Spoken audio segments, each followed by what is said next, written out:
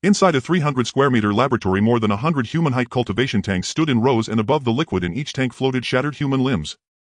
More than a dozen lab technicians held laptops in their hands, meticulously recording the data of each genetic drug experiment. First batch of genetic test subjects, 150 people. 1 success, 114 failures. When he finished the first report, the lab technicians' fingers were trembling slightly. A hint of madness flickered in their eyes. They had succeeded. On a white experimental bed, a young girl's wrists and ankles were locked in place with metal plates, 2 bloody grooves dug into her neck, and her thin body thrashed violently. The technician in a blue lab coat ignored Shen Xun's struggle, connecting a data cable to her head as a string of numbers and graphs rapidly appeared on the screen. Over a dozen people stared, utterly entranced at the constantly jumping data. The subject's physical parameters are all normal. We may proceed to the second stage experiment. Under the gaze of more than a dozen pairs of eyes, an old man, eyes wild with mania, picked up a vial of white reagent. The old man carefully expelled the air from the syringe, then stood by Shen Xun's side, regarding her as though he were admiring his most prized creation. Shen Xun no longer struggled. It was nothing but a waste of strength. She wanted to say something, but a cloth gag bound around her mouth rendered her speechless. A sharp sting flared at her wrist as the old man, visibly excited, withdrew the empty syringe. The dozen-odd people watched with barely contained excitement. She was the only surviving genetic test subject. If Shen Xun could endure the second round of experimentation, it would bring a qualitative breakthrough to their research. The subject's data is fluctuating abnormally. Sedative now, hurry. Several people fumbled in panic for sedatives, plunging 2 doses into Shen Xun's body. The cloth gag around her mouth was replaced by an oxygen mask. With each breath, white mist bloomed against the mask and quickly dispersed. Shen Xun slowly closed her eyes. Thankfully, the pain she had feared never came. A sharp chime rang out. The red values on the monitor froze. Shen Xun, the teacher is calling you. Chen Xiaoxiao called her name several times in a row. Shen Xun lifted her head and looked at Chen Xiaoxiao, faint pillow creases still marking her face from where it had been pressed against her shirt, provoking a burst of laughter from the surrounding classmates. Shen Xun shot Chen Xiaoxiao a sharp, chilling look. Hadn't Chen Xiaoxiao gone to the J-City base? She alone could not laugh. Shen Xun's gaze was too terrifying, and Chen Xiaoxiao subconsciously turned her head away. Quiet, quiet. A long protractor slapped against the lectern, the sharp crack of plastic on wood cutting through the laughter and instantly silencing the classroom. Old Lin pushed his glasses up the bridge of his nose, and somehow from those perpetually squinting eyes Shen Xun saw the chill of death itself. Shen Xun, this is the 3rd time. Get out and stand in the hallway. After class, come to my office, Old Lin ordered, pointing at the door, his tone harsh. Shen Xun was still a little dazed. Was this a dream? It felt far too real. A cool breeze drifted in through the window. The air carried no stench of rot, only the fresh scent of trees. She rose to her feet and, under the gaze of her classmates, walked out of the classroom. In the 6th-story teaching building, 1 or 2 students with arms full of documents and books passed along the corridor from time to time, and almost all of them glanced back at Shen Xun as they walked past her. The familiar teaching building surrounded her. Standing outside the classroom, she could still hear teachers lecturing on other floors, sounds so real they felt dreamlike. Shen Xun pinched herself hard. Red marks rose on her arm. It hurt. This isn't a dream. I'm back, Shen Xun thought, recalling how things had unfolded. Old Lin had made her stand outside, then she handed over her shares, and soon after the apocalypse descended. After her father and mother died in a car accident, 40% of the company shares had been transferred to her name, making her the largest shareholder. Her eldest uncle and second uncle, seeing how young she was, both wanted her to hand over the shares so they could manage them for her. Shen Xun refused, and they kept pestering her, leaving her unable to sleep well for days, until Old Lin caught her dozing in class and sent her to stand outside. She tried to recall what she had done last time. Believing they truly had her best interests at heart, she had handed the shares over. At first they had indeed put on a show of false concern. Later, when the apocalypse came, they traded her to the laboratory for a few packs of compressed biscuits and mixed grain crackers. Her mind was a little muddled, but above all she felt the wild joy of rebirth. Right, the genetic reagent. She remembered surviving the first injection and gaining the ability to accelerate plant growth. She did not know whether that power had returned with her. She had been among the very first to receive the genetic reagent and the only one who survived it, but she had not endured the second dose. Crossing the long corridor, Shen Xun entered the restroom, locked the stall door, sat on the toilet lid, and took out her phone to check the date. July 6th, year XX, 17 days remained before the end of the world arrived. It had begun with a sudden torrential rain pouring down for a full month, submerging nearly half of East City. When the rain finally stopped, a swift global plunge in temperature followed. On the floor by her right foot sat a pot of devil's ivy placed there to purify the restroom air. At a mere stir of her will, faint green motes of light bloomed at her fingertips and sank into the ivy's stems and leaves where they were absorbed. 2 seconds later the plant began to grow madly. Its spreading vines climbed up all 4 walls, and in moments the 2 square meter space was overtaken by devil's ivy, yet the plant continued to grow. The vines of the pothose were still spreading outward. Shen Xun was slightly astonished. The accelerated growth this time was far more astounding than in her previous attempts. She remembered that at the very beginning she could only force out a few new leaves. Now the pothose was still growing, its vines already stretching beyond the restroom where she stood while voices drifted in from outside. Someone was about to come in. If the abnormal state of the pothose were discovered. Shen Xun swiftly calmed herself, reached up to grab the vine hanging on the door and tried to tear it down. The latch clicked as the door handle turned. Shen Xun wished with all her heart that the pot of pothose would vanish from before her eyes. Outside, a girl's voice could be heard chatting about some scandal, sounding casual and dismissive. Another girl responded, her tone half aggrieved and half self-consoling as she talked on about last night's gossip and how unworthy that little actress was. The two girls stepped in and glanced at Shen Xun, who still looked somewhat dazed. Sidestepping past her, one of them asked, "Classmate, are you all right? Do you need to go to the infirmary?" Suppressing the shock in her heart, Shen Xun replied, "I'm fine, thank you." She washed her hands and left in a hurry. So this was the ability of the second vial of potion. The first potion could accelerate plant growth, the second seemed to be related to space. Her consciousness sank slightly and she could still see that pot of pothose lying quietly in some corner of a separate space, its growth halted. Now was not the time to explore. There were too many people at school, too many eyes. If something like what had just happened occurred again while she was experimenting. The class bell rang. "Shen Xun, come to the office with me," Lao Lin said as he put away his textbook. Shen Xun followed behind him. In the first month after the apocalypse arrived, Lao Lin died. He had been their homeroom teacher. Torrential rain flooded the school, trapping many teachers and students in the dorms. It was said that Lao Lin saved many students and perished in the storm. This was the second time that weak Shen Xun had entered this office. Several teachers looked up at the girl following behind Lao Lin. "Shen Xun, what has gotten into you lately? You keep zoning out in class, even sleeping. You're about to enter university, do you still remember what your preferred major is?" Lao Lin scolded her without preamble. He knew that Shen Xun's family was wealthy, that she was usually dropped off and picked up by a driver. But in the 2 years he had been her homeroom teacher, he had clearly seen her diligence in her studies. "Teacher Lin, something has happened at home recently. I'd like to apply for leave," Shen Xun said calmly. There were just over 10 days left before the end of the world. When order collapsed and people turned on one another, she needed to prepare early. The time left to her was running out. Lao Lin had thought he would hear a confession of remorse, but it turned out that family trouble was what had made this model student so distracted. "All right, I'll approve your leave. Go home and get some proper rest. By the way, how long do you want to be off?" Shen Xun accepted the signed leave slip. "Half a month." "What?" Lao Lin's voice rose a few notches. "We've hired a tutor at home." "My studies won't fall behind," Shen Xun said, turning to leave with the slip in hand. This was not some elite aristocratic school, the regulations here were strict and by the book. She called the driver and waited at the school gate for a while. 10 minutes later a Maybach pulled up in front of the entrance. The driver got out to open the door. "Miss." "Go home," Shen Xun said, eager to uncover what exactly the second genetic potion's ability was. If it truly was spatial in nature, she would have far more room to maneuver. In the Ziyuan Villa district, the driver pulled into the garage and parked. Shen Xun took out her phone and transferred the driver's salary for the month. "Uncle Wang, I've taken leave from school. I won't be going in for the next half month. You should go home and rest, spend some time with Auntie," Shen Xun said as she waited for him outside the garage. After her parents died, only 2 servants remained in the villa: Aunt Su, who was in charge of cooking, and Uncle Wang, the driver. Uncle Wang took out his phone, a notification popping up on the screen. "Miss, you've transferred 2 extra months' salary." "Oh, Uncle Wang, you've been working for my family for years. This is a raise for you," Shen Xun said, pressing the button to close the garage door. The door lowered slowly. Uncle Wang still wanted to say something, but Shen Xun had already turned and walked away. After Aunt Su finished making dinner for her, Shen Xun likewise gave her 2 extra months' pay and allowed her a half-month break. The villa fell utterly silent. The aroma of food filled the dining room. Unable to hold back any longer, Shen Xun lowered her head and began to eat. After the torrential rains, there had been very little edible food, and vegetables were even rarer. In the 4th year of the apocalypse, she had even personally seen those devils eating children.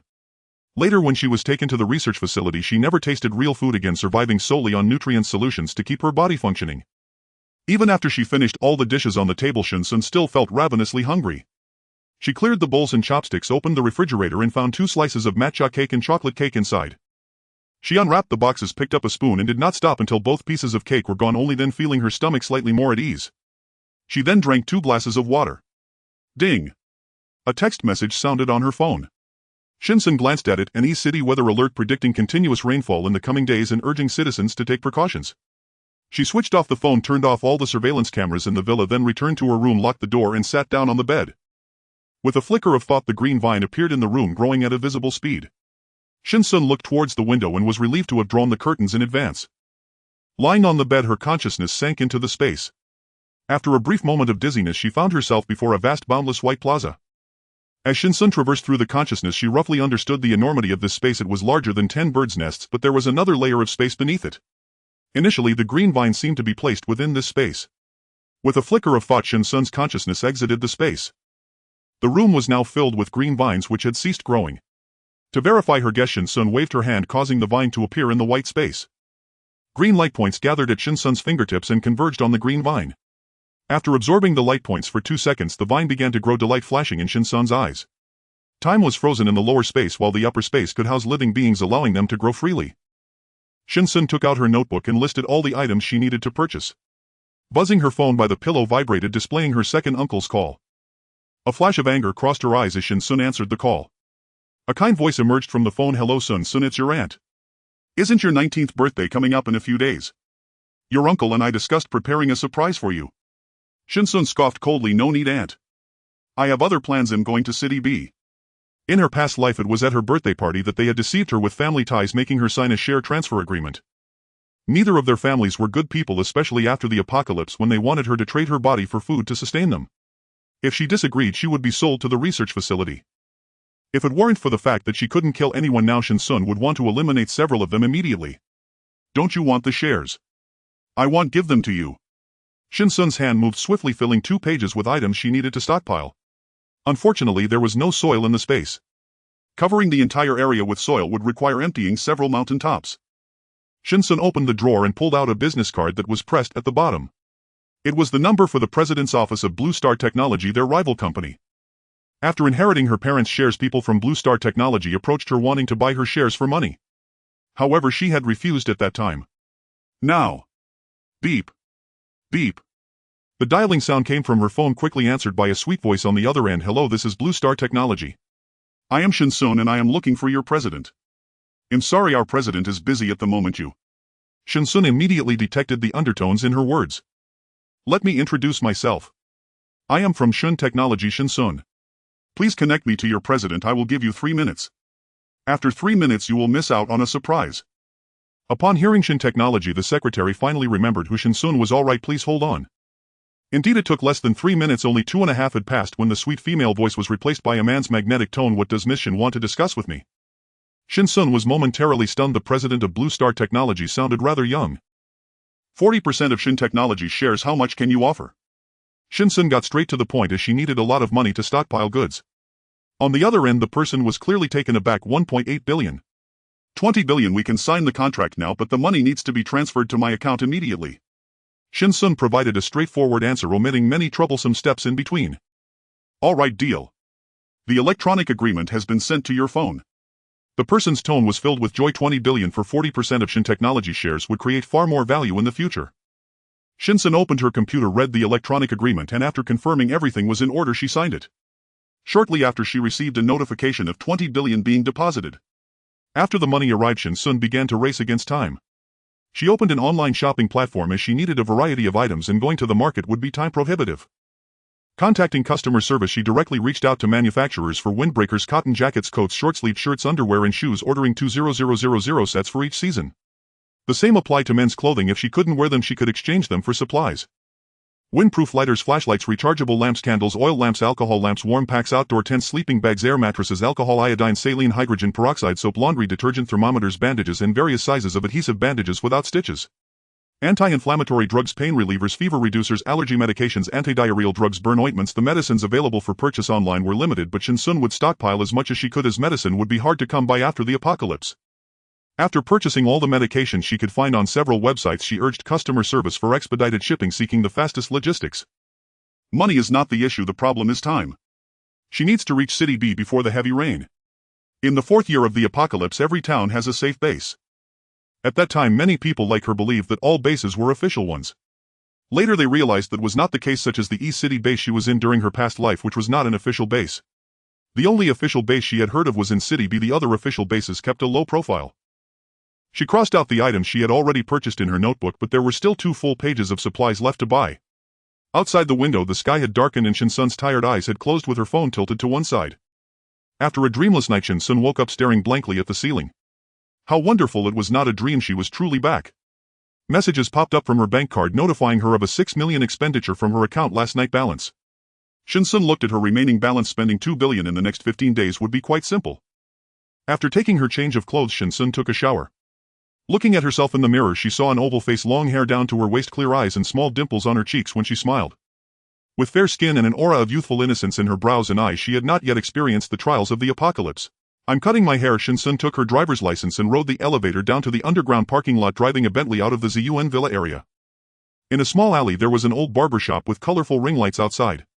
Shen Xun pushed the door open and said, I want a haircut. Do you want a wash? No wash. Then please sit here. What kind of cut do you want? Just short. Shen Xun had no specific demands. Convenience was enough, but the barber still felt it was a pity to cut such beautiful long 15 yuan, very cheap. With her new bob haircut, Shen Xun opened the navigation app and searched for the nearest wholesale market. Before she could enter the wholesale market, the road ahead became congested. Shen Xun found a parking spot, stopped the car and scanned a shared electric bike. The entire 3 streets were filled with wholesale shops selling a variety of goods. If you only buy one type of product on this street, the owners would think you were joking. Shen Xun rode the electric bike and stopped in front of a wholesale shop selling oil. After looking around, she pointed at the various cooking oils on the shelf and said, Boss, I want 2,000 jin of each cooking oil on this shelf. The boss looked at Shen Xun as if she were a fool, but what if she was serious? Wait a moment, he said as he had another customer. After sending off the customer, the boss smiled and rubbed his hands together. I do have that much stock, but the price isn't cheap. Money is easy to talk about. I can give a deposit first. Shen Xun opened WeChat and scanned the payment code pasted on the wall, waving it in front of the boss. The boss put away his condescending smile, seeing that Shen Xun didn't seem to be faking it. A deposit of 500,000. The rest can be paid after you inspect the goods. Soon a notification of 500,000 arriving echoed. The boss looked at Shen Xun as if she were the god of wealth. May I ask how to address you, miss? Shen. Miss Shen, my storeroom is just behind and everything is inside. Do you want me to help you transport the goods, or will you find someone to pick them up yourself? Do you still have a storeroom? I want to rent it. Shen Xun didn't want to attract more attention by hoarding goods. Yes, I have 2 more warehouses behind. If Miss Shen wants to rent, I can give you a better price. I want to rent for half a year. How much is the rent? Shen Xun scanned the payment code again. 28,000. Is Miss Shen planning to do business? Yes, I'm planning to open a chain supermarket. She sent the rent, initially intending to rent for just a month, but fearing that the current situation wouldn't withstand scrutiny. A chain supermarket sounds good, Miss Shen. I happen to have a few brothers in this wholesale business. If you need anything else, I can introduce you to them. Shen Xun acted like a wealthy second generation, saying sounds good. The boss invited her to sit down and have tea, making over a dozen phone calls in quick succession. Old Zhan, what are you doing? Is there really a fortune-bringing child? The chubby uncle with a beer belly made Shen Xun wonder if he could see his own toes if he looked down. But was the fortune-bringing child referring to her? The boss stood up, pulled the fat uncle out, whispered a few words, and when he returned, both were smiling. Miss Shen, please don't mind. I don't mind at all. I am indeed here to distribute wealth. After waiting for about 10 minutes, a total of more than 10 men and women arrived, and the oil boss old Zhang introduced their identities to Shen Xun. Rice, fruits, seafood, vegetables, appliances, daily necessities, groceries, noodles, drinking water, and pork and beef. Shen Xun's eyes sparkled with joy, saving her the trouble of asking. There were 3 wholesalers selling rice. Shen Xun bought out all their stocks by the ton. Naturally, the 3 were delighted to find a big spender. This year rice prices fell and the newly introduced varieties were quite popular in the market. She hoarded some seafood, instant noodles, and drinking water by the ton. After the apocalypse, a pack of instant noodles and a bottle of purified water could be worth a life. Various fruits. Shen Xun has also bought out their warehouse. Electric heaters, refrigerators, generators, solar panels, emergency power supplies, as well as various daily necessities. Apart from what was purchased online, the goods she has stocked up are enough for her to use for 3 lifetimes. Flour and various vegetable seeds. Shen Xun also requested some. With the chain supermarket, it was not just one store. What she bought was considered little in the eyes of a few. After delivering everything to the warehouse, Shen Xun informed them that someone would come to take the goods away after the wholesale street was deserted at night. After everyone paid a deposit of 500,000, Shen Xun left. The warehouse belonged to Boss Zhang and he had someone watching over it. Shen Xun spent so much money buying their goods and she believed Boss Zhang would not refuse her this favor. After leaving the wholesale street, Shen Xun drove to the snack street, ordered a portion of spicy mixed noodles, and then packed 30 portions to take home for her classmates. The boss even helped Shen Xun carry the food to the car. Once the person left, Shen Xun sat in the car and stored the mixed noodles in her space. After the heavy rain with the global temperature dropping, Shen Xun dreamed of spicy mixed noodles at midnight. Of course, delicious milk tea was also a must. Shen Xun ordered 50 cups from each milk tea shop and took them away, claiming it was a treat for her classmates. The machines at the milk tea shop were already steaming. While waiting for the milk tea, Shen Xun went to a home-cooked restaurant. After negotiating with the boss, they agreed to prepare meals for 100 people every day, 3 dishes and a soup, just 1 meal. She came at the same time every afternoon to pick them up and paid for 10 days of meals in advance as a deposit. With money to be made, the boss was naturally willing. In these times, who would refuse money even if it meant working a bit harder? After leaving the home-cooked restaurant, Shen Xun searched for the best barbecue places in the snack street and ordered over 200 skewers of barbecue with a mix of meat and vegetables. While waiting, she opened the delivery app and ordered over 20 portions of food from the restaurants near her villa, noting it was for a friend's gathering to avoid raising suspicion. As night fell, the snack street became livelier. The milk tea was ready and Shen Xun went door to door to collect it, immediately storing it in her trunk. After collecting the milk tea, she gathered the barbecue, and just as she stored the barbecue in her space, a delivery notification popped. Driving away from the snack street, Shen Xun used a company team-building excuse to arrange for one of the restaurants outside the villa to cook meals for 100 people every day, ensuring the food tasted good. Having found 5 restaurants, each located far apart, she arranged for 500 portions a day, totaling 5,000 portions in 10 days. With 3 meals a day, she could eat for 5 to 6 years. After solving the meal issue, Shen Xun returned to the villa. At that moment, several delivery drivers were already waiting in front of the villa, looking bewilderedly at each other. Shen Xun opened the villa door and instructed them to leave the deliveries on the bar at the entrance. More than 20 portions of deliveries came one after another, and after checking the surveillance, Shen Xun stored everything in her space. Tomorrow she needed to rent a truck. After taking a shower and lying on the bed, Shen Xun fell asleep. After washing up in the morning, Shen Xun took out the meals she ordered from the home-cooked restaurant the previous day from her space. It was 4 dishes and a soup, fragrant and delicious. After finishing her meal, Shen Xun drove out on the dusty little electric scooter in the garage. It would never get stuck in traffic. After stopping at the rental car agency, Shen Xun expressed her needs to the sales staff and successfully rented a fairly good performance truck. The staff helped her load the little scooter into the truck's cargo area, and Shen Xun made the payment and left. Driving the truck toward the wholesale street warehouse, Shen Xun saw Boss Zhang's familiar figure directing a few people unloading goods. The items had already filled half of the warehouse and another truck loaded with goods was arriving. Shen Xun got out of the car and greeted him. Boss Zhang handed her a cigarette, but Shen Xun declined. "Miss Shen, the warehouse on the left is already full and the right one is half full as well. You need to get the goods out quickly or there's no space left." Shen Xun marveled at their speed. Indeed, money could move mountains. Boss Zhang handed her 2 keys to the warehouse, saying, "Miss Shen, these are the only 2 keys to my warehouse, so please don't lose them." "Thank you," Shen Xun replied as she accepted them. "Will someone be watching over this place tonight?" "No, so Miss Shen, you should move your goods as soon as possible. We usually don't have anyone watching because we are here during the day," implying that they were watching over their own goods. Shen Xun understood their store was right in front and the warehouse was very close. It was normal not to have anyone watching, but it was also good for her to store the items in her space without anyone seeing. As the two were talking, the second truck began unloading.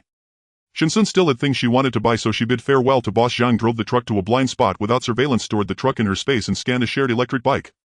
At the largest forest car exhibition in City, Shen Xun parked her electric bike and walked inside. She was there to buy RVs and off-road vehicles. The sales staff gave Shen Xun a thorough introduction showcasing RV models ranging from 150,000 to 300,000, including off-road types. Shen Xun picked out 4 vehicles. While these were great items, buying too many would attract attention in the apocalypse. For RVs and 4 off-road vehicles, with the off-road ones equipped with anti-collision strips and bulletproof features. Shen Xun paid in full and also requested that they drive the vehicles to her villa along with a full tank of gasoline and diesel. She didn't mind having more gasoline and diesel. Instead, she wanted to stock up, but many items in the country were limited in purchase quantity. Shen Xun had no choice but to wait until she transferred everything from the warehouse before going abroad. Shen Xun paid readily and the forest manager personally took the car to Ziyuan Villa. After leaving the forest shop, Shen Xun calculated the time she could just make it to the snack street to pick up the pre-ordered meals.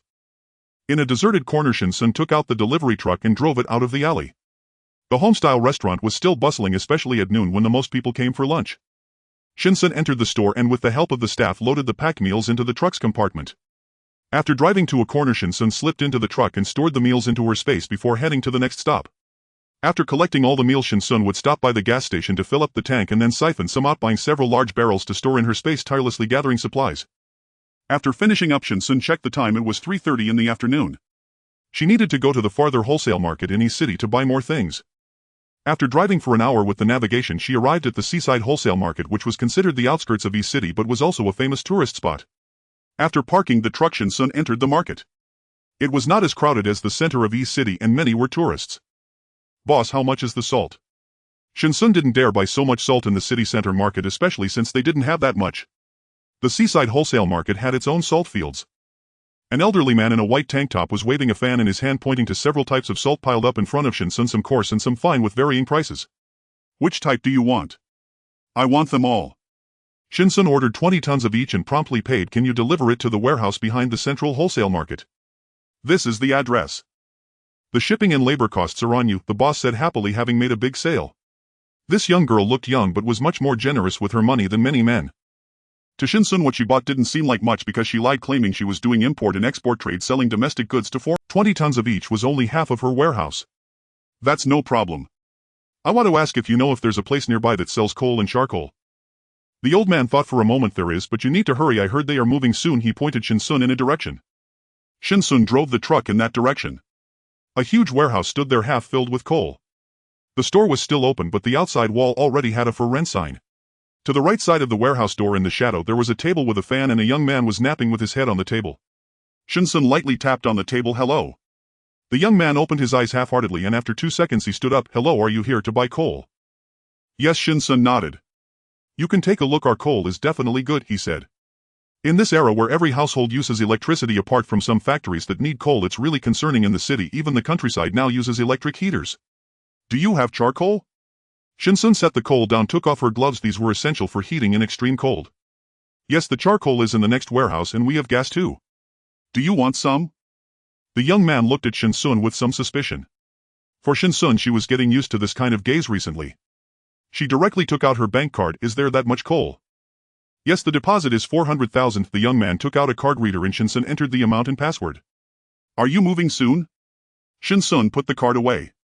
"In 5 days the lease is up and the rent went up, so I want renew it," said the greedy landlord, having raised the rent by several thousand. "Who would come to rent it now?" Shen Xun's eyes lit up as she returned to the rental notice at the door where there was a string of numbers at the bottom. She dialed the number. "Hello, is this warehouse still for rent?" "I want to rent it." After negotiating, Shen Xun added the landlord on WeChat and sent the money. There was no choice, they were abroad traveling. The young man looked at Shen Xun as if she were a fool. She paid 3,000 more in rent than before without blinking. This girl must be here to experience life. She clearly did not have the makings of a business person.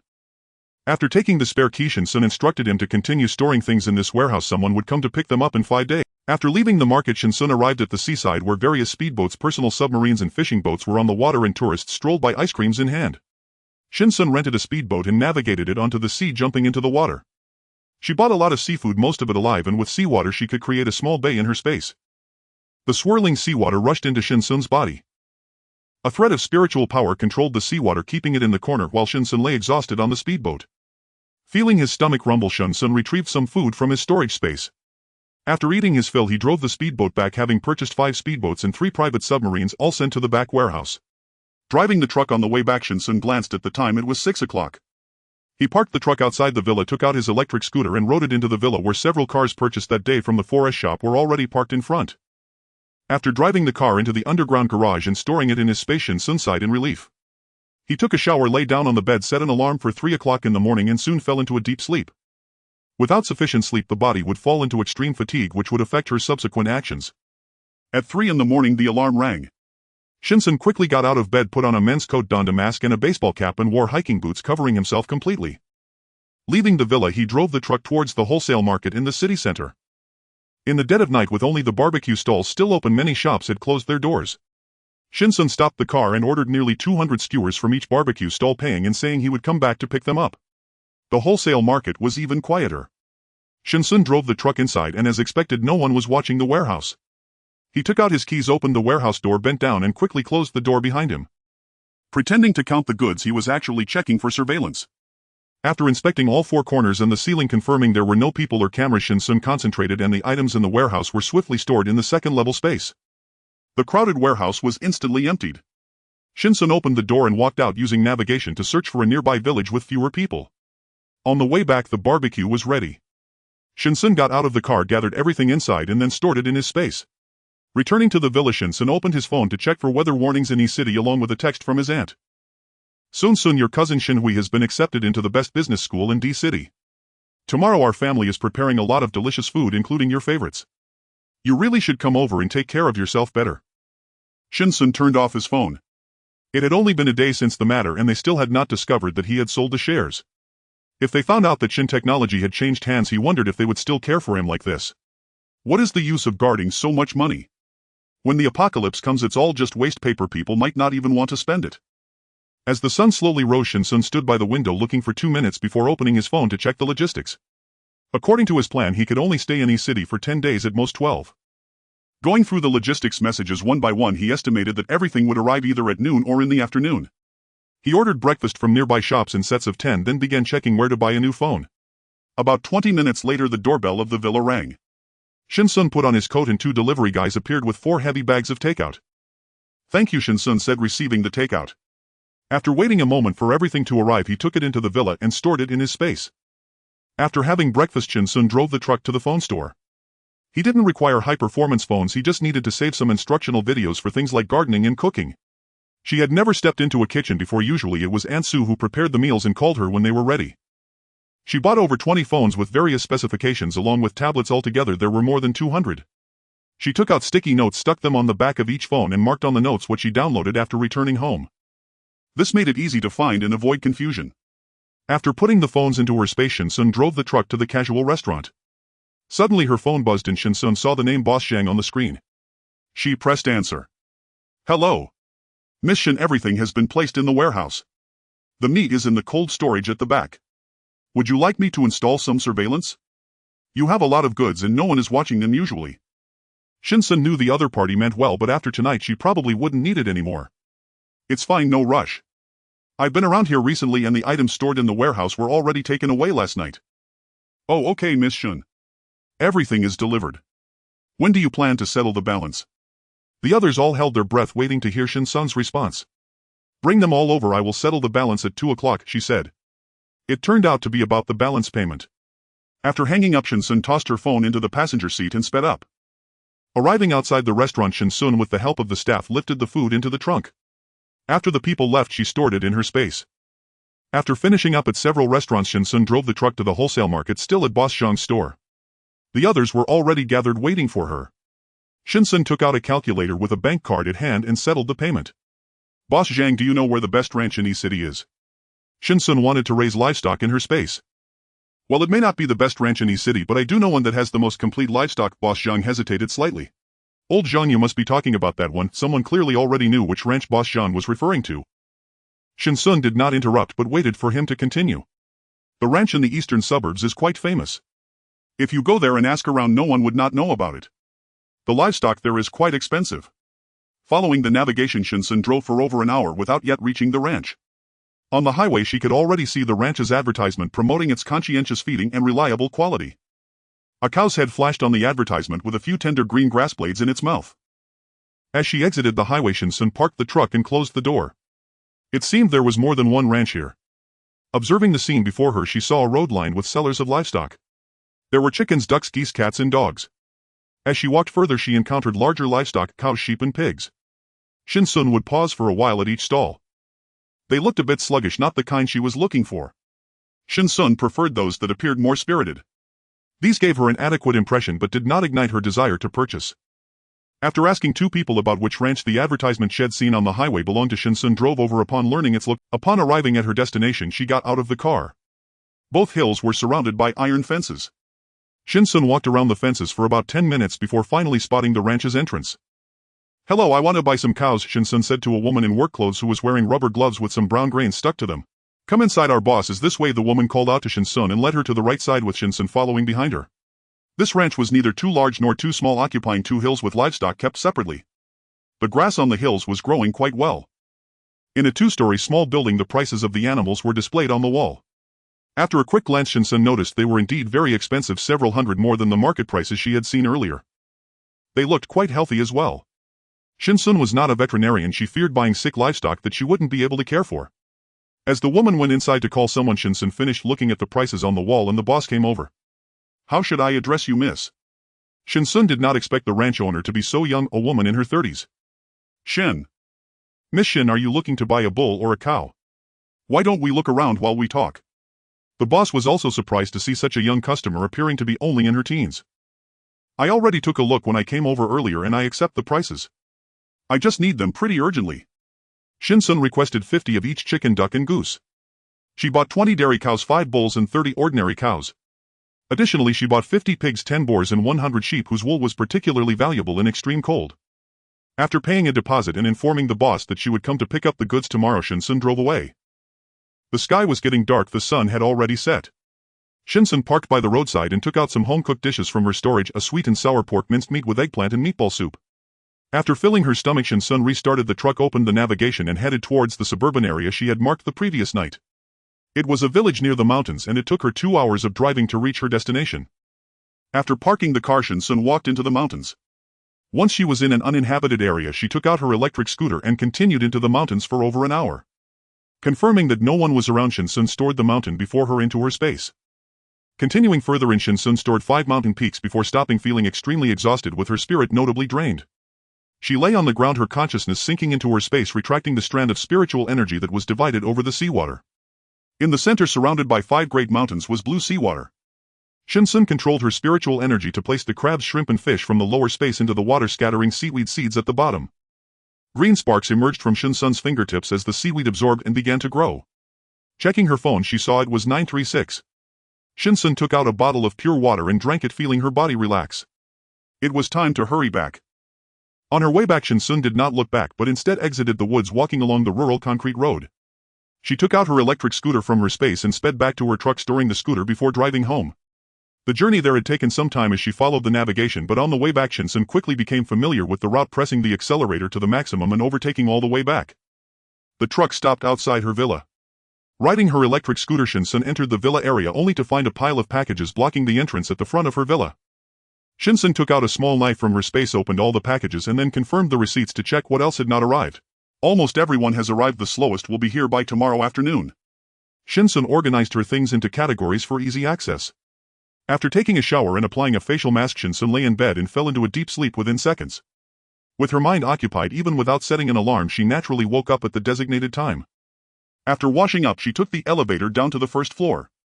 After checking out all the nearby breakfast shops, Shen Xun placed an order for skincare products and facial masks for a lifetime, all to be delivered to B City. With 6 days left, Shen Xun opened the travel booking site and purchased a ticket to B City, departing in 6 days. It has been 4 days and the delivery man was speechless. How could a young girl like Shen Xun eat so much? Dozens of takeout orders, each consisting of multiple portions, added up to over 100. Shen Xun maintained her usual expression as she received the takeout, placing everything into her storage space. She then opened the steamed shrimp dumplings, meat buns and soy milk. After finishing her breakfast, she headed to the car rental agency. This time she rented a 6-wheel truck intending to transport livestock from the ranch. After paying for a day's rental, Shen Xun drove away. The massive truck moved slowly through the city, and even when close she couldn't see the blind spots in front. Once the truck exited the city and entered the highway, Shen Xun accelerated. Having memorized the route yesterday, she drove straight to the ranch after leaving the highway. The livestock Shen Xun needed were ready and the owner, along with 2 staff members, was double-checking everything for errors. After turning the truck around, Shen Xun got out. The truck's cargo area was spacious. The staff first lifted the chickens, ducks and geese into the truck. After Shen Xun drove away, she found a deserted spot half an hour later to store them in her space. Shen Xun set up the fence she bought between the hills. Then the chickens, ducks and geese frolicked across half the hill. After scattering feed, they finally settled down. Driving back, Shen Xun this time transported 2 tiers of pigs. The truck swayed slightly as it traversed the gravel road. After storing the pigs in her space, Shen Xun made 2 trips for the cows and sheep, staying busy until noon. She scattered hay on the hill to encourage growth, and at that moment her space began to take shape under her contributions. After finishing half a bottle of water and suppressing her dry throat, Shen Xun stored the truck in her space, took out a small truck and headed to the market before entering the highway, buying 5 rabbits to put in her space. Returning to the city after collecting her pre-ordered lunch, Shen Xun drove the large truck back to the rental agency. She went to the snack street, opened the highest-rated shops and ordered their signature snacks along with hundreds of various other snacks, still following the same method as before. She swept through the entire street. After collecting everything, she drove the small truck to the seaside warehouse where salt and coal were stacked abundantly. In the corner, several speedboats and submarines were also placed. Shen Xun opened the warehouse door and first stored the warehouse containing salt, charcoal and gas into her space. The warehouse for coal couldn't be moved yet as it contained a surveillance camera. She could retrieve it later after the coal boss left. After driving back to the villa and receiving the last batch of deliveries at the door, Shen Xun unboxed everything. Confirming that all items had arrived, she let out a long sigh and sat on the sofa.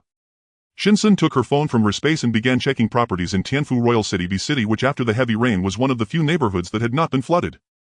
The construction materials used were quite considerate. Even after being soaked in rain for a month, it had not collapsed. While viewing properties in Tianfu Royal City, the website also displayed the price and contact information. Shen Xun called to inquire. The price was 120000 per square meter, which was not cheap. Many people lived there. There were still quite a few wealthy individuals in this world. Shen Xun reserved a unit on the 22nd floor, 160 square meters, with a viewing and handover scheduled in 5 days, all fully furnished and ready for move-in. Taking out garlic shrimp and iced cola from her space, she enjoyed the food while watching videos. The videos were all about the beauty of the world. Occasionally she came across a couple discussing weather warnings abroad which had low engagement and hardly anyone watched. Shen Xun clicked in the title. Read: the beautiful country has been experiencing continuous cooling recently, already doubling the normal temperature drop of previous years, suggesting that the cooling seemed to be ongoing. The comments were filled with gloating remarks. Shen Xun scrolled through each one and occasionally saw messages from locals in East City mentioning recent warnings for heavy rainfall, but there were few replies. It was already quite impressive for the authorities to predict heavy rainfall. This was a global disaster, unpredictable. Thankfully, the authorities had forecasted the heavy rain in advance. They prepared many emergency supplies which could save many people during heavy rain. Shen Xun did not participate in the discussions, and after turning off her phone, checked the download status of other tablets and phones. There were videos, movies and TV shows, as well as many tutorials for planting various plants covering elementary and middle school textbooks and 5,000 years of history. Many repairs for appliances and machinery in daily life. Shen Xun placed her phone on the sofa, set an alarm and went to bed. Although she had been busy and organized lately, she did not sleep well.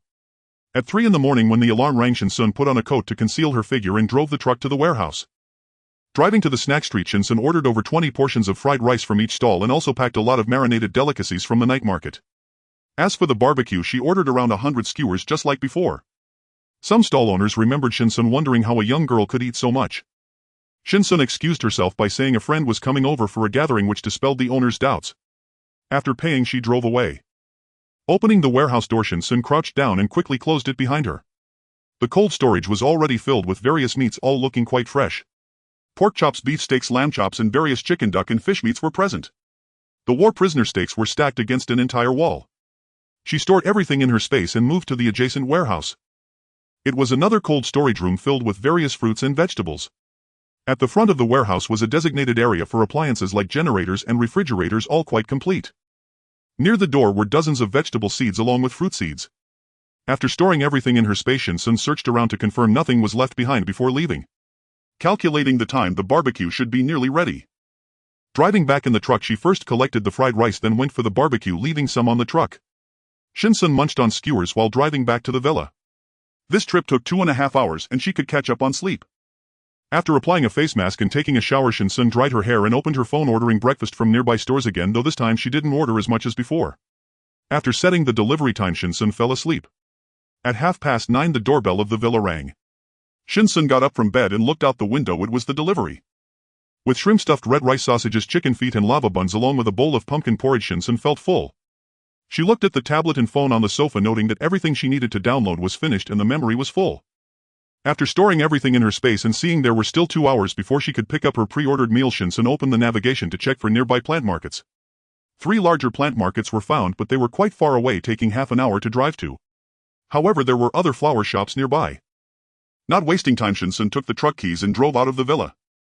Following the navigation route, Shen Xun arrived at a larger flower shop located by the roadside, occupying 3 storefronts with several money trees displayed out front. "Hello, may I ask?" "I can just look around," Shen Xun interrupted the clerk's inquiry and headed straight for the fruit tree section, but the clerk still followed her. Shen Xun stared at a dragon fruit for a while as the clerk introduced it. Once the clerk finished, Shen Xun pointed to several pots of dragon fruit by the wall, saying, "I want 20 pots of this dragon fruit." This trip was not in vain. These plants were all well cultivated, and if she urged them to grow, they could bear fruit directly. Continuing to look at blueberry trees, grapevines, cherries, strawberries, pomegranates, bananas and plums. She bought 20 of each type. The staff helped load them onto the truck, costing over 400,000, and the owner even gifted some seedlings and planting pots. It was almost time to pick up the meals. Shen Xun placed all the fruit trees into her still space. There wasn't time to plant them yet, so she left them for now.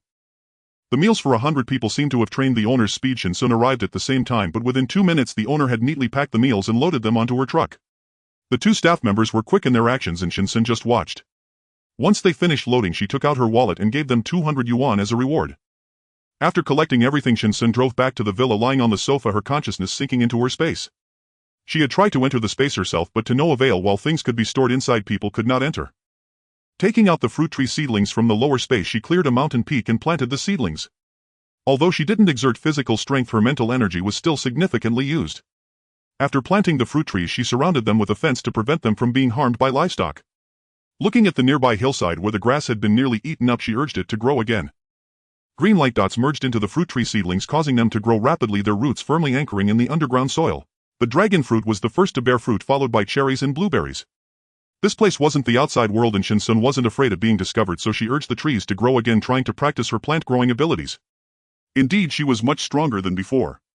She remembered that initially she could only manage to make a few green shoots sprout from sweet potatoes. Was it due to insufficient mental energy? Only after being reborn twice could her mental energy unleash the true power of her abilities. Various fruits hung from the trees, marking a bountiful harvest. Shen Xun plucked a banana, and after exiting the space it appeared in her hand. She peeled it and took a bite. Shen Xun's eyes lit up. It was more fragrant and sweeter than the ones bought outside, with a soft texture. She ate 4 bananas before finally stopping. After consuming 4 bananas, Shen Xun tried other fruits, all of which tasted far better than those typically found in the market. Taking out the meals from the space, there were stir-fried beef with green peppers, spicy diced chicken, stir-fried Chinese broccoli, and crucian carp soup. Shen Xun wasted no food and felt a bit full after finishing everything lying on the sofa to digest. The items in the central warehouse had all been moved, leaving only the warehouse at the seaside wholesale market, which contained a full half warehouse of coal and salt. In 3 days she would go to collect it. She took out her phone and bought a plane ticket to the beautiful country.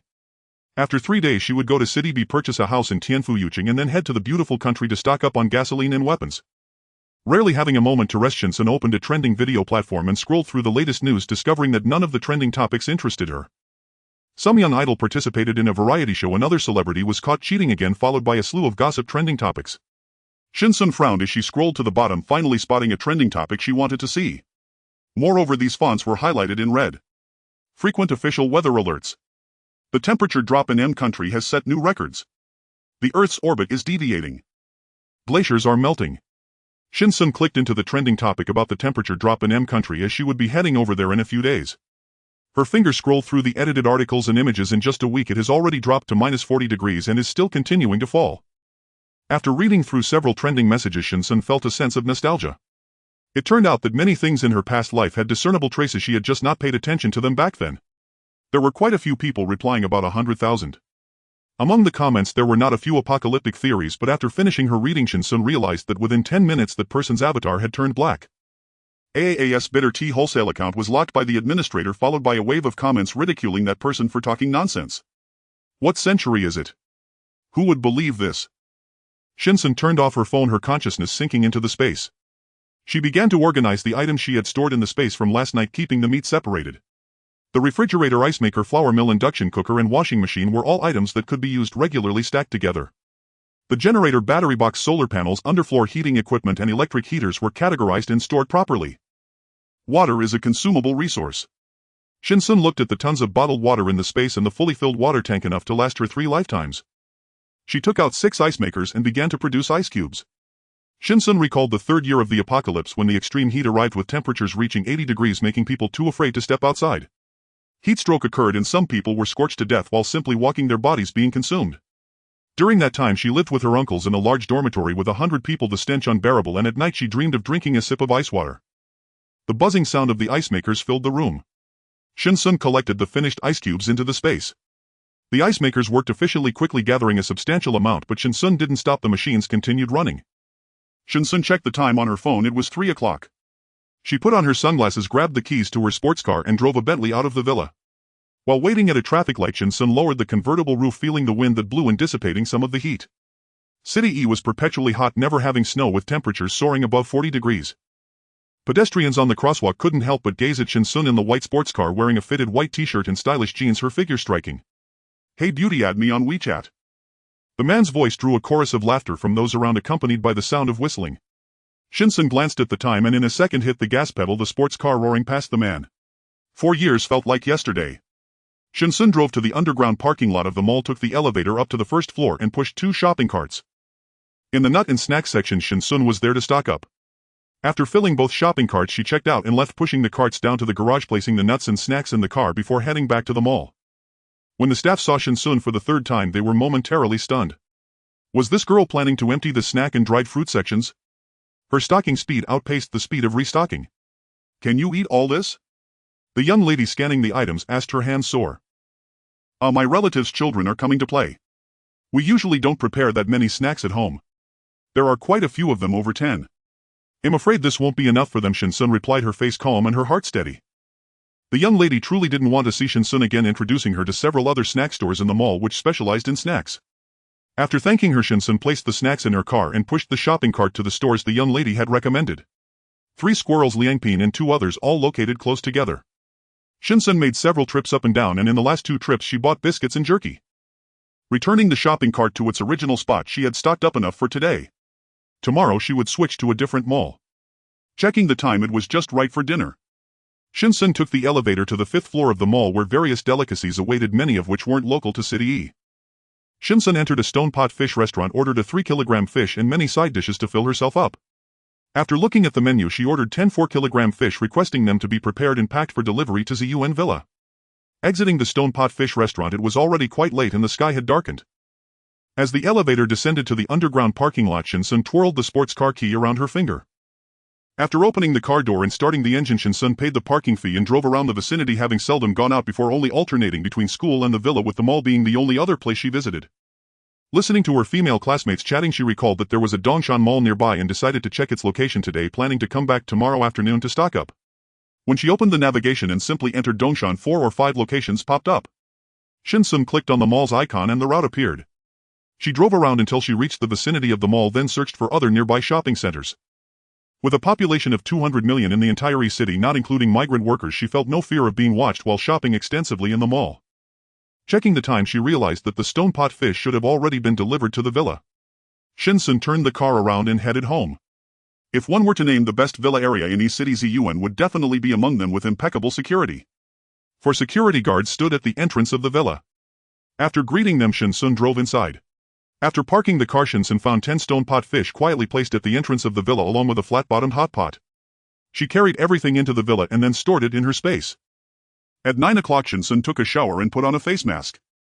She had been busy lately and hadn't gotten a proper sleep, but today she finally had some free time. After tidying up, she lay on her bed and took out her phone to search for fitness equipment near B City.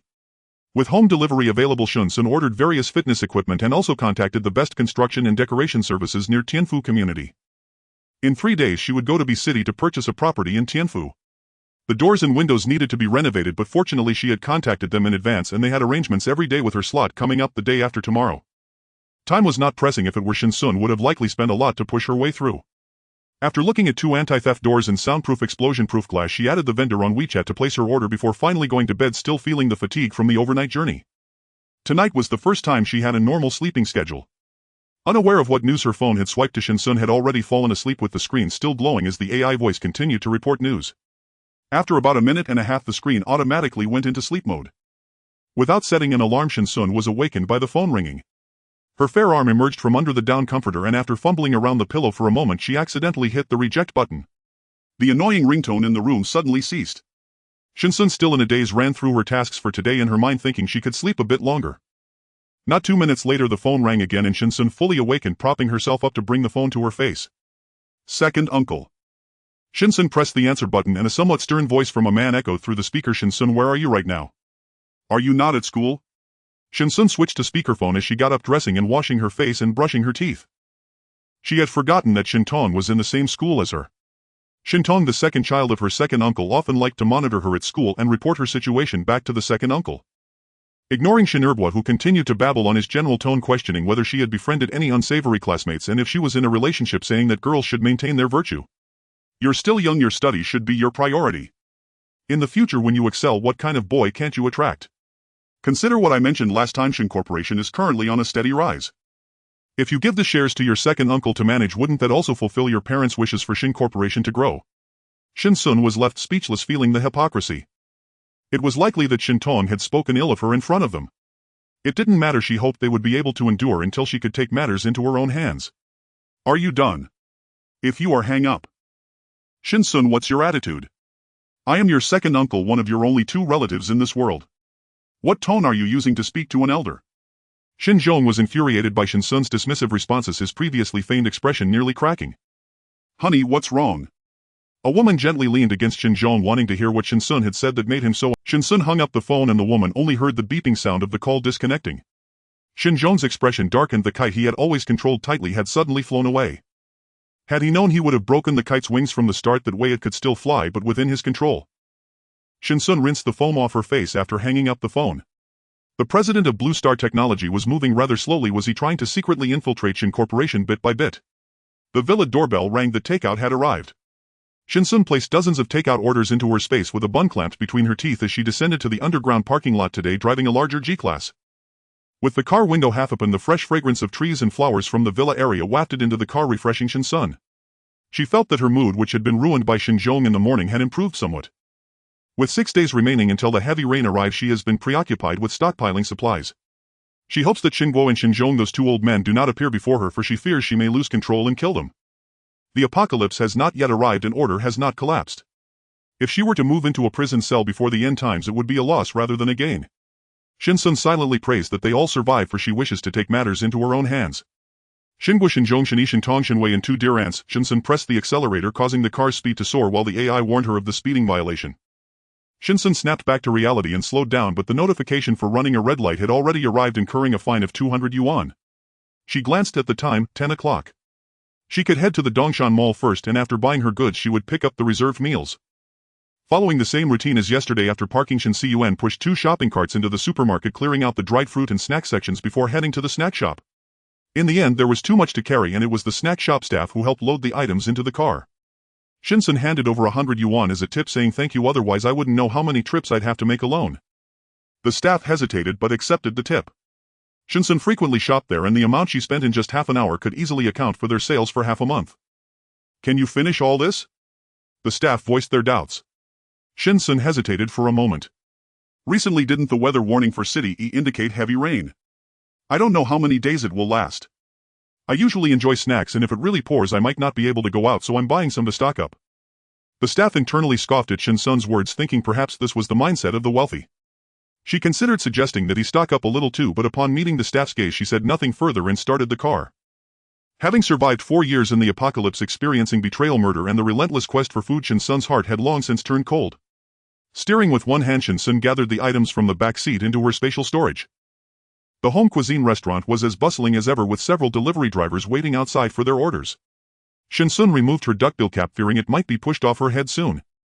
Here she comes. The boss greeted Shen Xun warmly, to which she nodded in response. The staff helped Shen Xun bring the meals into the back seat. Your car is nice, they remarked. Shen Xun had previously driven a small delivery truck, and they had assumed she worked for a company. Is it a BC Big G? The staff asked, reaching out to touch the car's exterior. Shen Xun replied with a soft Must cost over 3 million. The staff's expression changed as they realized a wealthy lady stood before them. Goodbye, Shen Xun said as she closed the car door, with 4 more restaurant deliveries to pick up. After turning the car around the corner, she stored the meals in her spatial storage and proceeded to the third mall. Using the same sweeping strategy as in the morning, after clearing the mall, Shen Xun checked the time. Today marked the 5th day. The coal boss should have moved out by now. She planned to visit the seaside warehouse tonight to store the coal and remaining salt. Not wasting any time, Shen Xun drove back to the villa. After freshening up, she lay on her bed, her consciousness sinking into her spatial storage. The pasture had flourished significantly since her last visit, with 2/3 of the mountain still covered in lush grass. That should be enough for the cattle and sheep for a while. Shen Xun did not intend to raise pigs. After consulting the ranch owner, she learned that pigs could be free range, so she allocated a separate section of land and cultivated plenty of tender pig grass and bok choy around it. The tender bok choy was favored by chickens, ducks, geese and rabbits, and Shen Xun had also produced a significant amount for them. Taking out some vegetable seeds from the lower space, Shen Xun manipulated the soil on the mountain peak, spreading it around the fenced area. As her consciousness exited the spatial storage, Shen Xun picked a basket of blueberries and cherries, washed them and placed them in a fruit basket, eating while watching instructional videos on vegetable planting. It must be said that the blogger explained everything in great detail, even specifying what type of soil to use for optimal vegetable growth. Shen Xun watched the video on digging holes, planting seeds and fertilizing before turning off her phone. So it turns out she had to dig holes. She had thought it was enough to simply scatter the seeds on the soil. As for fertilizing, Shen Xun found it unnecessary. She could directly accelerate growth, which was more efficient than fertilizing. Having hardly eaten anything in the afternoon, Shen Xun unknowingly finished off all the blueberries and cherries in the fruit basket. Her consciousness sank back into the spatial storage and Shen Xun controlled the soil on the ground, creating rows of holes. She then dropped the vegetable seeds into the holes, confirming they were all sown before using the soil to cover them. A clean patch of land without weeds appeared before Shen Xun, and with a smile she extended her hand, causing green light points to emerge from her fingertips and fly into the seeds buried in the soil. Shen Xun quietly waited. 3 seconds later, tender green sprouts began to emerge from the soil, gradually growing upwards. Shen Xun controlled their growth, urging them to bear fruit: tomatoes, bell peppers, eggplants, sweet potatoes, cucumbers, pumpkins. One by one the vegetables blossomed and bore fruit under Shen Xun's hands, who felt an inexplicable power in her palms, the ability to stimulate plant growth. It was even more vigorous and frenzied than before, yes, frenzied. Shen Xun knew this was directly related to her mental strength, like a balloon that was already full of air but suddenly had twice as much more forced into it. It needed to be released. Similarly, Shen Xun needed to release it as well. She had to dominate this extraordinary ability rather than be backfired by her own powerful mental strength. Crouching by the vegetable garden, it was hard to imagine that one day she had actually learned how to grow vegetables. After exiting the space, she set the alarm for 3 in the morning and fell asleep after putting down her phone. Time always passed so quickly. When Shen Xun woke up, her eyes were still somewhat dazed, as if she had just closed them moments ago. After getting dressed, she donned a cap and mask for disguise, then rode her little electric scooter out of the villa. The midnight wind hitting her face invigorated her considerably. A truck parked outside the villa. Shen Xun found a blind spot in the surveillance cameras to stash her scooter in the space, then drove the truck to the seaside warehouse. With green lights all the way, she encountered no obstacles. 30 minutes later she arrived at her destination, got out of the car, glanced around to confirm no one was there, and pulled out the key to open the warehouse door. In the corner in front of the door, the table and chairs were still there, but the electric fan had been removed, indicating that the coal boss had already left. Shen Xun closed the warehouse door. Walking to the back of the warehouse, she found the transformer box and cut off the power supply to the warehouse. With the surveillance disabled, Shen Xun felt relieved. With a wave of her hand, everything in the warehouse was collected by Shen Xun. After confirming nothing was left behind, she opened the warehouse door and left. The entire trip took nearly 2 hours. By the time she returned to the villa, it was nearly 6 o'clock. She ordered takeout this time, getting quite a lot since it was the last day. After putting down her phone, she took a short nap. At 9:30 the delivery guy rang the doorbell right on time. Shen Xun opened the door to receive the takeout, which was all packaged in large boxes, 1 portion equivalent to 10 servings. Once all the takeout had arrived, Shen Xun took out a portion of breakfast, storing the rest in the space. There was seafood porridge, stir-fried vegetable hearts, braised pigeon, and a fried egg, which made Shen Xun feel very satisfied. After eating her fill, Shen Xun took the elevator up to the second floor, tightly gripping a key in her hand. She hesitated for a long time in front of a door before finally opening it. The room had not been cleaned for 10 days. There was a bit of dust on the bedside table. Shen Xun rarely entered this room, fearing that seeing familiar items would evoke memories of the past. On the cupboard was a family photo showing a young girl with a joyful smile and 2 round dimples, while her father held her in one arm and embraced her mother with the other. There were many more photos behind it, chronicling Shen Xun's life from age 1 to 13. After they left, no one had taken pictures of her again. As she opened the cupboard, Shen Xun could no longer hold back her tears, which flowed from her eyes. Inside the cupboard were the certificates she received for participating in poetry recitals in kindergarten. There was also a medal from a marathon where she placed 3rd in elementary school. An award from a drawing competition in her first year of junior high, when she was still young and eager to be first in everything, made her not think much of these accolades. She hadn't expected that all these bits and pieces of her childhood growth had been collected by her parents. Shen Xun crouched on the floor, leaning against the side of the bed, gently touching the 2 figures in the family photo. The family photo was taken by the seaside, with the mother wearing a beige suspender dress and a sun hat, while the father was in a white tank top. The 3 of them were beaming with happiness. Shen Xun wiped away her tears with a smile, stowing the family photo and album into her space. Today she was leaving, and she didn't intend to sell the villa. This place carried her memories of her father and mother and the reminiscences of her childhood. She thought if the apocalypse could end one day, she would like to return here. Even if it became a wasteland. She gathered all the usable appliances into her space and opened the still operating ice maker, stowing both the ice and the machine inside. In the past 3 days she had made quite a few ice cubes, a precaution for the extreme heat that was to come. Checking the time, Shen Xun went to the garage and stored several vehicles inside. These would serve as escape vehicles in the apocalypse. After all preparations were complete, Shen Xun stood in front of the villa, waved goodbye towards the second floor room, and resolutely walked forward. She arrived at the homey restaurant in a small truck. This time a different staff member helped Shen Xun, and after moving everything she handed over 100 yuan as a tip. What happened to that guy from before? I haven't seen him today. Shen Xun recalled how excited he had been yesterday, his hand resting on the vehicle. Oh, he had some family issues and went home, the staff member said, pocketing the 100 yuan. Just moving a few things earns him 100 yuan, no wonder he's so eager. Shen Xun said nothing more, paid the remaining amount and drove away. After collecting the last 4 items, she parked the truck in a corner, and when she came back out, the cargo area was empty. Shen Xun drove to the bicycle shop and bought 40 mountain bikes which were high performance and could traverse all terrains except water with anti-slip and wear-resistant tires. Because she bought in bulk, the owner also gave her some repair tools. 4 people helped Shen Xun lift the bicycles into the back of the truck, and she drove to a corner, slipping into her space to store the bikes. As soon as the truck started, the phone on the passenger seat rang. Shen Xun glanced at the screen. It was her uncle. She didn't answer, allowing it to ring for a while. The call was soon disconnected, but WeChat calls started coming in along with a barrage of messages from her Aunt Shen and Shen Wei. Shen Xun smiled happily, realizing she had been discovered. She drove the truck to the rental company to return the vehicle, hands empty, phone on silent, strolling leisurely down the street. She scanned a shared electric bike and headed toward the airport. With her luggage in her space, Shen Xun carried a crossbody bag containing her phone and various documents. After checking in, she quickly boarded the plane, choosing a window seat. As they took off, she watched D-City becoming smaller and smaller in her view. At B-City Airport 6 hours later, Shen Xun disembarked. After leaving the airport exit, she powered on her phone, greeted by countless missed calls and unread messages. The more anxious and angry they became, the happier she felt. She contacted the real estate company and, after knowing the address, took a taxi to Tianfu Yucheng. The real estate agent had been waiting at the door for a while, and after introductions, the agent took out a card reader. Shen Xun placed her card on the reader to confirm her assets, and only then did the agent lead her inside to view the property. Not all houses can be viewed or bought just because you want to. Many high-end communities and villas require the real estate company to verify if you can afford them before providing services. Miss Shen, the 22nd floor of Building F you reserved is right above. Let me take you up to see it, please follow me, said the agent, a young woman in her 20s wearing a knee-length uniform, her curvy figure making Shen Xun glance a couple more times. They took the elevator to the 22nd floor with 2 units per elevator, ensuring privacy. Exiting the elevator, they arrived at the door, which had a password and fingerprint lock. The agent took out a magnetic card and unlocked the door. Shen Xun followed her inside. The room had a predominantly Chinese-style decor featuring 3 bedrooms, 2 living rooms, 2 bathrooms and 1 kitchen, covering more than 160 square meters with ample space. Especially the living room, which she planned to convert into a fitness area, it was very spacious. The agent enthusiastically introduced the room's features, assuring that the community's amenities and security system would definitely satisfy her. Shen Xun swiped her card to pay, which left the agent momentarily stunned. She handed the keys to Shen Xun, contacted the property management to coordinate, and after registration, the property deal was considered settled. The room should have regular cleaning services, keeping it very clean, but thinking about the spare key being kept at the service desk made Shen Xun feel a bit uneasy. She called the building materials renovation company, asking them to come early tomorrow morning. After they agreed, Shen Xun felt reassured and opened her phone to check the website for the skincare products and fitness equipment she had ordered, with the delivery address set to Tianfu. Most of the deliveries had arrived. Shen Xun took the elevator down to the 1st floor and wandered around the community.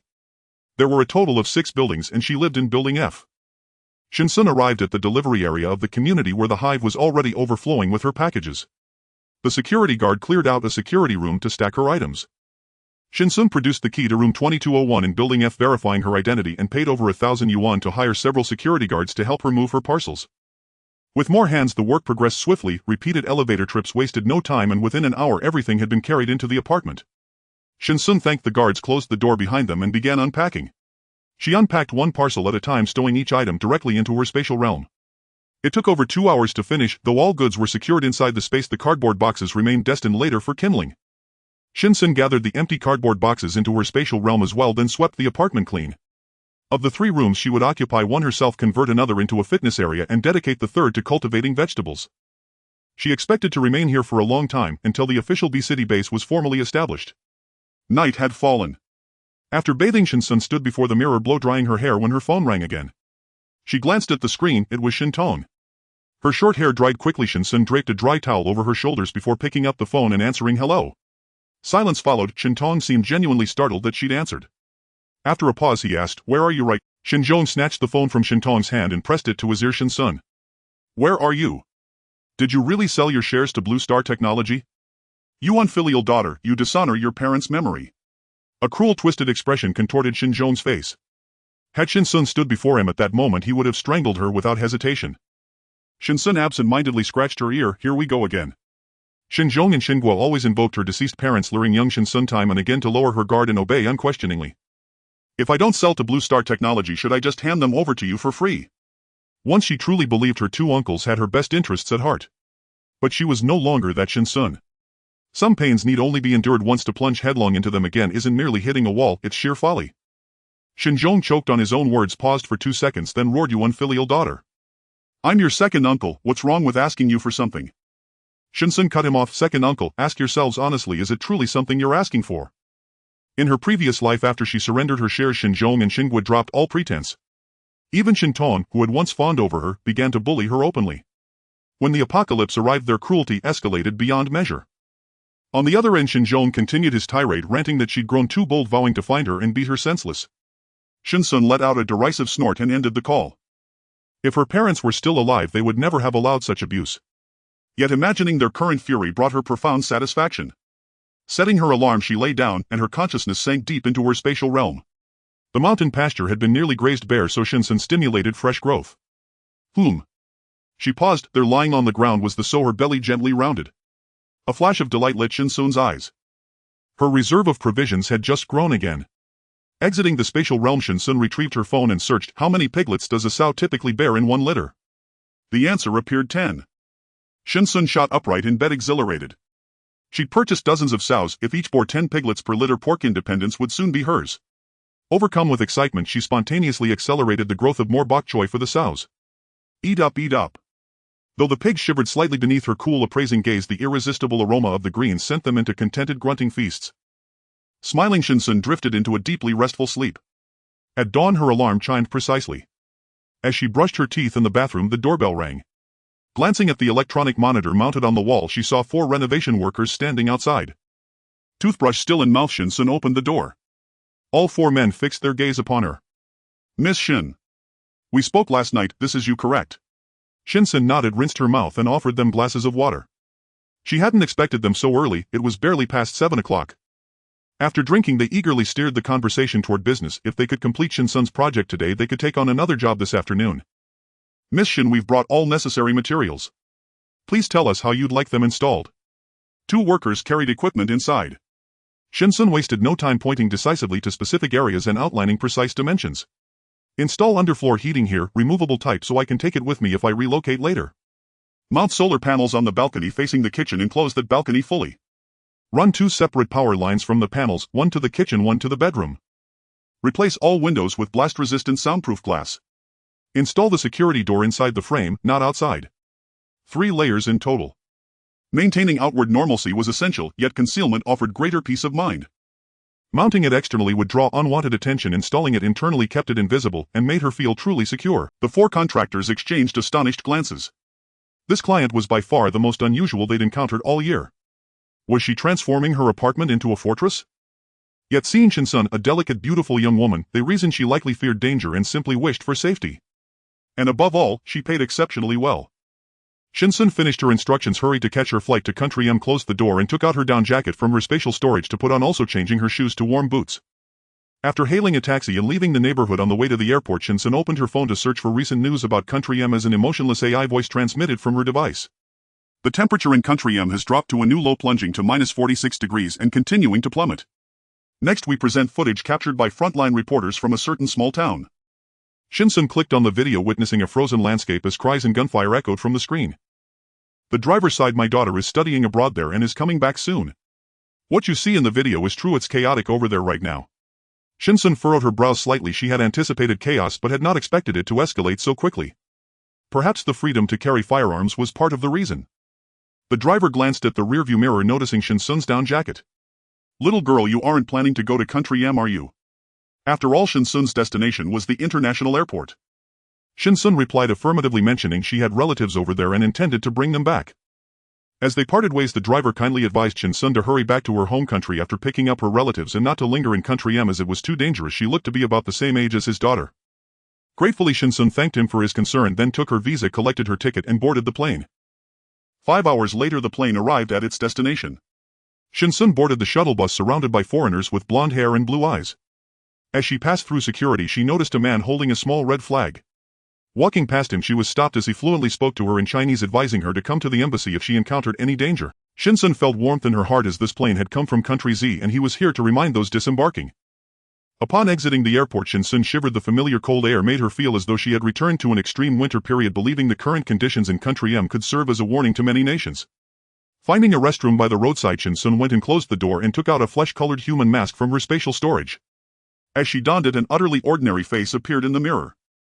After taking off her down jacket, Shen Xun pulled out a black punk-style padded jacket, Martin boots, a skull hoodie, and applied exaggerated black eyeshadow above her eyes.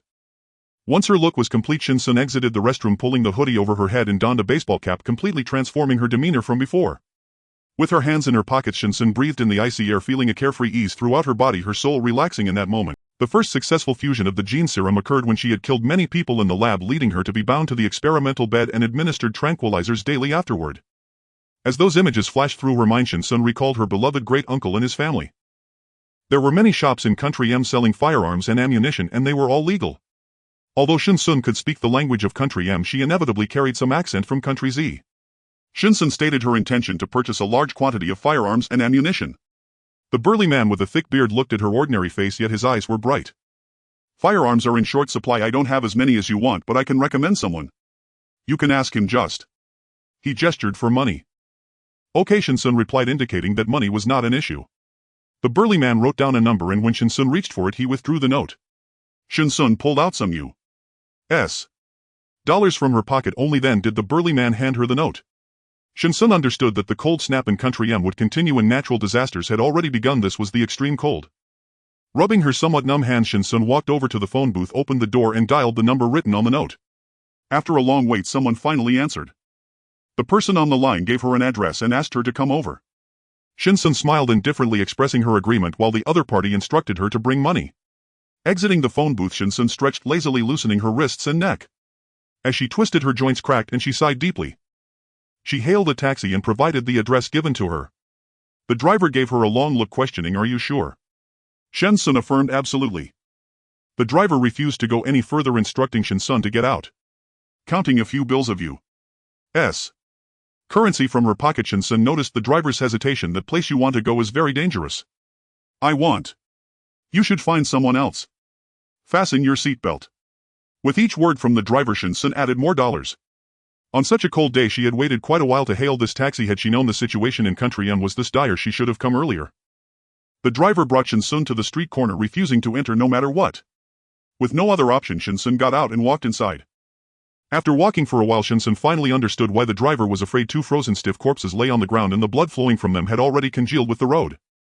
The two men lay face down on the ground, clearly shot in the back, dying instantly in such cold weather. Even the warmest blood would freeze into ice. Even if they could be saved, they wouldn't survive. Shen Xun was not intimidated by the two men. Instead, she continued walking forward. Upon reaching a corner, she retrieved some cash and a black handbag from her space. With the handbag in hand, Shen Xun strolled leisurely to a large black warehouse where two blond men in down jackets were smoking guns hanging from their necks. A metal bucket was placed beside the two men, occasionally emitting black smoke, obviously their heating tool. "Stop." The two stood up upon seeing Shen Xun, gripping their guns tightly and pointing them at her. Shen Xun set down her handbag and raised her hands, fear evident in her eyes. "I called your boss earlier." The two exchanged glances and whispered for a moment. Soon one of them left while the other kept his gun trained on Shen Xun. Just as she was about to lose patience, the man finally brought the boss out. A hefty black man stood before her. Shen Xun locked eyes with him as he raised his hand in a gesture, causing the two minions to lower their guns. Shen Xun followed closely behind him. Once inside, Shen Xun realized there were quite a few people in the warehouse. Pairs of eyes were peering down at her from the second floor, specifically at the handbag she carried. The boss was around 6 feet 3 inches tall, and Shen Xun stood behind him, completely concealed by his figure. Passing by a storage room, Shen Xun could even hear muffled moans coming from within, making the situation all too clear. The boss led her to the innermost room, sitting down in a chair with his legs crossed. Shen Xun sat across from him. "I brought the money. Where's what I wanted?" She was unafraid of him going back on his word. In fact, she welcomed the idea. If the other party was wise, they would realize her body had been injected with 2 genetic agents, making these men seem no different from weaklings in her eyes. Shen Xun opened the handbag, revealing it stuffed with cash, causing the boss to sit up straight. "Follow me," the boss said, pushing open the iron door at the back of the room leading to another warehouse filled with weapons, sniper rifles, handguns, shotguns, and many tear gas canisters and explosives. Shen Xun felt a surge of joy. Perhaps she could just kill him and the others in the warehouse and take everything. "The money you brought can only buy a portion of this." She had never intended to buy so many weapons. By the 3rd year of the apocalypse, plants and animals had mutated. Weapons would be useless against some, even those impervious to blades and bullets. She stockpiled weapons for self-defense. Shen Xun selected a few, convincing him to sell her a car in return. The boss agreed and Shen Xun loaded the weapons into the vehicle and drove away from the warehouse. "Boss, how can you just let her go? Did you really sell her the guns?" The two minions watched as Shen Xun's car disappeared from sight. He did not answer them, but when he was alone with Shen Xun in the room, she emanated a dangerous aura despite being someone who would go unnoticed in a crowd. But when you showed her intent to kill, that's when you realized how terrifying such a person could be. As he turned his back to Shen Xun to open the door, cold sweat ran down his back. In that moment he sensed her murderous intent, a vigilance honed from years of handling firearms. With one hand on the steering wheel, Shen Xun used the other to check her flight information on her phone. The plane was set to take off in 2 hours, and due to the weather, flights would be grounded starting the day after tomorrow. Shen Xun drove back to where she had been earlier and inquired about where she could buy gasoline and diesel. She didn't need much, but she wanted to stockpile some. Upon receiving news about a fuel vendor, Shen Xun drove there. Her current task was complete and the plane was set to take off in half an hour. Shen Xun parked the car in a corner and stored it in her space. As she turned the corner, she heard a soft grunt. "Who?" Shen Xun pulled out a dagger from her space and strode confidently towards the corner. If the other party had seen what had just transpired, the area went silent. Shen Xun feared the person might have fled. She accelerated and upon making eye contact with whatever was there, froze for a moment. It was a white cat, nearly invisible against the snow unless one looked closely. The large cat and the small one exchanged glances. After checking for other footprints, Shen Xun sheathed her dagger and turned to leave. After walking for a while, Shen Xun glanced back at the white cat hiding behind a telephone pole, quickening her pace. The little creature followed closely, mimicking her every move. "Did you think I was playing around with you?" Shen Xun stopped hiding and dashed away like the wind. After running a distance, she turned to see that she had successfully shaken it off. With 10 minutes left before the plane took off, Shen Xun arrived at the ticket counter. She was stopped by security at the checkpoint. "Miss, pets are not allowed on the plane. If you wish to bring it, you need to pay an additional fee." Shen Xun. The small white cat had its teeth sunk into the back of Shen Xun's down jacket, dangling from her. An announcement came over the loudspeaker calling for Shen Xun, stating that the plane was about to take off. Shen Xun yanked the little creature off her and tossed it into the security guard's hands. "This isn't mine. Goodbye." The white kitten nimbly weaved through the crowd, searching for that familiar scent. It ran swiftly, closely pursued by 2 security guards.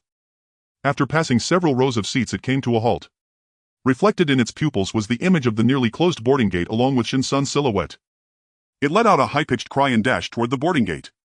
Shen Xun seemed to sense something and turned around, spotting the little figure racing toward her. Shen Xun found it difficult to describe her feelings at that moment, yet there was a certain joy from being chosen with certainty. Pretending to crouch down to tie her shoelaces, the flight attendant was called away by the captain for some unknown task. The white figure lunged at Shen Xun, who caught it in her arms and tucked it into her jacket. The little creature was a bit heavy. Shen Xun found her seat. It seemed the flight to Country Z was not very full, as she was the only one in her row. Taking out a piece of sausage from her bag, she tore it open. The little one looked at Shen Xun with wide eyes here. She wasn't sure if it could understand, but it must be quite hungry. Its belly was all flat. Shen Xun recalled that when she first saw it, it seemed to be licking the snow. The little one devoured the sausage in just a few bites. Shen Xun opened another for it and then looked down at it. Its head was slightly larger than that of an ordinary cat and its tail was very long. Upon closer inspection, she could see gray spots on its body and she wondered what breed of cat it was. The flight attendant closed the door and the plane took off. Several hours later, Shen Xun was awakened by the flight attendant. On the same day after arriving and departing, when Shen Xun left the airport, the sky outside was already dark. It was already 10 o'clock at night. She called for a car and provided the address for Tianfu, feeling the warmth radiating from her chest. The little one had already eaten 5 sausages and was fast asleep. Taking the elevator up to the 22nd floor, Shen Xun eagerly entered the password and the sound of the lock opening woke the little one. It peeked out from her arms and looked around at the new environment. Shen Xun set it down from her embrace. The little one circled around her feet a couple of times before quietly squatting down. Shen Xun bent down to rub its head. Shen Xun pulled open the original wooden door of the house, revealing an iron door with a small window. This door was made of solid iron and behind it was another iron door, but without a window. It was completely sealed. Shen Xun took out her key to open the door. Behind the iron door were 4 locks which could only be opened from the inside. These 2 iron doors were incredibly secure. After Shen Xun entered the room, the little one followed her in. It sniffed around the room as if confirming Shen Xun's scent. Finally, it zeroed in on a closed door lying on the ground and trying to squeeze through the crack. Shen Xun watched and chuckled, softly opening the door to let it in. The underfloor heating in the bedroom had already been installed and there was a newly installed socket on the wall connected to the solar panels. Shen Xun walked to the window and pulled back the curtains, noticing that the soundproof glass had also been replaced. The room had also been cleaned. When Shen Xun turned around she saw the little one poised to leap onto the bed and hurriedly grabbed it by the scruff of its neck. "You need to take a bath before you can get on the bed," Shen Xun said, lifting it while holding some clean clothes as she entered the bathroom.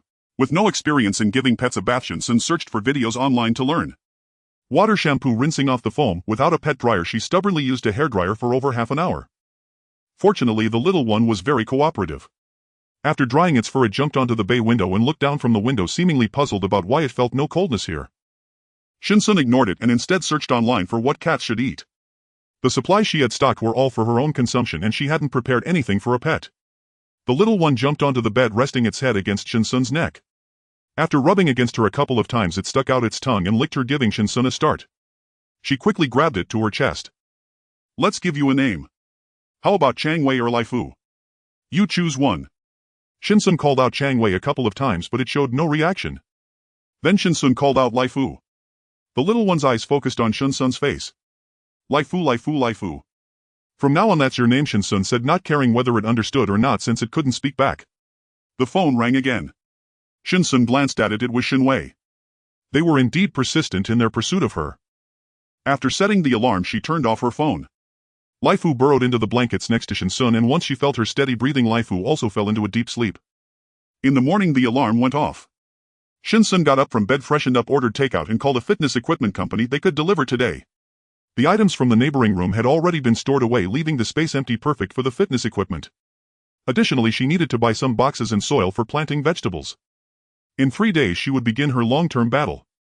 Lai Fu followed closely beside Shen Xun. Wherever she went it followed. Sometimes when she looked down she could see it quietly squatting between her legs. Her phone rang. It was the delivery. Shen Xun instructed them to leave it at the door. After the delivery person left the food, Shen Xun took 2 minutes to open the door. There were just too many locks. Lai Fu jumped onto the sofa, sniffing the delicious aroma, gazing at Shen Xun with its wide eyes. It was then that Shen Xun realized she seemed to have forgotten to feed it. Taking a small live fish and a few hot dog sausages from the little harbor in her space, she placed them on a plate by her feet.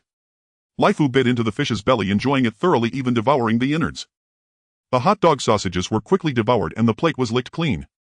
Lai Fu jumped onto the sofa and rubbed against Shen Xun's arm. Having finished her meal, Shen Xun raised her hand to gently pat its head. The equipment company was scheduled to deliver goods at 3 in the afternoon, so now she could head out to buy some supplies for gardening. Shen Xun wore a black hoodie while Lai Fu jumped onto her shoulder and burrowed into her hood. As she exited the elevator her phone buzzed with a notification about a weather warning in City B indicating heavy rainfall. Shen Xun hailed a taxi and waited by the roadside. While waiting for the taxi, Shen Xun scrolled through trending news. This time it was not about some obvious scandal, rather it was filled with weather warnings from various provinces and reports of a cold front hitting country M. Shen Xun clicked on the first article predicting a nationwide heavy rainfall. The comments were filled with skepticism, questioning the credibility of the experts. In recent years, expert has seemingly become a derogatory term online, yet some believed it, claiming they had relatives in the Meteorological Bureau who could confirm the information was absolutely true. The comments section began to spiral into doomsday theories, yet this time Shen Xun noticed that no one was silenced. Perhaps some had already sensed something unusual. Lai Fu, propping itself up on its forelimbs, perched on top of Shen Xun's head looking around. Several girls passing by couldn't help but cast their gazes on Lai Fu. The little white cat was so adorable she really wanted to pet it. The taxi arrived, and remembering the license plate number, Shen Xun hopped in, heading to the pet store first. As Shen Xun entered the pet store, 2 teddy dogs rushed over, resting their front paws on her, wanting attention. Lai Fu jumped down from Shen Xun and bared its sharp teeth, growling at the 2 teddies. Its growl was not the typical meow of a cat, but a low rumbling sound akin to the sound of an engine starting. The teddies retreated, crawling on the ground in fear. Shen Xun had never owned a pet, but she knew that cats did not make such sounds. Lai Fu, come back, Shen Xun called, and Lai Fu rubbed against her feet before returning to its obedient demeanor. A young boy wearing an apron came down the spiral staircase. The boy glanced at the white cat in Shen Xun's hands. Is it time for a bath? No, I'm here to buy something. The boy responded, leading Shen Xun to the back area filled with several shelves. These are trial packs of cat food, you can let it try some. Shen Xun placed Lai Fu in front of a dozen cat bowls, all containing cat food. However, Lai Fu ignored them and went straight to the bowl filled with dried fish and bones, finishing off the dried fish and then munching on the bones. The crunching sound of its teeth made the boy feel embarrassed. He squatted down and placed the best-selling cat food in front of Lai Fu. Shen Xun observed Lai Fu's reaction and picked it up, placing it in front of the boy. Can you help me check? My cat seems to have a throat issue. The boy reached out to open Lai Fu's mouth, but Lai Fu emitted the same growling sound as before. The boy was momentarily taken aback, and Shen Xun took the initiative to pry it open. The boy looked at Leif's sharp teeth, furrowing his brows as he scrutinized Leif's appearance. This doesn't seem like a cat, it looks more like... He seemed to remember something but then reconsidered, seeing Leif's color was off. Moreover, could he really be overthinking? How could such a large and fierce wild beast cub appear in City B? What does it look like? Shen Xun replied as he trailed off. The boy joked like a leopard from Country M, but your little white cat doesn't have spots and the color's wrong. I was just kidding, haha. In truth, he was more inclined to believe that something was wrong with the cat's throat. Shen Xun feigned calmness, tossing Leifu into her hood. Leifu did have spots, though only noticeable upon closer inspection, perhaps due to its young age. It was clear that Leifu would not eat cat food, and Shen Xun sighed, pondering what she had brought back, finally achieving freedom with pork. I need to buy a lot of cat litter, bones and dried fish, not just for Leifu but for herself too. The boy mentioned that their pet store had limited stock, but they owned a factory. He provided Shen Xun with the factory's address, where several pet supply factories were located. Shen Xun left the pet store and directly took a taxi to the car rental service in City B, renting a large truck and driving to the factory address given by the boy. Leifu obediently sat in the passenger seat, occasionally turning to look at Shen Xun. She took out a hot dog sausage from her space, letting Leifu nibble on it. Considering that Leifu would grow larger in the future, Shen Xun bought several sizes of pet drying boxes, all meant for large dogs, purchasing dozens of them. She stocked up on cat litter by the ton, making over a dozen trips with the large truck, also transporting several loads of dried fish and bones, exhausting the inventory of several warehouses. Busy until noon, Shen Xun took out food from her space, resolving her lunch in the truck. Leif's meal still consisted of a live fish and a few hot dog sausages. It ate quickly, then turned to look at Shen Xun. Shen Xun put down her chopsticks and took out the bones she had just bought from her space. Leifu rested his paws on the two chairs, his tail wagging vigorously. Shen Xun held the bone and Leifu bit it in one go, his sharp teeth sinking into the bone, which cracked with a loud snap. After finishing her meal, Shen Xun restarted the car. Following the navigation to the nearby fish pond, the fish she had stored before was just enough for herself, but now with Leifu it seemed she needed to stock up a bit more. Following the route given by the navigation, Shen Xun drove to the fish pond, buying many large and small fish as well as fry. After that, she drove the car back to the rental company. Hello, Shen Xun pressed to answer. Hello, Miss Shen, we are from the equipment company and we are already outside Tianfu. Shen Xun glanced at the time. They had arrived quite quickly. I am outside now, please wait a moment, about 5 minutes will be fine. Shen Xun had already called a car, fortunately it wasn't too far. A large truck stopped in front of the Tianfu community with two middle-aged men sitting in the truck holding cigarettes in their mouths, occasionally flicking the ash onto the roadside. Shen Xun got out of the car and walked straight towards the two men, tapping on the car window. Hello. You must be Miss Shen, the things are in the back, take a look. The two men warmly got out to greet Shen Xun and opened the truck door. At this moment, Shen Xun realized there were not just two people, there were also two young men sitting in the truck playing games. Upon seeing Shen Xun, the two quickly turned off their phones. Stop playing and help move the stuff, the middle-aged man shouted at the two, tearing open a corner wrapped in sponge. Inside were a treadmill, an elliptical machine, a stationary bike and a rowing machine. The four delivered the goods to her place and Shen Xun led them to the elevator to the 22nd floor. When she opened the door, the four were momentarily stunned at the sight, questioning if they had entered a jail instead. The four-character phrase, as solid as a fortress, was displayed. This side, just place it in this room. Shen Xun directed the four to put the equipment in the spots she had previously thought of. The room was only dozens of square meters and fitting all this equipment was still a bit cramped. The rest was piled in another room and she would move it into her space after they left. Once all the equipment was moved, Shen Xun gave them a labor fee, as moving these things required considerable effort. The four did not refuse and accepted it. As they left, they took another look at Shen Xun's two iron doors. After closing the door, Shen Xun opened her phone and contacted a nearby plant nursery, ordering dozens of foam boxes with soil to be delivered to the Tianfu community. After finishing, Shen Xun stored the fitness equipment from the other room into her space. She hadn't bought too many of the fitness machines, only preparing two of the same type. There was no need to stock up on this. Leifu nestled on the sofa and after Shen Xun sat down, he walked over to her, licking her arm, then curled up in her lap. Shen Xun reached out and absent-mindedly stroked his fur. She took a photo of Leifu, but it couldn't be identified. Shen Xun opened a video search for jaguars, which can grow to over 300 pounds with dark gold, earthy yellow and black colors comparable in size to a tiger and known for their speed. Shen Xun looked at the large creatures in the video, then glanced at Leifu, who was nestled in her arms, confirming if they were truly the same breed. Yet Leifu did resemble a jaguar cub.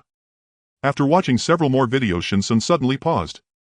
The video was explaining about albino tigers and lions, with the last one being about jaguars. Shen Xun watched the albino baby jaguar grow a little bit, its spots becoming visible as it matured, and it really looked like Leifu. The jaguar in the video let out a cry. Leifu stood up from Shen Xun, alert, and emitted a similar cry towards the phone. Shen Xun put down her phone and hugged him, saying, "Don't be afraid, don't be afraid." She took out the litter box, poured cat litter into it, and began to teach Leifu how to use the toilet. The little one watched Shen Xun's actions with curiosity. Shen Xun almost demonstrated it directly. After teaching 2 or 3 times, Lai Fu finally understood. Encouraged by Shen Xun's gaze, he peed in the litter box. Shen Xun took out some fish jerky from her space as a reward. Lai Fu held the fish jerky in his mouth and circled around Shen Xun's feet several times. The phone on the sofa rang and Shen Xun walked over. The screen displayed a call from Shen Yi. Shen Xun pressed to answer. What's the matter? Shen Xun, aren't you at the Zun villa? Where are you now? Shen Yi's consistently gentle voice rang out, accompanied by Shen Tong and Shen Wei. They wanted to take a chance to see if Shen Xun was at the Zun villa, but unfortunately the villa's security wouldn't let them in without the owner's permission. I'm hanging up if you don't have anything to say. Shen Xun had little patience with them as Lai Fu jumped onto the sofa and nestled in her arms. Wait, Su, we grew up together. You don't believe them, but do you not believe me? I just want to ask you if the matter of selling shares was because the people from Blue Star Technology threatened you. You're still young and don't understand everything. If you made a mistake, it can still be salvaged now. Shen Xun cleared her throat. First, I did not grow up with you. Second, my parents only had me. Third, the shares were given to me by my parents, written in my name. How I handle them is none of your business. And most importantly, if you harass me again, I will call the police. Do you understand? Shen Xun hung up the phone. How did it go? What did she say? Shen Wei extinguished his cigarette, standing up to look at Shen Yi. Shen Yi did not use the speakerphone, so Shen Wei and Shen Tong did not hear what Shen Xun said. Shen Yi's expression was grim. Shen Xun had changed too much. Was she still the same Shen Xun? In the past, as long as she beckoned with her finger and showed a little kindness, offering Shen Xun some trivial items she no longer wanted, Shen Xun would obediently follow her like a dog. Now what was going on? Shen Xun not only refused her but also threatened to call the police. She didn't dare to repeat Shen Xun's words to the two of them, as that would only embarrass herself. She didn't say where she was. Shen Tong looked at Shen Yi with some suspicion. Aren't you the closest to her? She didn't even tell you. Which I did. You see that I was close to her. After finishing her words, Shen Yi did not wait for the two and opened the door of the red sports car, driving away. Shen Xun's phone was set aside and soon it rang again. This time it was not a call from the Shen family but from the delivery service. Hello. It was the staff from the plant shop informing her that the items had been delivered and were now at the Tianfu gate. Shen Xun called the property management to let them in and directly bring the items up to the 22nd floor, where she would wait for them at the elevator. Before long, the elevator dinged as they arrived, containing 6 foam boxes all filled with soil. Shen Xun instructed them to place the boxes in another room. After a busy 10 minutes, she gave them a tip, closed the door, cleaned up the soil scattered on the ground, watered the dirt in the foam boxes, and sprinkled the seeds. Shen Xun raised her hand, controlling the green light to merge with the seeds. In an instant, the tiny seeds sprouted and tender green shoots broke through the soil. Lai Fu chased after the green light, opening its mouth to swallow one, then going after another with great enthusiasm. Shen Xun let them sprout but did not push for further growth. Seeing that it was almost time for dinner, Shen Xun did not plan to order takeout. In E City she could stockpile freely, but now she had just moved to B City. Moreover, the apocalypse would arrive the day after tomorrow. If the security guards saw her buying a lot of food, she would be the first to be targeted. Fortunately, she hadn't bought any food in the past 2 days. It was either fitness equipment or soil. They probably thought she was planning to plant flowers on the balcony. Who would have thought a resident in the upscale Tianfu community would grow vegetables at home? A palm-sized live fish, canned food, boiled eggs, a few vegetables, and some hot dog sausages made up Lai Fu's dinner. Lai Fu followed Shen Xun around the kitchen. After preparing its dinner, Shen Xun took out the dishes from her space, 4 dishes and a soup still steaming. She had figured out Lai Fu's appetite. After eating its fill, Lai Fu lay down at Shen Xun's feet, its little belly protruding. Shen Xun bent down and rubbed its belly a couple of times, and Lai Fu looked up, nudging her fingers. After a hearty meal, the two of them lay on the soft sofa. Shen Xun's consciousness sank into her space. Lai Fu loved eating eggs, whether raw or cooked. Many eggs had been missed by Shen Xun and had hatched into chicks. Now one of her daily routines was to collect the eggs every evening. Shen Xun went to collect the eggs again. She hadn't noticed before, but now there were more than a dozen chicks. She collected 2/3 of the eggs, leaving the rest to hatch more chicks, ensuring a continuous supply of eggs. After placing the eggs in the lower space, Shen Xun nurtured some more grass. During this time, she discovered that the small rabbits she bought were also pregnant. These were long-term strategic resources that needed to be well cared for. She took out a basket and picked some fruits, gathering plenty of each kind. Lai Fu watched the suddenly appearing basket of fruit with wide eyes, sniffing around it eagerly. It was fragrant and it opened its mouth to snatch one and eat it. The little guy's eyes lit up, wanting to eat another one. Shen Xun picked a few and placed them on a small porcelain plate. Go ahead and eat. After browsing on her phone for a while, Shen Xun took a shower and lay down in bed. Lai Fu jumped up too, finding a spot next to Shen Xun's feet to sleep. At 7 in the morning, Shen Xun woke up early, frying an egg pancake and steaming 6 shrimp dumplings, pairing them with milk for breakfast. The sky outside was gloomy and there was already a heated discussion online. Country had dropped to a rare -70 degrees and experts predicted heavy rainfall for today. At first no one believed it, but now as they looked up at the sky, who could say otherwise? Shen Xun turned off her phone and casually tossed it on the sofa. Lai Fu, with its little belly sticking out, nimbly jumped onto the sofa, covering the phone with its body so that Shen Xun couldn't find it and would play with it instead. Shen Xun couldn't help but laugh at its silly antics, reaching out to pat its head. Entering the gym, Shen Xun pulled open the curtains, started the treadmill, did some stretching exercises, set a running time of 1 hour and then began to run. Lai Fu wandered beside Shen Xun, observing for a while before jumping onto the treadmill too. Shen Xun did not notice it and Lai Fu fell off the conveyor belt. It tried a few more times and finally managed to keep up with Shen Xun's pace. After running for a while, the little guy was completely exhausted and fell off the conveyor belt onto the ground. At 8:30 the treadmill slowed down, indicating that an hour had passed. Shen Xun walked slowly for another 10 minutes, feeling a slight soreness in her calves and thighs, yet still able to endure it. After taking the gene serum, although her strength remained, her physical endurance was insufficient to fully exert it. If it were her previous self, running for half an hour would have left her exhausted. Now she only felt a slight fatigue. Indeed, it was through extreme exercise that one could unlock the limits of their body. After the treadmill came to a complete stop, Shen Xun stepped off. "What's wrong with you?" Lai Fu lay on the ground like a dead dog. Shen Xun grabbed the soft flesh on its neck and lifted it up to her eye level. Lai Fu was panting heavily, clearly exhausted. After setting it aside, Shen Xun approached another piece of equipment. She spent the entire morning exercising, feeling a bit tired. Shen Xun lay on the mat, her clothes already soaked with sweat. She could even squeeze water out of her clothes. Lai Fu ran to Shen Xun's side, extending its tongue to lick the sweat from her chin. Refreshing, Shen Xun felt significantly more comfortable all over. Most importantly, her body was filled with strength. After 4 hours of exercise, the soreness had dissipated and she felt considerably lighter. She took out a towel to wipe the sweat from her neck and face and prepared a hot bath in the tub to wash away the sweat. Lai Fu lay by the closed bathroom door, scratching at it with its paws. After waiting for a while without Shen Xun emerging, it settled down quietly by the door. While applying a face mask and soaking in the bath, Shen Xun dried her hair after washing up and tossed her sweat-drenched clothes into the automatic washing machine. Lai Fu excitedly circled around Shen Xun, barking and trying to climb up her pant leg. Shen Xun tucked it under her arm and Lai Fu turned its head to lick her neck. She took out some milk tea and barbecue from her spatial storage. The ice cubes in the milk tea remained intact and the barbecue exuded a spicy aroma. Lai Fu wagged its tail and jumped onto the sofa, its eyes fixed on the barbecue. "Your food is here." Shen Xun mixed some bones and dried fish with canned food, adding 2 eggs into Lai Fu's bowl. After finishing its meal, Lai Fu stared eagerly at the barbecue in Shen Xun's hands. She pulled out a tissue to wipe away its drool that was about to fall, saying, "Here you go." Lai Fu wagged its tail and ate it, but as soon as it swallowed it, vomited it back up, hurriedly rushing to the bowl to gulp down some water. "Ah, that serves you right for being greedy." Shen Xun chuckled at its pitiful state, pulling out a small piece of ice from her space. "Come here."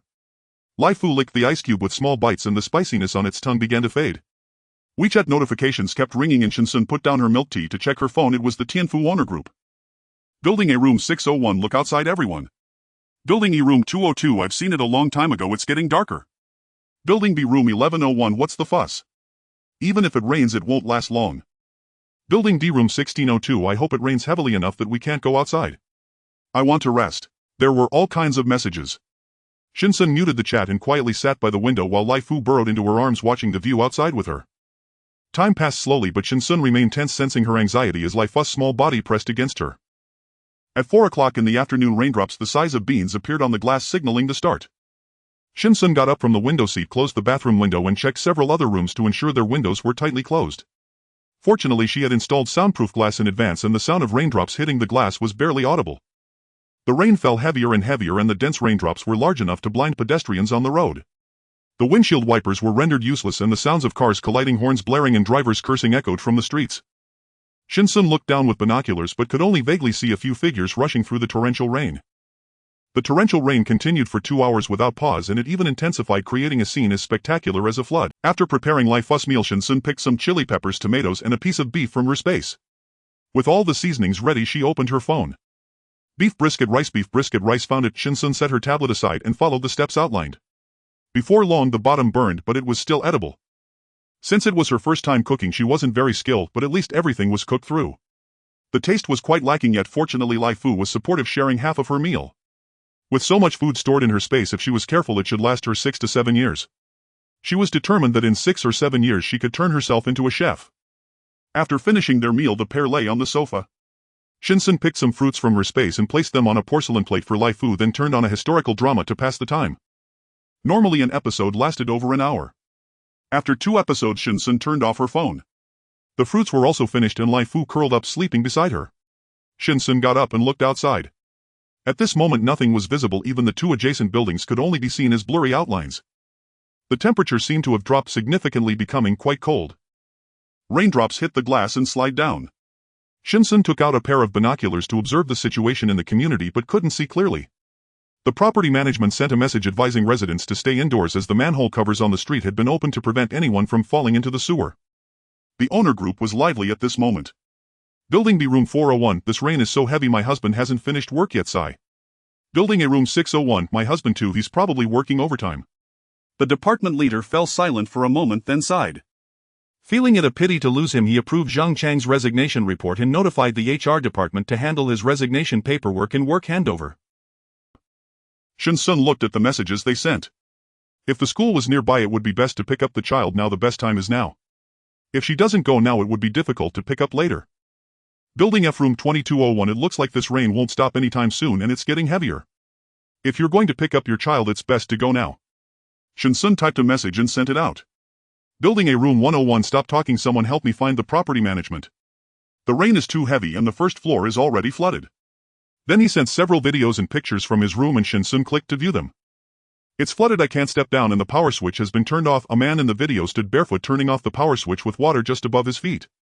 Turning off the power switch is the right thing to do. If the rainwater comes into contact with the wires, one would not know how they would die. Building E room 102, the property management is here and I have water coming in too. I should have bought a higher floor from the start. He sent a few clips showing 2 middle-aged men in blue work uniforms crouching down and stuffing wooden boards on either side of the door to prevent rainwater from flooding in. Building F room 101 video, Shen Xun clicked and 2 young men were using brooms to sweep water outside, but soon rainwater flooded in again. The 2 were clearly exhausted and at the end of the video a broom slipped from their hands. Building B room 102, is there anyone who can help? Is there a doctor? My child has been electrocuted. Her words acted as a catalyst, igniting the hesitance of those mothers. Building D room 1001, I'm going to pick up my child now from XX kindergarten. Is anyone going with me? Over a dozen people replied to her, agreeing to meet at the entrance of the community. Following that, the owner group fell silent except for a few on the first floor who continued sending videos. Building B room 102, Tianfu property management, no one replied to her. The sky darkened further. Shen Xun took out a thermometer which had dropped from 32 degrees to 24 degrees. Lai Fu returned with a ball in his mouth, placing it in Shen Xun's hand. After she took it, she threw the ball again and Lai Fu fetched it back, playing a game of fetch with her. Shen Xun watched him smile in a silly manner. She took out some snacks and a variety of fruits from her space. Lai Fu held his ceramic plate in his mouth and placed it at Shen Xun's feet. She put some jerky and fruit in his plate. Continuing to watch the TV series she hadn't finished today, she ate snacks while binge watching. After finishing 3 episodes, Shen Xun picked up her phone and opened the owner group chat. The mothers became active again, evidently having picked up their children. Shen Xun scrolled through the messages. Building C room 502, the child who was electrocuted in Building B has already passed away. He was cold by the time he got to the hospital. With no one to help and her husband still at work, the woman carried her child to the hospital alone. The child had already died from electrocution and now the body was still at the hospital. Building A room 101 video, Shen Xun clicked in and saw a man standing in the living room where the water had already reached his knees and was still rising. In the video, wooden boards were also stuffed at the front door, but the water level was already higher than the boards. Residents on the first floor were suffering greatly. The property management sent several urgent repair videos in the group stating that they were also overwhelmed. Shen Xun stretched, washed up and lay down on the bed. Lai Fu lay on her belly licking her palm goodnight. Having been busy stocking up before, either in the act of stocking up or on the way to do so, she finally settled down and had the most comfortable sleep she had had in days. She was awakened by Lai fuss licking. Although Lai Fu was a leopard, it belonged to the feline family. Shen Xun skillfully pinched the back of his neck. All right, I'm getting up right away. A piece of chicken breast was ground in a machine, 2 eggs were added and then some dried fish. Eat up. Lai Fu wiggled his little butt while eating, making soft sounds. Shen Xun took out a piece of pork from her space, cut it into strips. Though she couldn't cook, her knife skills were decent. Next came scallions, ginger and garlic cut to her satisfaction. After watching a video, she heated oil in a pan and added the pork strips, intending to make a simple dish of shredded pork with green peppers. After some effort, Master Shen decided to order takeout. She took out the fried rice she had bought at the night market earlier. The fried rice was good and paired with her shredded pork with green peppers. The flavor was a bit strange but still edible. Shen Xun didn't waste any food after all, it was cooked and could be eaten. Writing a book is not easy, please do not leave malicious reviews. I'm just a novice writer and there are many great works in the apocalyptic genre. If you feel dissatisfied after reading mine you can skip to theirs.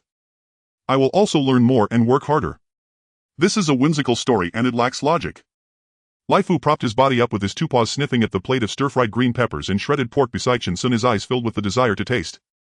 However, the plate was already empty, leaving no share for him. The notification sound from a text message rang out and Shen Xun picked up her phone. It was a message from the property management. Dear esteemed owners, due to unusual weather the power supply in the community must be suspended. Accompanying the message were several images of the first floor. After a night of rain the water had already flooded the first floor, threatening the second floor residents with the power box's circuit breaker submerged in water. If the power supply continued, a water-powered electric grid would form in the community. Shen Xun looked out the window. The heavy rain persisted. The temperature had dropped to 20 degrees and the sky was overcast with only vague outlines visible in the distance. Shen Xun opened the owner group chat and sure enough complaints flooded in as she scrolled up. Building E room 101, last night someone drowned on the first floor of building C. It was that paralyzed old lady. You wouldn't believe it, she was swollen when found this morning. Building C room 601 is the property management not taking action. Building C room 902, I knocked on the door yesterday but no one answered. We all thought there was nobody inside. It seemed the property management had been busy all night running around several first floors. Building A room 1401, what should I do if I forgot to charge my phone last night? It's about to die. Building D room 1201, there's no food left at my house. Who wants to go to the supermarket? More than a dozen people echoed behind him as the heavy rain continued to flood the higher floors. Families with children had prepared swimming rings and several of them arranged to meet at the community entrance with the rings. Shen Xun looked at the floor information of several people as if they were fools. Suddenly someone retracted a message. Shen Xun remembered it was from Building F, the same building as hers, and thought it was quite clever. The group chat fell silent for a moment and then her phone rang. It was Uncle Wang.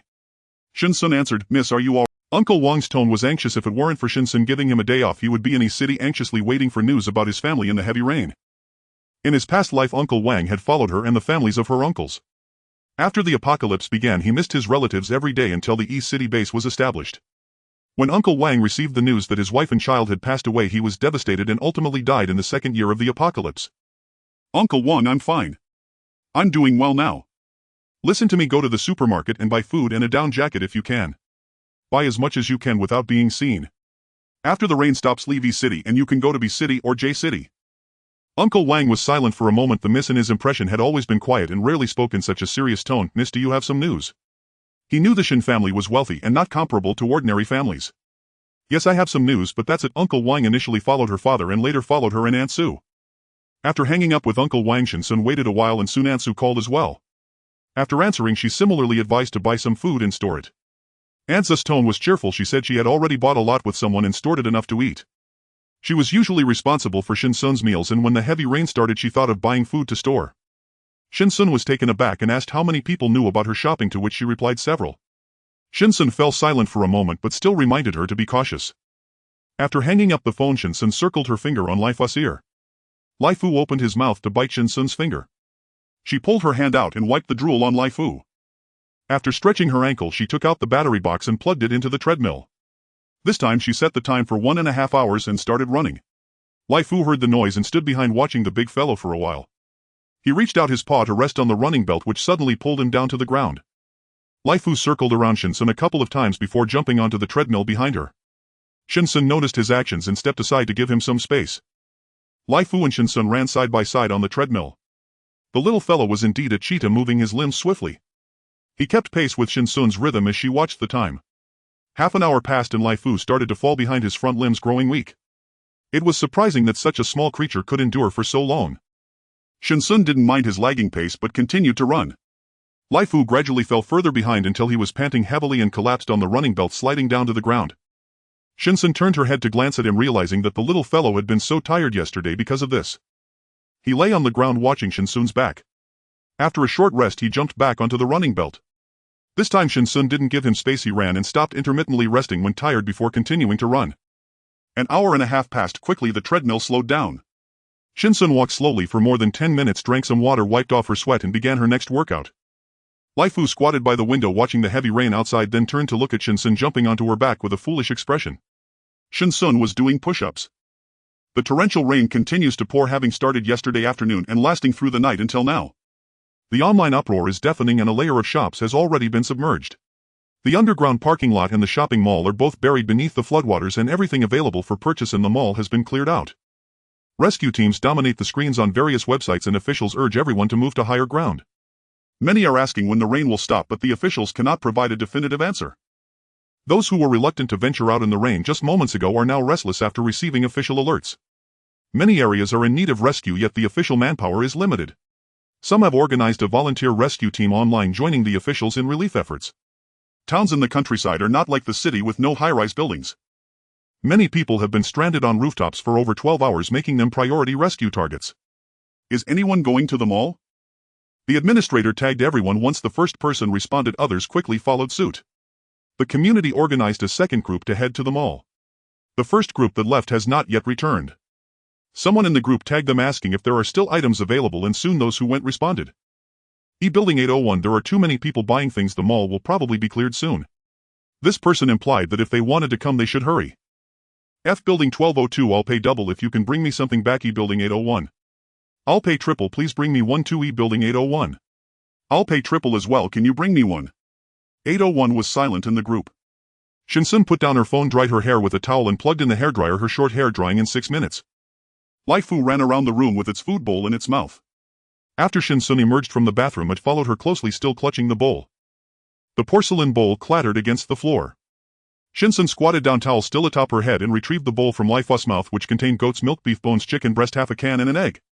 Lai Fu devoured its meal with delight as Shen Xun observed the little creature growing rapidly. She took out several chicken wings and drumsticks from her storage space, washed them clean, marinated them for flavor, then retrieved an oven and plugged it in, placing the marinated chicken inside. Following the video instructions, she set the oven to 180 degrees for 15 minutes, flipped them and baked for a few more minutes. The result was satisfactory. With only a slight char on the surface, they were cooked and ready to eat. Shen Xun exclaimed in frustration. If she had a system with maxed-out cooking skills, she believed she would have unhesitatingly upgraded her culinary abilities. Lai Fu enthusiastically wagged its tail, trailing behind Shen Xun as she placed the platter of roasted chicken wings and drumsticks on the table and took out a can of chilled cola from her storage. Lai Fu rubbed against Shen Xun's calf as she handed it a chicken leg without any chili. It was Lai Fu's first time eating a marinated roasted chicken leg, and it was instantly enamored. After finishing, Shen Xun stood by the window using binoculars to gaze outside. The water had risen to the level of the second-floor staircase and the view was unclear. She noticed shadows in front of the community gate and adjusted the binoculars to focus on the entrance. The torrential rain obscured her vision, but she could faintly make out several figures, likely those returning from the mall. A large barrel filled with items was being held by several individuals, all gripping ropes tightly while 4 others pushed from behind. Shen Xun quickly withdrew the binoculars and drew the curtains. She took out a boxing sandbag from her storage, set it up in the living room and secured it. After putting on red boxing gloves, Shen Xun controlled her strength and punched her fists together. When her fist struck the sandbag, it instantly caved in with an imprint of her punch, giving her a clearer sense of the force behind her blows. Shen Xun shook out her hands, no longer intending to control her strength this time. She threw another punch at the sandbag and with a loud bang it tore a large hole, breaking her boxing gloves as well. Shen Xun removed her wrist guards. The sandbag and gloves were now unusable. After confirming the appropriate force for her strikes, Shen Xun retrieved a new sandbag and gloves from her storage. Simply training like this would definitely become dull.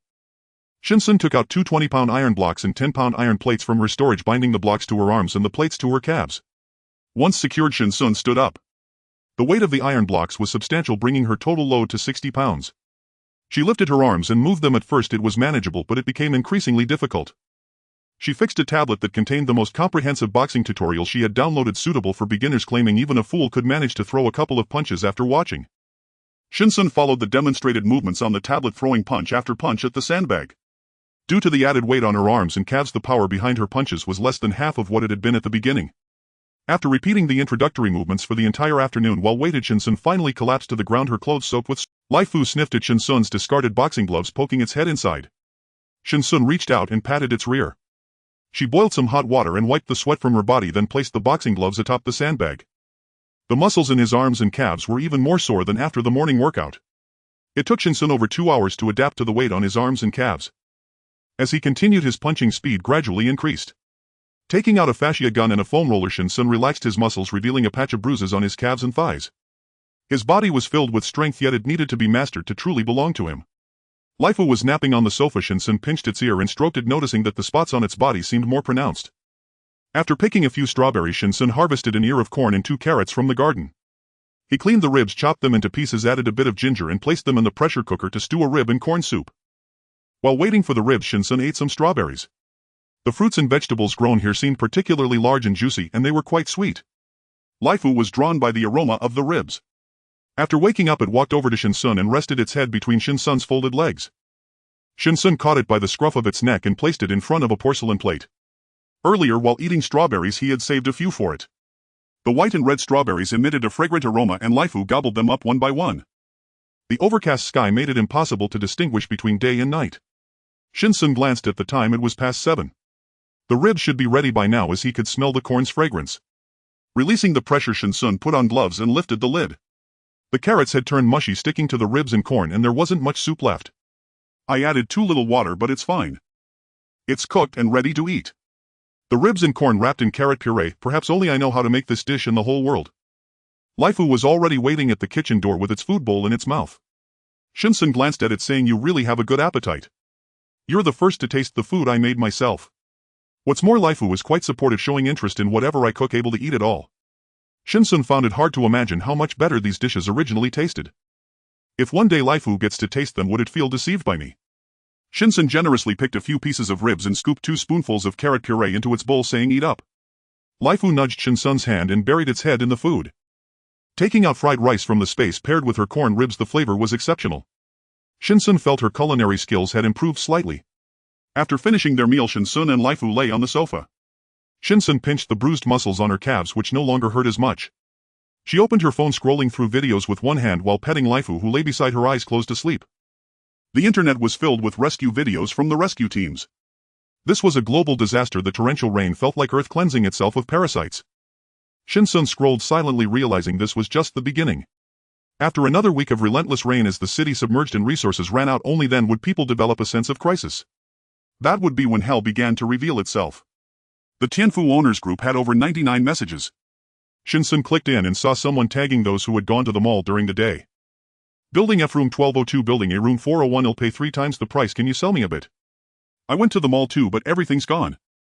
He hadn't been able to buy anything. By reviewing the chat records in the group, he could see who had gone to the mall that morning. Nearly everyone in the community was looking for them. I bought just a bit, not enough to eat. I have 2 elderly people above me and 2 children below. He sent a few pictures of the items he had bought that morning. 2 mangled cabbages, a few packs of instant noodles, and half a bag of rice. Suddenly no one in the group spoke. I called the police, but the line was constantly busy and I couldn't get through. Shen Xun was taken aback, fearing that even the police had joined the rescue operations. Building A room 102 video, building A room 102 images. It was someone from the first floor.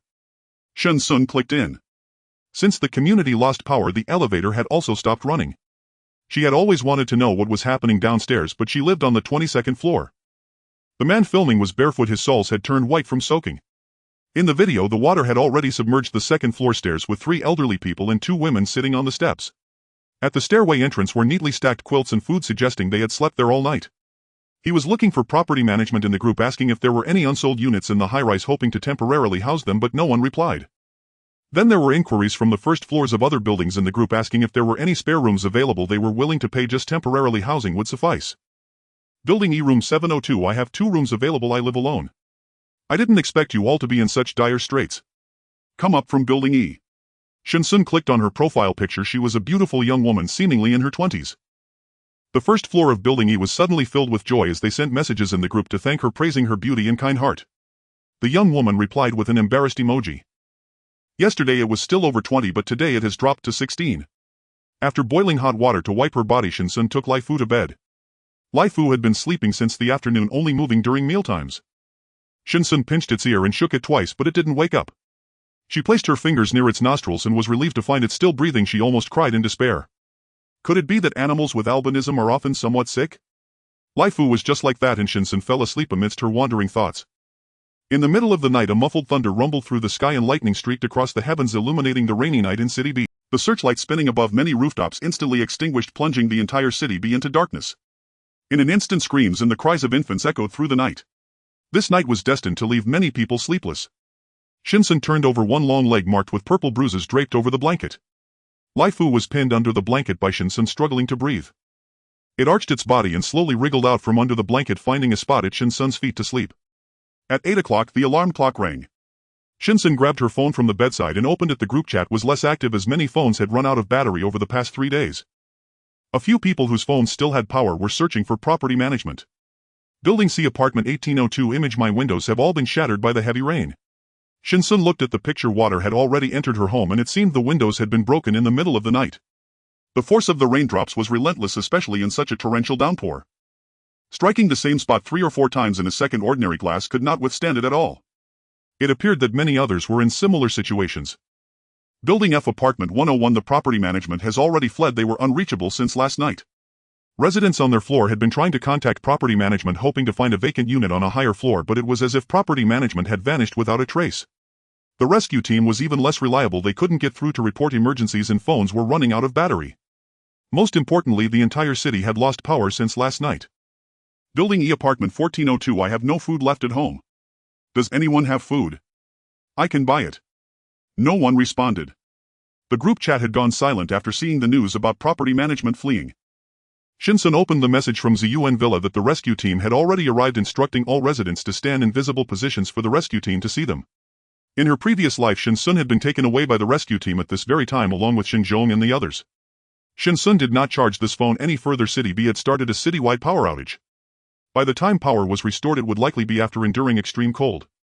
Getting out of bed, she washed her face and brushed her teeth. After tidying up, Shen Xun prepared breakfast for Lai Fu, taking out some frozen dumplings from her space and boiling about 20 of them. After eating, she took out her binoculars to look out the window.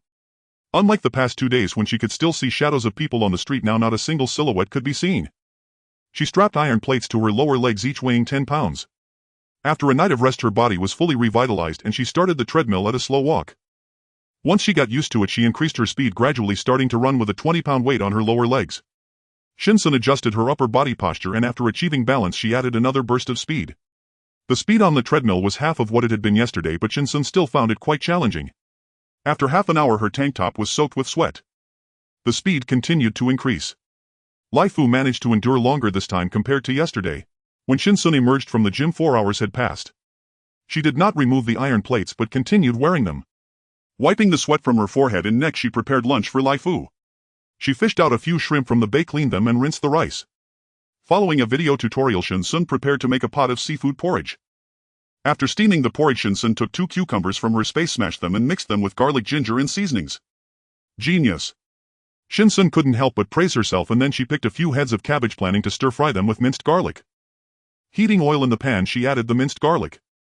In the blink of an eye, Shen Xun smelled something burning. The garlic had already turned black. Damn it! Adhering to the principle of not wasting food, Shen Xun tossed in the cabbage she had on hand. It was done and edible. The seafood porridge was also ready. Shen Xun served the dishes on the table. This time Lai Fu did not come over, instead it jumped onto the sofa and fell asleep. For some reason the seafood porridge felt like it was missing something and Shen Xun finished it all. Opening the room next to the gym, Shen Xun watered the sprouts in the foam box. Since the last time she had induced them, she had not continued with the process. She wanted to see if they could still grow normally in this environment, but now it seemed the answer was no. Some of the green sprouts had already wilted despite her daily watering. Shen Xun set down the watering can and green light points flew from her fingertips, merging into the sprouts. The vegetables planted in the foam boxes were all very common in the market, including eggplants, tomatoes, potatoes, peppers, cabbage, pea shoots and sweet potatoes. Each foam box contained different plants. After Shen Xun induced them, the green sprouts had all unfurled, growing to the height of a palm. Lai Fu curiously propped himself up, gazing at the small tender sprout, and bit down while Shen Xun grabbed the flesh at the back of its neck. Lai Fu wriggled his limbs as Shen Xun placed him on the ground. It was the 5th day of heavy rain and the temperature remained around 8 degrees, neither rising nor falling. Shen Xun collapsed onto the sofa, pulling out 2 iron plates from her space, each weighing 10 pounds. Having practiced with the iron plates for 3 days, it was time to add some weight. Shen Xun strapped the plates onto her wrists, now binding iron plates to both her feet and hands. Once her body gradually adapted, Shen Xun donned her boxing gloves and began to practice her strength and speed. The room echoed with the sound of punching the sandbags throughout the afternoon. Lai Fu jumped onto the sofa, curling up into a small ball to sleep, awakening only to look in Shen Xun's direction. Feeling too lazy to cook, Shen Xun retrieved a self-heating hot pot and a portion of fried rice from her space. The vegetables in the hot pot were scarce, so she added some blanched greens from her space that could be eaten immediately. Having prepared food for Lai Fu, the little guy who had been lively for the past 2 days did not come to her for food at mealtime today. Shen Xun placed 2 of his favorite fish in front of him. After a few minutes, Shen Xun lifted the lid and the hot pot paired with fried rice became the most delicious meal she had enjoyed recently. After eating, Shen Xun took out some potato chips and milk tea along with a few skewers of barbecue. She turned on the drama she had been watching for the past few days, a historical series with over 50 episodes of which she had only seen less than 10. Lai Fu lay on Shen Xun's belly and she gently stroked his fur. After watching 3 episodes, Shen Xun felt her eyes growing a bit weary. Stretching, she got up from the sofa, boiled hot water and poured it into the bathtub, planning to take a relaxing bath. After showering, Shen Xun took out an electric blanket from her space, plugged it into the power bank and also pulled out a stove to heat up, placing coal inside. After days of heavy rain, the air was filled with moisture and even the blanket covering her felt damp to the touch. The stove was the kind bought from the countryside, radiating heat once lit. After half an hour, the damp chill in the room was dispelled, leaving it warm and cozy. The stove was placed at the foot of the bed and Lai Fu lay there. Shen Xun sat on the bedside drying her hair. She had been using this power bank for electricity over the past 5 days. It was quite durable. Looking at the remaining power, it should last another 3 days, which was worth it. The electric blanket was set to low temperature and Shen Xun comfortably lay down. At 6 in the morning, Shen Xun was still lost in dreams when Lai Fu woke up alertly, carefully jumping off the bed and letting out a low growl toward the door. Shen Xun woke up as soon as Lai Fu called out. She got up from the bed holding a dagger and approached the door. Upon opening the first iron door, she could see through the small window of the second iron door that the lock on the wooden door was being tampered with. A smile appeared on Shen Xun's lips as she opened the second iron door. Through the peephole on the wooden door, she saw a man attempting to pick the lock. Shen Xun pulled open the wooden door, causing the lockpicker to freeze momentarily. She pressed the dagger against his chest, asking, "What are you doing?" With a clatter, the lockpicking tools fell to the ground. Shen Xun pressed the dagger forward slightly, saying, I'm sorry, I thought no one lived here." Fear appeared on the man's face and his legs trembled slightly. "Miss, we really thought no one lived here. Let's talk this over calmly." A woman with a haggard face walked up behind the man, clearly having not slept well for several nights. Shen Xun looked behind the two and realized there were more than just them in the hallway. The door connected to the staircase was already opened and there were quite a few men, women, elderly and children standing around. "I'm from 102, they're from 202 and 201. Shen Xun was not interested in which unit they were from. Instead, she wore a playful smile, keeping the tip of the dagger against the man's chest. "If I catch anyone trying to pick my door again, I will kill them on the spot." Everyone in the group looked at Shen Xun with a mix of anger. 2 children were so frightened that they clung to their elder beside them. With a bang, Shen Xun shut the door, causing the man to fall to the ground, saying, "Honey, are you okay?" The man was still lost in the fear from earlier, unable to respond, "Honey, honey." After being woken up, Shen Xun felt wide awake. She closed the door, put the dagger back into her space and took out a dried fish for Lai Fu. Lai Fu grabbed the dried fish. "This is a reward for you." "Well done." Shen Xun reached out and rubbed his head and Lai Fu wagged his tail a couple of times. Thinking of the man from earlier, a glint of killing intent flashed in Shen Xun's eyes. The man picking the lock had done it intentionally. The doorbell was right there and he could have simply rung it if he had something to say. Not only did he not do so, but he quietly attempted to pick her lock, all while knowing that she lived alone in the building. Planning to treat her as an easy target, Shen Xun smiled happily, feeling a bit excited about the situation. If she hadn't opened the door earlier and if the man had made his way in and she had directly slashed his throat with the dagger, blood would have surely sprayed straight onto her hands and face. Shen Xun licked her lips, thinking that the next time someone attempted to pick her door she would be ready. With her thoughts settled, Shen Xun felt a spring in her step as she walked, while Lai Fu happily followed behind her. Taking a few eggs and some milk from the space, Shen Xun simply prepared a meal. After having his fill, Lai Fu jumped onto the sofa and fell asleep again in a lethargic manner. Curious, Shen Xun leaned in front of Lai Fu, pinching the soft flesh around his cheeks. "Why have you been eating and sleeping so much lately?" His routine was even more regular than that of a pregnant sow in the space. Lai Fu let out a howl, turning his back to Shen Xun. Tianfu community has 2 households per stairwell, making it a high-end community in B City. Those who live here are either high earners or come from families that run businesses, so money is not an issue. The man squatted on the ground, leaning against the wall, taking a moment to wipe the sweat from his forehead. That woman is a lunatic. He had encountered Shen Xun twice at the elevator entrance when she moved in a couple of days ago, always entering and exiting alone, which is why he set his sights on her. He had a friend at the property management who mentioned that Shen Xun had bought Unit 2201 with cash. Initially thinking of forcing the door open, he planned to claim ignorance about the occupancy inside. After all, the door was already broken and a young girl like Shen Xun couldn't stop him. The heavy rain continued to fall as Shen Xun secured the iron plates and began her training for the day. Increasing the weight slightly, she now bore a total of 60 pounds as she crawled out of the gym, collapsing on the ground, gasping for breath. Lai Fu rested his paws on Shen Xun's shoulder, licking the sweat off her cheek with his tongue. Shen Xun pushed him away and half supported herself to stand up. The sweatband on her forehead was already soaked enough to wring out water. Shen Xun casually removed it, her face flushed from the workout and her short hair stuck to both sides, making her look both cute and harmless. After preparing food for Lai Fu, Shen Xun took out the rice cooker, cooked some rice in heated water to clean off the sweat in the bathroom. After securing the iron plates again, it was surprising to note that after more than a week of weight training she now walked as if floating. If there were a wall over 2 meters high in front of her, she would be willing to give it a try. As the rice was nearly done, Shen Xun took out the stone pot fish she had bought previously from the space, heated the pot and poured the fish inside while adding vegetables and eating the fish meat. Shen Xun was ready to serve Lai Fu some fish, but after filling up earlier, Lai Fu had been sleeping on the sofa and didn't come over even with the delicious aroma wafting through the air. Taking out her phone, Shen Xun wanted to search online to see if Lai Fu's symptoms indicated an illness, but upon turning on her phone there was no signal. It seemed the internet was down. Having only eaten half a fish, Shen Xun stored the rest in the space to eat later in the afternoon. Her body had adapted to the weight of the iron plates and her speed of movement had returned to normal. At first, walking back and forth in the room felt somewhat laborious, but now it was manageable. "Do you smell that? It's so fragrant. Mom, I'm hungry." A group of people stood in the hallway. The water had risen too quickly. They were too busy escaping their rooms to grab food, and the woman looked at the man with an expression of helplessness. "I'll go downstairs and ask." The man stood up and walked down. This was the 6th day of heavy rain and the water had already flooded the second-floor stairwell. It was only a matter of time before it reached the 3rd floor. Except for Shen Xun, who had just moved in, the other floors were fully occupied. The man knocked on each door one floor at a time, hoping to borrow some food. In reality, those who claimed to have no food only meant they were out of vegetables. They still had rice. After all, who buys rice in small quantities? A bag of rice weighs between 20 to 50 pounds, and no matter how much a family eats, it can last them 2 or 3 months. If they are clever, they can even make porridge to stretch it out longer. When the man returned, he held a plastic bag containing rice, a pack of seaweed, and 2 eggs. The residents of Units 202 and 201 focused their attention on him. The man gave his wife a knowing glance, leading his family downstairs. The 22nd floor was the top floor, and he had intended to move into Shen Xun's unit when he had brought a few people up. Unexpectedly, when Shen Xun confronted him with a knife, no one from the 2nd floor came to help. After resting well, Shen Xun put on her boxing gloves and began her training for the day. After waking up, Lai Fu started playing with a fluff ball, pushing it with his paws while happily chasing after it with his little legs. Seeing him perk up made Shen Xun very happy. "Come here." Hearing Shen Xun's call, Lai Fu picked up the ball and ran to her side. Shen Xun took out a small bowl of fish meat she had prepared for him from the space. "Eat up quickly." As the sky grew darker, Shen Xun opened the 2 iron doors and looked outside through the peephole in the wooden door.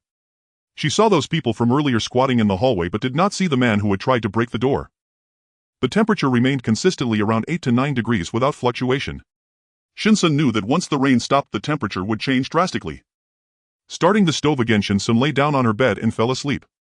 She was awakened in the morning by the noise in the hallway. Shen Xun got up in annoyance, and Lai Fu, who had obviously been sitting in front of the iron door for a while, received a pat on the head from her as she took out some fish jerky for him. Opening the iron door, Shen Xun stood by the wooden door listening to the sounds outside. Overnight, the water had already flooded up to the 6th floor, and residents from the 3rd and 4th floors had moved out overnight. They are all from Building F, and everyone knows that there is a Unit 2201 on the top floor that hasn't been sold. After the flood, they thought to come up and take a look. Even if someone is living there, it doesn't matter, they can make do.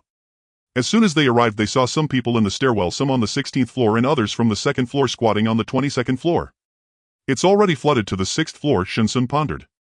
The water from the nearby reservoir must have overflowed, otherwise it wouldn't have flooded so quickly. The people outside were still arguing, their voices unclear. Shen Xun took out a stool and some snacks, leaning against the door. Someone rang the doorbell of the adjacent Unit 2202, and it took a while for someone to come out and open the door. Shen Xun stood up and looked through the peephole. An elderly man opened the door. After saying something, a few people entered Unit 2202. Ding dong, her doorbell rang. Shen Xun wiped the crumbs off her mouth and opened the door. With the door half open, Shen Xun pressed one hand against it and leaned against the doorframe, saying, "What is it?" The woman stared intently behind Shen Xun as if trying to see how many people lived in the apartment. "Hello, I'm Wang Rui from downstairs 401. Are you living here alone?" Shen Xun looked behind the woman, noticing a few people standing up. "Yes, I live alone. What do you want to say?" Several people exchanged glances filled with delight, eagerly crowding behind the woman, vying to be the first to enter after Shen Xun's consent. "My home was flooded and the water has already reached the 6th floor. No one can live downstairs. Since you live alone, could you?" "No." Shen Xun slammed the door shut with a bang. The wind from the door closing blew the woman's hair aside, her expression awkward. She had thought the occupant of 2202 was a man. She didn't expect to find a young girl at the door. She was experienced in dealing with men but had never faced a woman before. The expressions of those standing behind the woman turned sour. After shutting the door, Shen Xun prepared some food for Lai Fu, taking out a meat grinder and cabbage along with minced ginger and garlic. Once everything was ready, she took out the dumpling wrappers. Following the technique from a video, Shen Xun wrapped over 20 oddly shaped dumplings, thinking not bad. She boiled water to cook the dumplings, and after eating her fill, Shen Xun turned on the show she had been following for the past few days, placing her tablet in the treadmill slot, watching the show while jogging. The corridor on the 22nd floor was already packed with people, and above that was the rooftop. After her training, Shen Xun wasn't in the mood to practice martial arts in the afternoon, but the iron plates were still strapped to her body. She picked up the binoculars to look down at the community. The water level was still rising, now reaching the center of the 7th floor. It seemed like there were other figures in the heavy rain. Shen Xun adjusted the binoculars to see more clearly. In the water she could faintly make out several figures making their way toward Tianfu Community. Tianfu Community was one of the higher buildings in the vicinity. Those people must have left their previous places because they were no longer livable. It seemed that things were about to get chaotic in Tianfu. Shen Xun watched as they climbed through the window of the 7th floor and set down the binoculars. She took out a plush blanket from her space and settled on the sofa. Lai Fu burrowed into Shen Xun's arms and they both fell asleep on the sofa. After sleeping until the afternoon, Shen Xun rubbed her eyes, noticing the air had become much colder. She checked the thermometer and saw it was 3 degrees. According to common sense, 3 degrees shouldn't feel that cold. However, after several days of heavy rain combined with the damp air, the drop in temperature felt as if it was close to freezing. Shen Xun took out a thermal vest from her space, putting on a fleece hoodie over it, which made her feel a bit better. The weather suddenly turned cold, making barbecue or hot pot fitting for the occasion. Shen Xun brought the stove from her room into the living room and placed the grill on top once the charcoal was ready. She found a few bags of barbecue in her space and placed them on the grill. The sizzling sound of cooking filled the air and the aroma spread throughout the room as Shen Xun prepared 2 dipping sauces. They shared the food, and after eating their fill, Shen Xun cleared the grill and added more charcoal. She had to admit that the charcoal was indeed great. It burned for a long time without smoke. She took the stove back to her room to warm it up. Shen Xun boiled a basin of rainwater on the stove for bathing. Lai Fu dragged its bed toward the stove, leaning against it. Shen Xun looked at it and lifted her hand to help it a bit. The little creature squeaked a couple of times. Shen Xun lifted Lai Fu in front of her, looking at it from side to side, saying, "Have you grown a bit?" Lai Fu was at the stage of growth and Shen Xun ensured it was never hungry. She fed it various nutrients, both edible and inedible, for humans. The water boiled and Shen Xun released her hold on Lai Fu, saying, "Go on." After washing up, Shen Xun looked out at the night scene, pulling the curtains to block the soft glow from the stove. In the middle of the night she was awakened by knocking on the door, accompanied by the doorbell. She added more charcoal to the stove, wearing her plush pajamas, which fell to her knees. Opening the iron door, Shen Xun peeked through the peephole, noticing even more people in the corridor. A few men stood at her door, impatiently pressing the doorbell. "I should have reinforced the hallway door too, this racket is unbearable," he muttered as another series of heavy knocks thudded against the door. Shen Xun turned the doorknob and the door swung inward. The man's eyes flashed with ferocity. The moment the door opened, he lunged forward, attempting to force his way inside. A dagger appeared in Shen Xun's hand. He stood motionless, pressing the blade against the man's throat. A sharp sting shot through the man's neck. He jolted backward instinctively, but those behind him kept shoving him forward. The man braced his hands against the doorframe with all his strength, terror blazing in his eyes. Had he hesitated even a fraction of a second, he would have impaled himself on the blade. Those behind remained oblivious to the silent confrontation, cursing impatiently, "What the hell are you dawdling for? If you're not going in, step aside." He had been the one pounding hardest just moments before, and now even with the door open he still lingered. The dagger remained pressed to his throat, leaving him frozen in place. Someone behind yanked at him abruptly, sending him toppling backward onto the floor. He tried to shout a warning, but it was already too late. Warm blood splattered across Shen Xun's hands, face, and clothes. Suddenly she was plunged back into the visceral dread of the apocalypse. Pitch darkness swallowed the corridor. Only the faint flickering glow of a small fire revealed the scene. The man lay crumpled on the ground, both hands clamped over his throat, emitting ragged guttural gasps. Those still surging forward froze mid-step. As the crowd in the hallway registered what had happened, shrill screams pierced the air. "Ah! Ah! Ah! He's killed someone! He's killed someone!" Though he squeezed his throat with desperate force, crimson seeped relentlessly through his fingers. Blood pooled rapidly on the floor, spreading like spilled ink. Then his arms went slack and he fell utterly still. The stunned residents crouching on the 22nd floor snapped out of their daze in an instant, racing downstairs en masse, fleeing Shen Xun as if she were some ravenous beast. It was only the 9th day of the deluge. Most households still held provisions. This was, after all, a high-end residential complex where conditions had yet to deteriorate severely. The people who had pounded on her door were likely those she'd glimpsed earlier that afternoon. In seconds the crowded 22nd floor emptied, yet 2 figures remained huddled in a corner. Shen Xun's gaze shifted toward them, their faces stirred a vague familiarity. Her raincoat was spattered head-to-toe with blood. Shen Xun glanced down at the corpse, then retreated into her apartment to change, emerging again clad in fresh rain gear, dragging a mop and cleaning tools behind her. She lifted the dead man by the collar like a scrawny chick, his lifeless body hung limp and pliant, utterly devoid of resistance. Shen Xun dragged the corpse toward the corner window. As she approached, the slender woman trembled violently, burrowing deeper into the broad chest of the tall man shielding her. The towering man watched Shen Xun warily, muscles taut. Shen Xun said coolly, "Excuse me, could you please move aside?" Only then did the man grasp her intent. Rising slowly, he steadied the woman in his arms and stepped aside. Only then did Shen Xun spot the half-filled sack of rice tucked behind them. She flung the window wide, the torrential rain lashed inward. Lifting the body higher, she hurled it downward. Her action triggered another wave of shrieks from below. After slamming the window shut, Shen Xun brushed her palms together. In moments the floor was soaked, but fortunately she wore her raincoat. She dipped the mop into water and hummed softly, leisurely scrubbing away the bloodstains before her door and the dark dragging streaks left behind. To the uninitiated she might have seemed merely tidying up. Lai Fu emerged from the bedroom and trailed after her, chasing the mop's dangling cord as if it were a game, oblivious to the grim reality. Once finished, Shen Xun approached the pair. "Excuse me, I'd like to ask how high has the floodwater risen?" Lai Fu circled them curiously. He rarely left the apartment with Shen Xun. This was the first time in days he'd encountered any bipeds besides her. The tall man remained silent, lips tightly sealed, yet the person nestled in his arms lifted his head. "The 10th floor." Shen Xun faltered slightly upon seeing his face. "You're breathtakingly beautiful." What kind of visage was this, ethereally androgynous, especially with that single teardrop mole glistening at the outer corner of his eye, lending him an almost otherworldly allure? His slender neck arched gracefully and the subtle rise and fall of his Adam's apple betrayed his gender. Wait, Adam's apple. Male. Shen Xun's pulse quickened. A lifelong fangirl of yaoi, she beamed at them with the indulgent, knowing smile of a proud auntie. The tall man instantly drew the other close, shielding him firmly behind his broad frame. Shen Xun wiped the lewd grin from her face and said lightly, "All right, we're off." Lai Fu scampered after her, tail wagging, until the door of apartment 2201 clicked shut. Only then did the tall man exhale, shoulders loosening, but when he tried to speak no sound emerged. "It's all right, Chang, everything's over," murmured the beautiful man, wrapping his arms around Chang. Both wore quiet, tender smiles, the fragile, radiant joy of survivors clinging to each other in the shadows. Shen Xun stared at the blood-stained pajamas lying on the bathroom floor, her own skin reeking of iron-rich copper. She scooped them up and tossed them into the automatic washer, then filled a basin with water and set it to boil. Once the water boiled, she mixed in half a bucket of cold water and washed herself thoroughly. It was unavoidable. Her hair was matted stiff with dried blood. The room glowed with warmth from the burning hearth, the electric blanket hummed softly at low heat. Shen Xun pulled back the quilt and slipped beneath it, sighing deeply, a soft luxuriant exhalation of pure contentment. Seize the present. Savor every moment while you still can, such peace will likely never return. Lai Fu sprawled belly up in his nest, limbs splayed in blissful slumber. Shen Xun glanced over, half intending to invite him onto the bed, only to find he'd already drifted off. Shen Xun opened the iron door and looked outside through the peephole. After she had come here last night, the 22nd floor had fallen completely silent. Only the two people from last night remained in the corridor. No one else dared to come up, but this situation was surely only temporary. Taking out a telescope to look down, she saw that the water level had risen again, already submerging the 11th floor and continuing upwards. At this rate, would the 22nd floor still be safe? Shen Xun's heart felt uneasy. It was the 10th day of the heavy rain, with another 15 days to endure.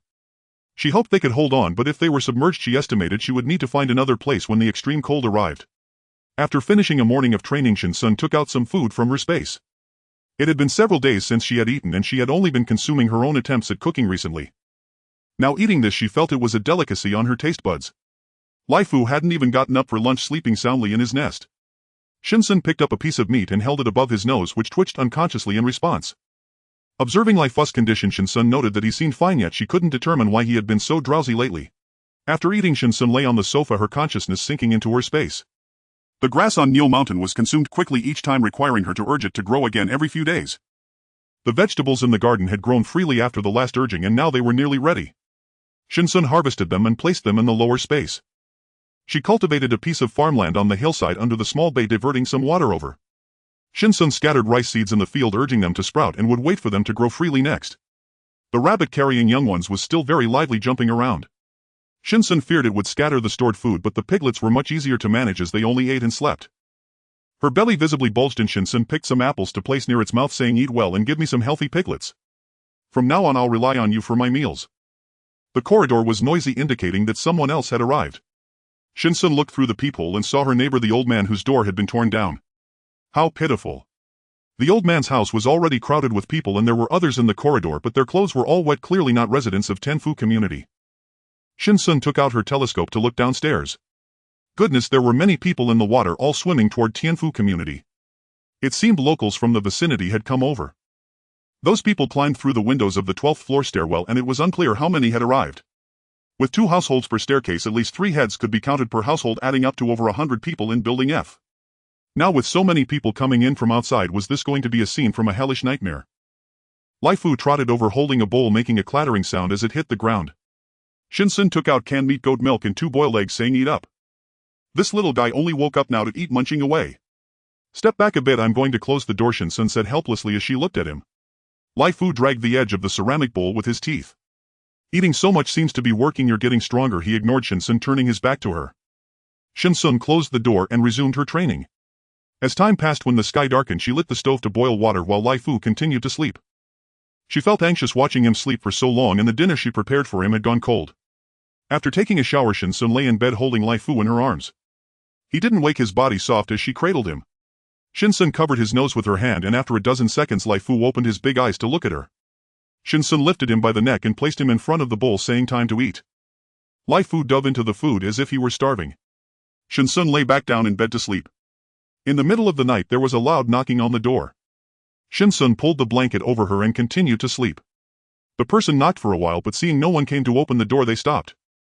In the morning, after getting up, Shen Xun looked at Lai Fu in his nest and added some charcoal to the stove to keep the room warm. His food bowl was placed beside him. After coming out of the gym, Shen Xun boiled water and took a shower. It was the 14th day of the heavy rain. There was a sound of pounding at the door, and Shen Xun took out a gun from her space and tucked it behind her waist.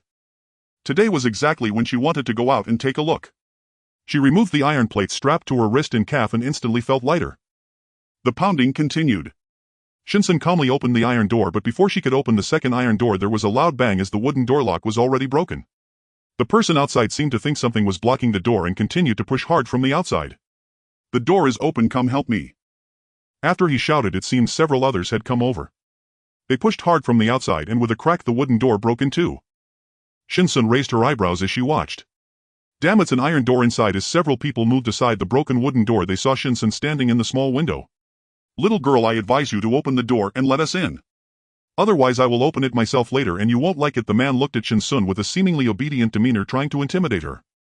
Shen Xun's dagger had been replaced by a tang-style sword, its tip tapping rhythmically against the floor with a crisp metallic chime. Through the small window she surveyed the figures outside. "Was it you who broke this door just now?" "So what if it was?" The man brandished his own blade, slamming it hard against the metal grill of the peephole, his face contorted with menace. "Open up." They'd heard that only one person lived in apartment 2201, and having just arrived they'd singled it out at once.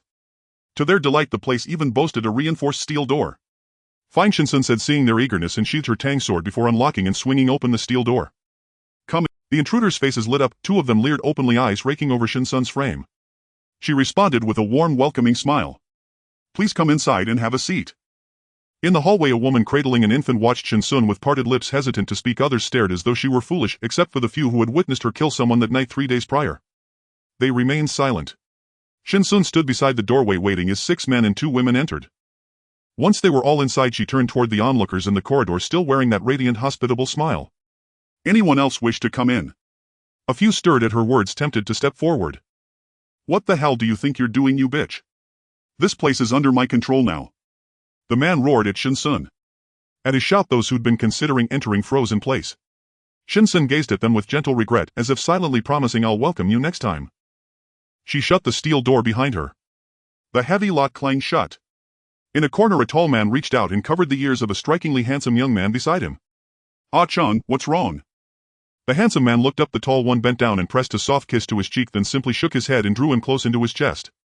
As the fourth and final bolt slid home with a resonant clang, Shen Xun turned back to face the group seated in her living room. The man's blade was already nicked and curled at the edge, its hilt stained with dried blood, evidence they too had taken lives. And the 2 men who had fixated on Shen Xun from the start now stared without restraint.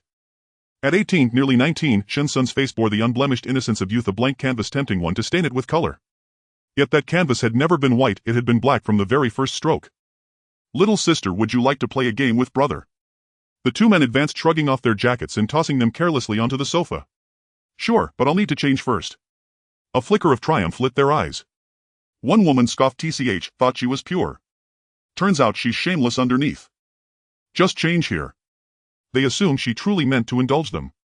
Of course, Shen Xun replied, eliciting an almost imperceptible eye roll from the woman. Under their expectant gazes, Shen Xun retrieved a raincoat from the hook in the bathroom and slipped it on. Dried blood still streaked its surface, the coat hadn't been washed since last use. Once clad, she drew her tang sword from behind the door and tapped her fingertip against its blade. Ping ping. Who's first? For a fleeting moment, Shen Xun was immersed back in the laboratory when her abilities first awakened. Her demeanor shifted instantly. The two men standing before her trembled, stumbling backward. Shen Xun lunged, her blade pierced one man's chest. With a twist of the hilt, crimson erupted in a violent arc. The others scrambled to react, raising blades and slashing wildly. The two women shrieked, hurling whatever they could grab at Shen Xun's body. Shen Xun swept her sword across another man's throat, down he fell. Her left hand flashed, a dagger appeared as if conjured from air, plunging deep into a second man's abdomen, repeated brutal stabs. 3 dead, in under 60 seconds. A woman screamed, a raw, piercing wail. Shen Xun raised a hand to rub her ear. Impressive high notes. The remaining 4 were paralyzed with terror, bolting toward the steel door, frantically rattling the lock. One had already wet himself. Shen Xun dispatched them with ruthless efficiency, like slicing melons. She never refused heads willingly delivered to her doorstep. She retracted the tang sword into her spatial realm, then dragged the corpses to the entrance and stacked them neatly beside the door. Silent she stared, her mind flooded with images from the laboratory piles, far higher, far more numerous. Knowing her power, she had forged within herself an iron cage, locking away her moral threshold lest she fall irrevocably into the abyss. With a resonant clang, Shen Xun unbolted the steel door. Everyone in the hallway turned, and upon seeing what lay behind her, screamed and fled in blind panic, scrambling over each other. The hallway emptied once more. Shen Xun hauled 2 bodies, one under each arm, to the window. The tall man holding his lover close stepped aside as she approached. She threw the window wide, the storm poured in, drenching her from head to toe. Rain washed the specks of blood from her cheeks, revealing her pale, unlined face. Humming her mother's lullaby, Shen Xun lifted her arms and let the bodies drop.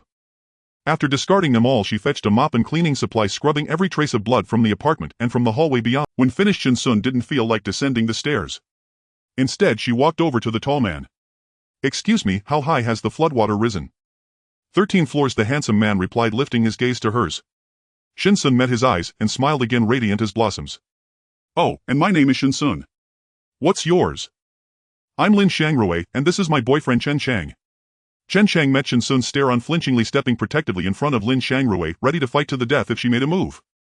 Chen Chang inwardly weighed his odds. Shen Xun had glanced at Lin Shangrui twice, each time with unsettling intensity. If Shen Xun harbored designs on Lin Shangrui, how likely was Chen Chang to prevail in a confrontation? Shen Xun could not ignore Chen Chang's gaze. She studied him carefully, unremarkable features, an air of quiet sincerity, and a robust, well-conditioned frame suggesting regular physical discipline. Shen Xun rose to her feet. She truly found Lin Shangrui strikingly beautiful, nothing more, no ulterior motive. The wooden door was gone. Shen Xun shut the iron one behind her, returned to her room and added more charcoal to the hearth. Amidst the earlier commotion, Lai Fu had not stirred. Shen Xun boiled water and took a bath. Glancing at the time, Shen Xun retrieved a reclining chair from her spatial storage and placed it beside the hearth, within easy reach of Lai Fu. The fire glowed with a soft amber warmth. She plucked some fruit, then settled in to read while savoring its sweetness. At just past 7, Lai Fu awoke. After eating, it padded over to Shen Xun and rested its paws against her. She lifted it into her arms, and within moments of their quiet gaze its eyelids grew heavy, drooping with drowsiness. Awake only to eat, then sinking swiftly into slumber, Shen Xun watched it thoughtfully. She fed more charcoal into the hearth, then cradled Lai Fu as she drifted into sleep. In the dead of night, a shrill, piercing scream tore through the building, followed by frantic barking and wailing. Shen Xun opened her eyes. The chill had deepened. She donned a thermal vest, a fleece-lined hoodie, and secured her pistol at her back. The iron door clanged shut. Half the huddled figures in the corridor scattered as Shen Xun stepped out of her room. The corridor teemed with people leaning against walls or lying sprawled like refugees in a makeshift camp. Wherever Shen Xun's gaze fell, those beneath it instinctively shrank inward, drawing themselves tighter. Shen Xun turned and closed her door behind her. The screams from below persisted, especially the woman's raw, keening wail, sharp and unrelenting in the night air. Hands tucked deep into her coat pockets, she descended step by step. With each footfall, the crowd parted silently, clearing just enough space for her to pass. Her expression remained impassive as she pushed open the corridor's wooden door. Below stretched a pitch-black staircase, utterly unlit, faceless in the gloom. She switched on her compact flashlight and said coolly, "Excuse me, I need to pass." Every inch of the stairwell, every landing, every step, was packed tight with bodies. A faint, acrid stench of human waste hung in the air. And this was merely the stairwell of the 21st floor. Those who recognized Shen Xun by the dim light recoiled sharply, shrinking so tightly they seemed to vanish into themselves. Even the stairs yielded her only just enough room for a single footfall. By the 20th floor the press of bodies intensified, people huddled together for warmth trembling. Clearly Shen Xun's fearsome reputation on the 22nd floor had driven them all downward. Only by the 17th floor did the congestion ease. There the woman's wailing grew unmistakably clearer, punctuated now by a man's furious guttural curses. The corridor dwellers sat frozen, stooped low as if numbed by routine, until another agonized cry erupted from below. On the 16th floor panic seized the crowd, they surged upward en masse. Shen Xun halted, holding her ground to prevent a stampede. Only after the tide passed did she resume her descent. In the dim corridor stood several figures, men and women alike. A golden retriever lay motionless on the floor, barely breathing. A girl knelt beside it, face buried, her stillness uncertain, alive or lost. From apartment 1601 spilled the girl's desperate cries, blood pooled across the threshold, and at the man's feet rested a severed head. Shen Xun approached with her flashlight, crouched and examined the dog, a golden retriever unmarked by wounds but clearly struck with force. Faint shallow breaths still stirred its ribs. As Shen Xun raised her hand to gently roll the dog onto its side, the man by the doorway lunged forward with a vicious kick. She caught his ankle midair and said, voice icy, if you'd rather not keep it, I'll oblige you by removing it. A sickening crack echoed, the man collapsed, clutching his shattered leg and shrieking, "Bitch!" And the corridor erupted. Others seized clubs and swung wildly at Shen Xun. She sidestepped the blow, a dagger flashing into her palm. In one fluid motion the blade slashed across the man's throat. UHRRGH. His club clattered to the floor. Backsliding down the wall, hands clamped over his gushing neck, he slid helplessly to the ground, then slumped limp and lifeless. Behind her another attacker charged, eyes wild, swinging his club overhead with brutal force. Shen Xun dropped low, evaded, then drove her dagger upward, severing tendons in his wrist. As he cried out in pain, the club fell. She closed the distance in a heartbeat and buried the blade deep into his chest. After several swift, precise thrusts she withdrew. Within moments 2 men lay dead. The women in the corridor had already crumpled to their knees, trembling violently. 2 others stood farther back, clubs trembling in their hands, too terrified to move. Now finally seeing her clearly, they dropped to the floor and began pounding their foreheads against the concrete, begging for mercy. They recognized her at last, the woman from the 22nd floor. Shen Xun had never intended to intervene on the 16th floor. It was the dog's barking that drew her down, she wanted only to assess whether its condition mirrored Laifu's. If the parallels held true, then animals were already undergoing mutation, Earth's favored children, always evolving ahead of humankind, adapting first to shifting climates and rising perils. The woman on the floor had awakened and witnessed Shen Xun's lethal efficiency firsthand. Please, I beg you. Save my sister. Anything, I'll do anything you ask. She knelt before Shen Xun, who remained crouched beside the golden retriever, her focus unwavering. Shen Xun's face remained impassive. Is this dog yours? The woman continued, bowing her head repeatedly. It belongs to my younger sister, she whispered, while muffled laughter from the men inside the room and the woman's wails echoed on. Please, save my sister. The woman kept bowing her head without pause. Shen Xun gave no reply. Instead he crouched before her. When the woman finally glimpsed his face, her voice faltered, not out of fear but sheer disbelief. Shen Xun looked no older than her sister. Yet the memory of his ruthless lethal strike moments earlier surged back in her mind. Shen Xun extended the dagger in his hand. She snatched it instantly, no longer pleading but surging toward the door with grim resolve. Inside the pitch-black room 3 men still moved rhythmically atop the bed. The woman burst in and drove the dagger deep into the man beneath her, then wrenched it free and struck again, swift and unflinching. Shen Xun held the flashlight steady, illuminating her path. One man, startled awake, raised his arm to block the blade, evading a fatal blow, yet pierced clean through the forearm. Damn it! The man seized the lamp from the nightstand and hurled it downward. Shen Xun seized the woman's collar and yanked her backward. What are you staring at?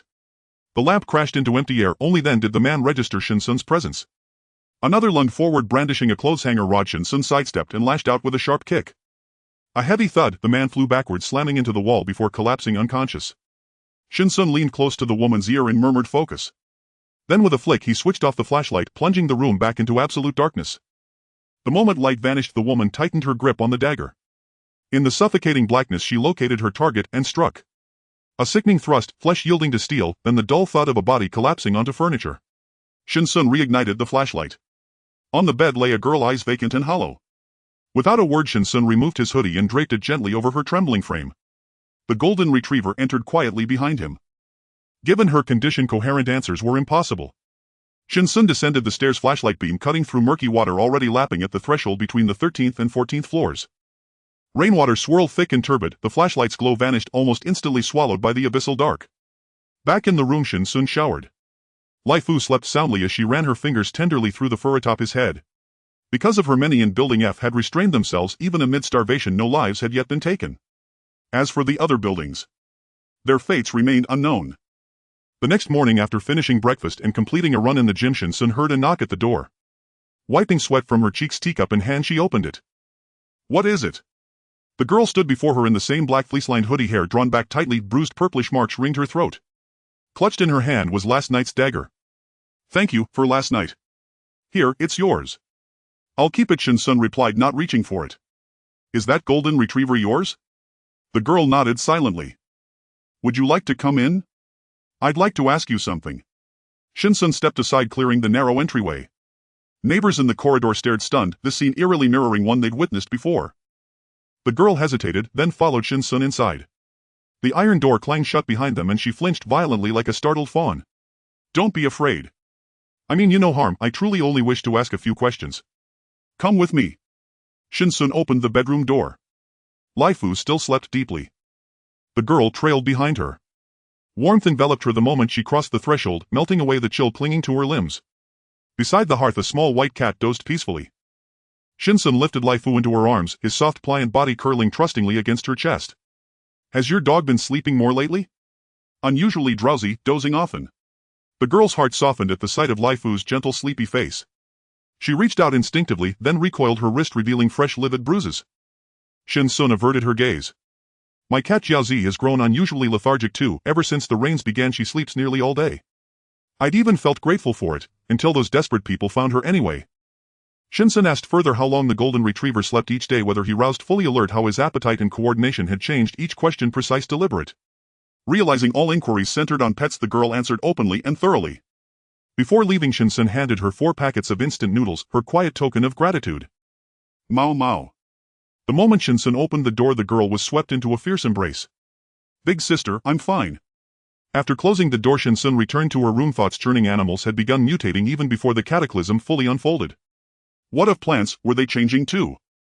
Until now she'd believed Lai Fu was nearing the end, she'd even dug his grave. In her previous life, news of mutated animals and flora only surfaced within the base after the Great Freeze. By then the creatures had already evolved to near perfection. Official channels controlled all such intelligence. Ordinary people like them, they'd never known. Reclining in the lounge chair, Shen Xun stroked Lai Fu slowly, his speckled coat now deepened from ashen gray to rich velvety black. The downpour had eased slightly. Cheers rose in the hallway, mingled with faint sobs. Others glared venomously at Shen Xun's door, whispering vows to report her once the floodwaters receded, that murderer must be arrested. Shen Xun heard the cheers in the hallway. She took out a pair of binoculars, stood by the window and looked down. The heavy rain had lessened but had not stopped. The water level was still slowly rising. The 14th floor must have been submerged by now. The afternoon was spent practicing martial arts, and as the sky darkened, Shen Xun collapsed onto the ground, feeling exhausted after increasing the weight of her training. The hot water on the stove had boiled. Shen Xun mixed in some rainwater, took a shower, and used a massage gun to relax her sore muscles. The food in the bowl had already been eaten by Lai Fu, the small white ball curled up at the foot of the bed. Shen Xun held it in her arms. For 5 days the temperature had remained at 0. After getting up in the morning, Shen Xun encouraged the little vegetable garden in her room to grow a bit taller. The tomatoes were the fastest to bear fruit, already producing many green little fruits. If she encouraged them to grow once more, they would be ready for harvest. Putting on her wrist guard, Shen Xun prepared to continue her martial arts practice when someone knocked on her door. She tied her wrist guards and opened the door to find a man in his 40s. Shen Xun looked at the man with a puzzled expression, securing the buckle of her wrist guard. "What is it?" The man examined Shen Xun. "Can we talk inside? Are you sure you want to come in?" Shen Xun replied, casually stepping aside to let him into the foyer. The man looked at Shen Xun with some suspicion. "Then let's just talk here. My name is Yu Jiangwo and I live in Building A. I've heard you're the most capable person in Building F right now. I wanted to ask if you'd like to go out together to find supplies. I used to work near Hangwang Plaza. Right below it is a large shopping mall. It definitely hasn't been flooded." Yu Jiangwo said, his eyes fixed on Shen Xun. "How many people have you found?" Shen Xun was also curious about going out. Now that the rain had lessened, those with lively thoughts would surely be thinking about finding food, but were hindered by a lack of watercraft. "Currently there are just 6 of us. From Building F I've only invited you and Chen Chang." Yu Jiangwo pointed to a corner. Shen Xun looked over and met Chen Chang's gaze. "When do we set off?" "At 10 tonight." Yu Jiangwo concealed his doubts. Shen Xun agreed to join them in searching for supplies, and they planned to meet at 10. He had actually come today just to find Chen Chang, but Lin Xiangrui had been mentioning Shen Xun so much that he couldn't help but feel curious about her. Since a few days ago many outsiders had entered Tianfu community. At first everything was fine and everyone got along. However, as food became scarcer, their true colors began to show. The people from Building S still worked together to deal with that group. Today when he came to Building F to find Chen Chang, he saw so many outsiders immediately squatting in the hallway and thought it was the work of Chen Chang, not expecting it to be the young girl before him. Shen Xun noticed he wasn't wet from the rain, indicating he had watercraft. After Yu Jiangwo bid farewell to the people in the hallway looked eagerly at Shen Xun and Chen Chang. They were too afraid to curry favor with Shen Xun, but perhaps they could try with Chen Chang. Drinking thin porridge every day was making Shen Xun nauseous. She hoped to go out and find something to eat. Shen Xun closed the door, put on her boxing gloves and began her weighted training. The sound of her gloves striking the sandbags echoed through the living room. After finishing, she boiled water and cleaned the sweat off her body. Tonight she planned to take Laifu with her into the space. Shen Xun took out a waterproof backpack and packed the things she would need. At 8 in the evening, Shen Xun added charcoal to the stove and leaned back in a chair to read. After the charcoal fire extinguished, it was almost 10. Shen Xun put on a thermal vest, added a cotton jacket, tucked a gun into her waistband and prepared to go out with her backpack. When Shen Xun opened the door, she saw Lin Xiangrui standing at the entrance. "Hi," she greeted, feeling elated today. Lin Xiangrui smiled at Shen Xun while Chen Chang, still the indifferent cool guy, stood behind Lin Xiangrui, making it hard for Shen Xun to see his expression. Shen Xun was the first to head downstairs. Lin Xiangrui hugged Chen Chang tightly. "Be careful on the way." Chen Chang leaned down and kissed the corner of Lin Xiangrui's lips before turning and striding after Shen Xun. Yu Jiangwo was already waiting by the window on the 14th floor. Shen Xun looked over and saw a rubber dinghy floating on the water, measuring about 3 meters in length, equipped with a waterproof tarp on top. 4 people were already seated in the dinghy, 3 men and 1 woman. Shen Xun walked to the window and stepped onto the ledge, followed by Chen Chang, who also boarded the boat. Shen Xun sat in the back with the woman and noticed that the woman had a quiver with a bow and arrows on her back. "Is that real?" "It's so cool." Shen Xun could already picture the scene of the woman drawing the bow and shooting. The woman took down the bow and arrows hanging around her neck and performed a standard shooting stance. Shen Xun applauded in admiration. Chen Chang, who had seen Shen Xun's fierce side. Yu Jiangwo introduced the two to Shen Xun. "My name is Yu Jiangwo, as everyone already knows, huh? This is my brother Huang Weigua. This is Zhang Yuanqiao, and this is Sun Jiahong. We all live in Building A. This young man is the Chen Chang I told you about. This little girl is Shen Xun." After Yu Jiangwo finished speaking, everyone's gaze turned to Chen Chang. "So you are the Chen Chang that old you mentioned. He has been talking about you, and now I finally get to see the real deal." Zhang Yuanqiao was almost tired of hearing Yu Jiangwo go on and on. After the rain stopped, they thought about going out to find supplies, otherwise they would end up waiting to starve as they sat idly. With Yu Jiangwo leading the way, they set off at night when it was dark, taking turns to paddle. After traveling a considerable distance from the community, Shen Xun noticed that there were many others on the water who shared the same intention, all heading towards Hengguang Building. "We need to hurry over," Yu Jiangwo said, switching places with Shen Xun, who took over the paddling while Shen Xun and Chen Chang positioned themselves on either side with Yu Jiangwo directing them. "Young people are just great," Huang Weigua remarked as he watched Shen Xun and Chen Chang. After several rounds of paddling, Shen Xun and Chen Chang still seemed energetic, not once complaining of fatigue. Then there was Sun Jiahong, who was partnered with him. His hands were still trembling. If he couldn't keep up with Sun Jiahong's pace, the inflatable raft would veer off course. Shen Xun and Chen Chang were paddling so vigorously that sparks seemed to fly from their oars. Among the many inflatable rafts, their group stood out swiftly, overtaking one raft after another. Chen Chang was amazed by Shen Xun's stamina. She appeared to be just a young girl. This thought quickly faded as he recalled when Shen Xun had effortlessly lifted a corpse.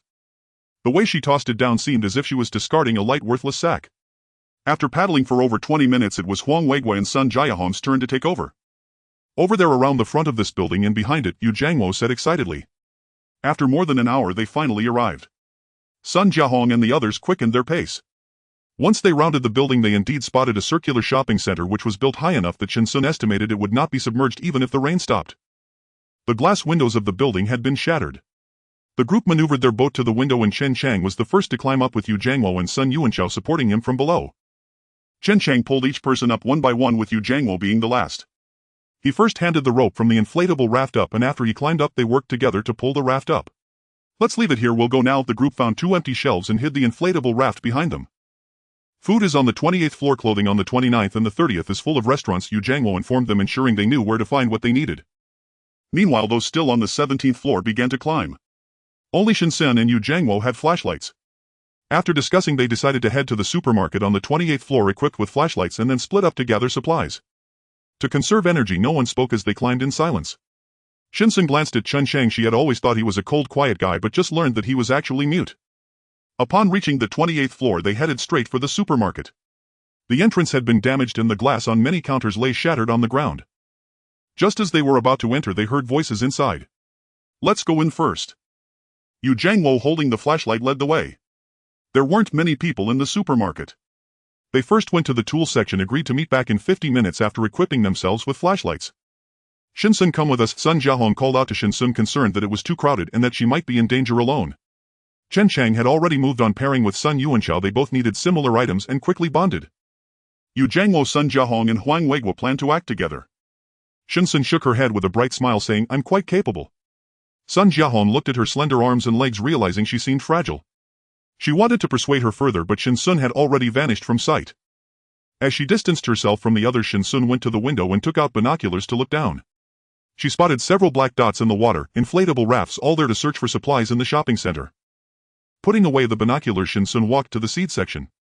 The seeds here could still grow, which was fortunate. Once the extreme cold set in, these would all freeze to death and only those that mutated would survive. Shen Xun stuffed all the seeds from the shelves into her bag, and when she reached out the items were already stored in her space. After collecting the seeds she searched for the food section.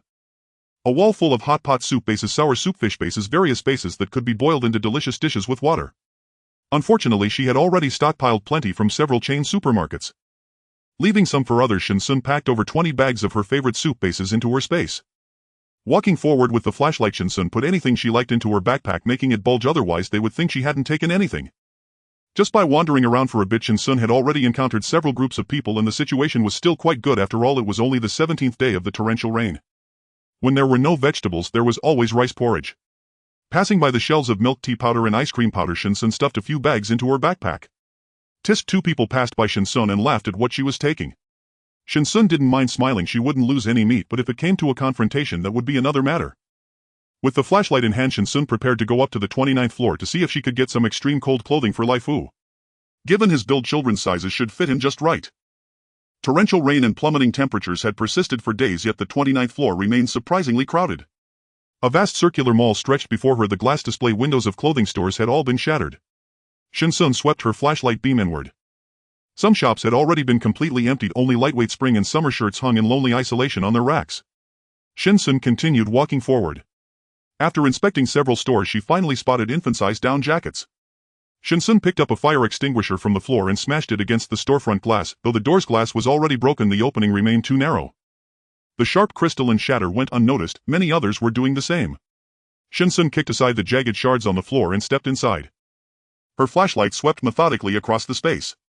She gathered over 20 infant down jackets, more than enough. Lai Fu was growing rapidly, any more would soon be unnecessary. She stowed the jackets into her spatial realm, then symbolically slipped on a black full-length down coat before stepping out. Holding her flashlight aloft she ascended toward the 30th floor, home to restaurants, wondering what might still be salvageable. As Shen Xun climbed, someone descended. She stepped aside silently to let them pass. Once they emerged she pushed the stairwell door open wider. Unlike the 28th and 29th floors, the 30th exhaled a thick, unrelenting stench of decay, a miasma clinging stubbornly to the nostrils. Shen Xun entered without flinching. In her past life she had endured far worse. This was negligible. Mosquitoes and flies swarmed the air in chaotic clouds. With power and water long severed, perishable ingredients left behind in restaurant kitchens had rotted, bloated and teemed with maggots, now breeding grounds for the insects that infested the entire floor. Clearly others had been here before. Shen Xun surveyed the jumbled tables and chairs, then proceeded to the kitchen, where the stench intensified sharply. She kicked aside a chair blocking her path. Refrigerators and freezers held no interest for her. She had no intention of courting misery by opening them. Shen Xun waved away mosquitoes buzzing near her face, then drew out insect repellent from her spatial realm and sprayed herself. Immediately the insects scattered, keeping their distance.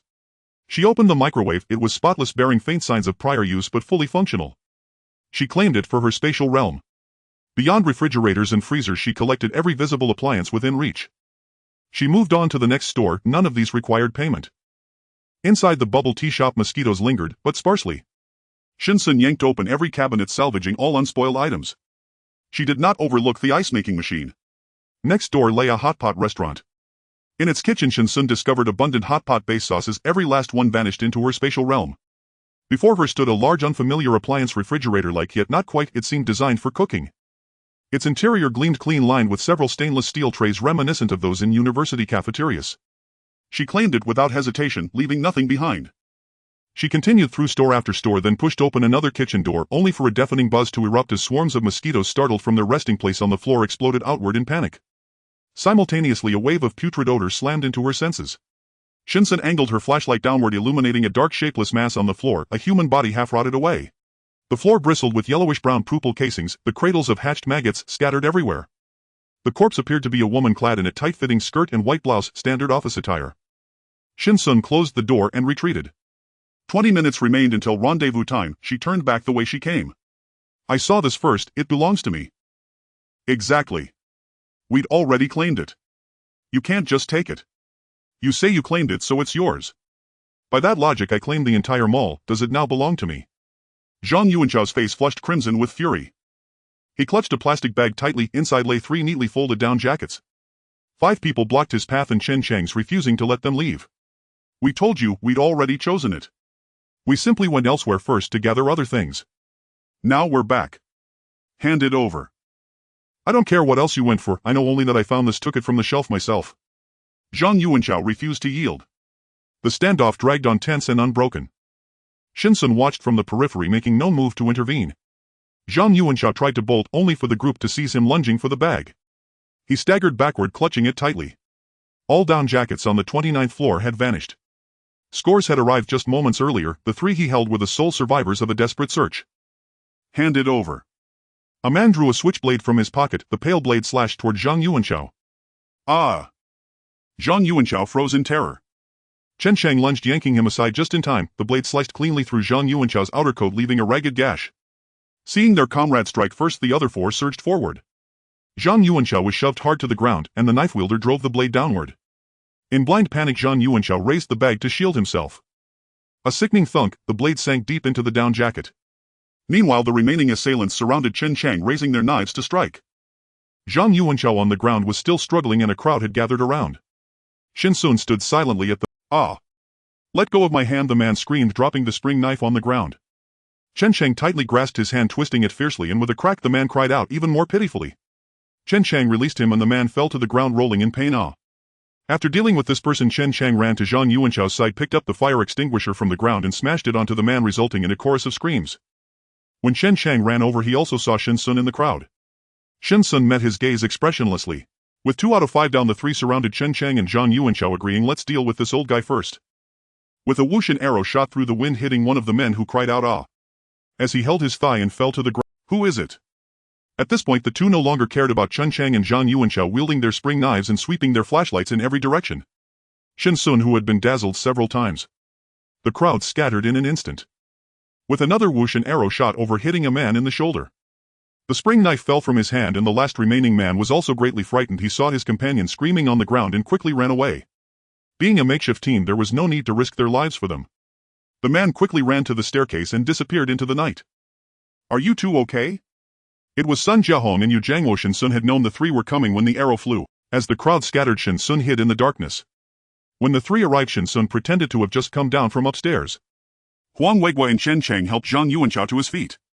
I'm fine, let's hurry up. Zhang Yuanchao expressed his desire to leave as quickly as possible.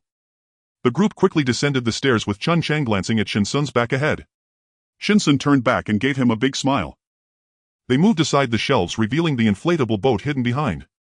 The group squatted on the ground, sorting through the supplies they had gathered, while Shen Xun watched, munching on snacks. She had taken less, all packed in her backpack. Little Shen, is that all you're taking? Huang Weiguo remarked as he looked at the snacks in her hands. It was rare to go out like this. I actually got quite a lot, it's all in my bag. Shen Xun opened her backpack, which indeed contained a considerable amount. The group organized their items, each finding a large white barrel to store their supplies. They drilled a small hole in the lid, threaded a rope through it, secured it to the inflatable boat, and tossed the covered barrels into the water. 5 white barrels floated up, and the group successively jumped onto the inflatable boat. While this method allowed them to carry plenty of supplies, it would require considerable effort on their way back. On the way back, the group was not in as much of a hurry as when they first set out, rowing more slowly. Zhang Yuanchao, who had changed from being chatty to unusually solemn, said, I must thank you, Chen Chang. If it weren't for you, I would have died there. And thank you, Sun Jiahong, it was fortunate that you arrived in time. Yu Jiangwo patted Zhang Yuanchao on the shoulder with a sigh. It was just the next rain, yet why did it end up like this? He had seen more corpses recently than in the 40 years of his life. Once the rain stops and the water recedes, it will be like before. Huang Weigua comforted. Shen Xun half opened her eyes to watch them. The water would recede soon, but by then a new round of hell would begin.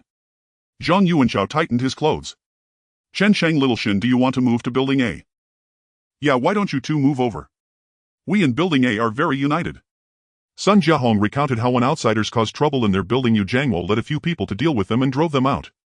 You're exaggerating, Yu Jiangwo said, feeling a bit embarrassed. Shen Xun looked at him. He seemed to be the type of leader who could make decisions in critical situations, just like this outing for supplies. No, I'm quite comfortable living where I am. Shen Xun smiled and declined. Chen Chang made gestures, but only Yu Jiangwo could understand a bit of it. You're still afraid of your wife, Yu Jiangwo teased Chen Chang with a laugh, and the others joined in the laughter. Chen Chang also wore a gentle smile when mentioning Lin Xiangrui.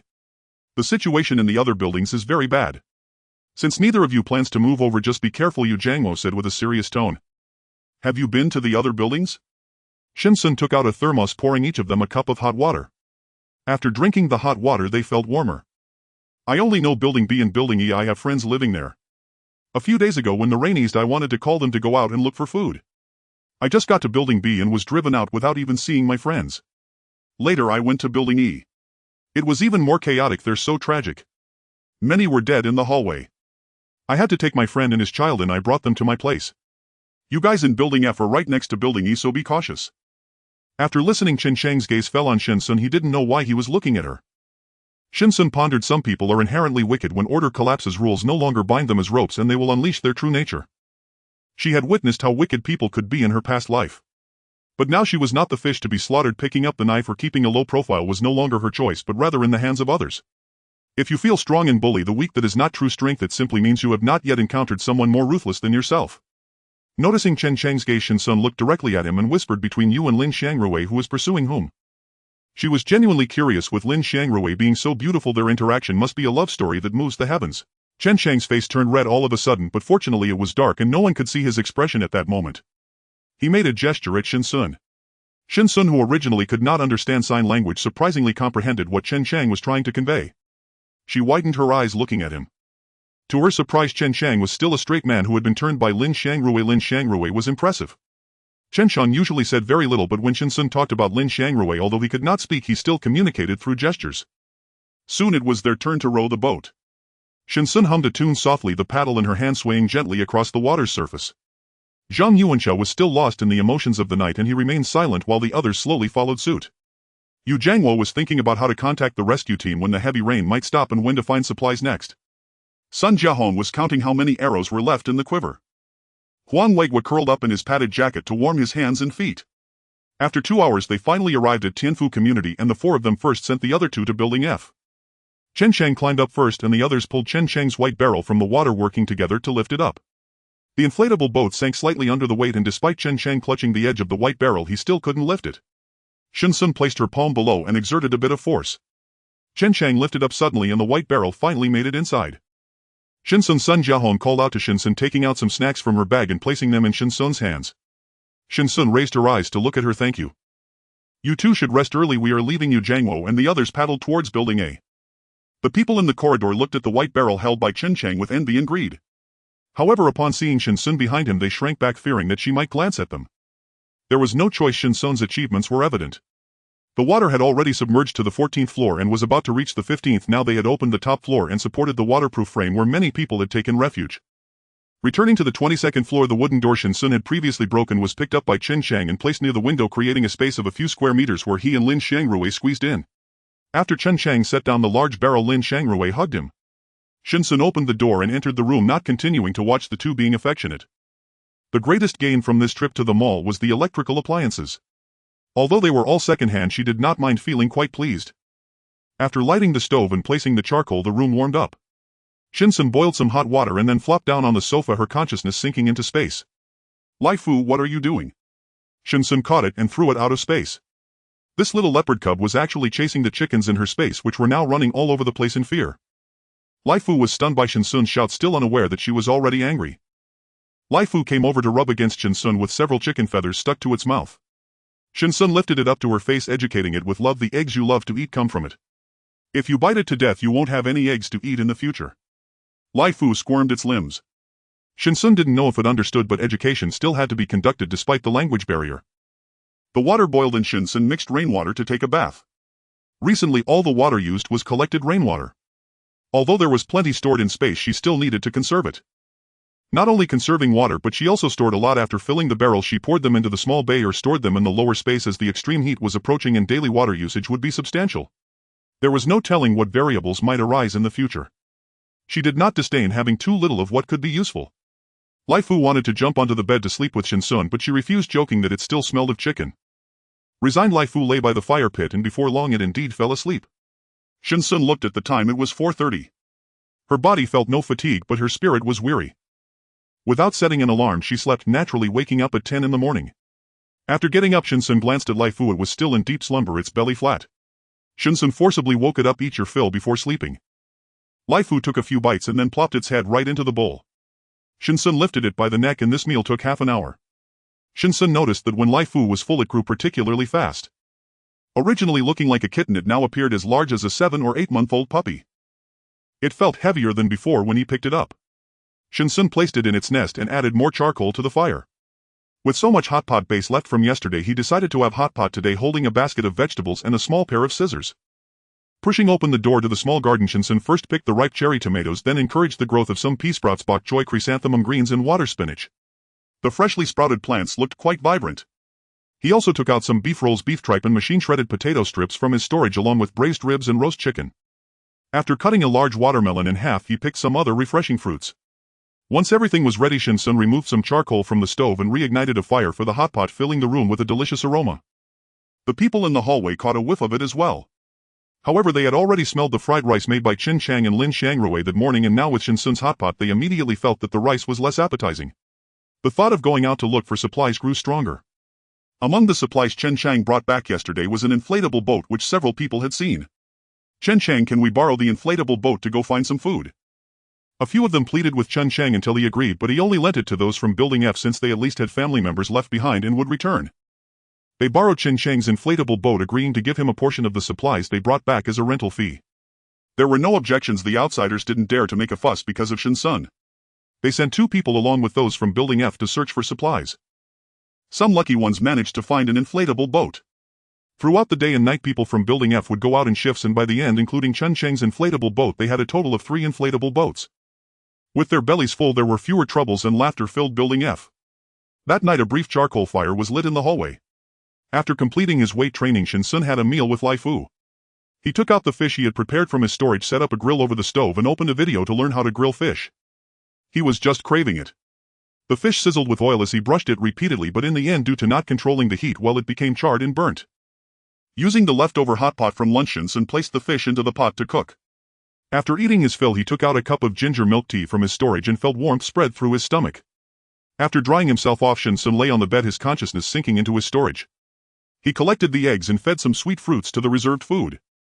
The little rabbit seemed to know it was pregnant and didn't jump around like before. The rice seedlings he had encouraged to grow had grown significantly taller. Shen Xun exited the storage and fell into a deep sleep. Waking up in the morning, it was rare to see Lai Fu awake. Shen Xun rewarded it with 3 eggs and 2 live fish, along with a few large shrimp which Lai Fu devoured.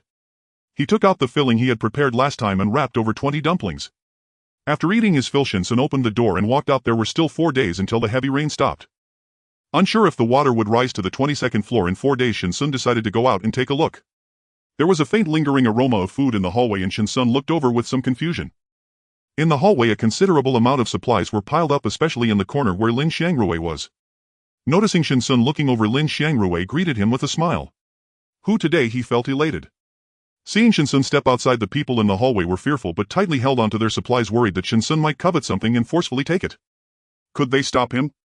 Lai Fu followed closely behind Shen Xun, having grown significantly larger than before, which left Lin Xiangrui stunned. He had always thought Shen Xun was raising a cat, but no cat was this big.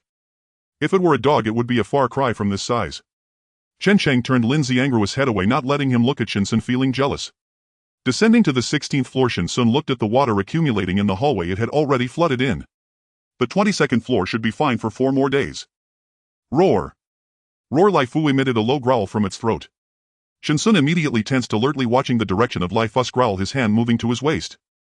Slowly moving behind Lai Fu, Shen Xun observed the empty staircase and the murky rainwater. Ah, whoa! Lai Fu nudged against Shen Xun's calf. Seeing Lai Fu relax, Shen Xun felt it was likely a false alarm. Returning to the room, Shen Xun continued her training for the day, progressively increasing the weight. She was now bearing over 100 pounds, especially with the iron plates which she would tie to herself and not remove during her free time. Lai Fu had not returned to deep sleep all day. It had regained its lively spirit. After Shen Xun removed her boxing gloves, Lai Fu kept sniffing around. It even jumped onto the treadmill. Shen Xun pressed the start button and Lai Fu ran energetically. She set a timer for an hour, watching it finish. After getting off the treadmill, Lai Fu was not out of breath.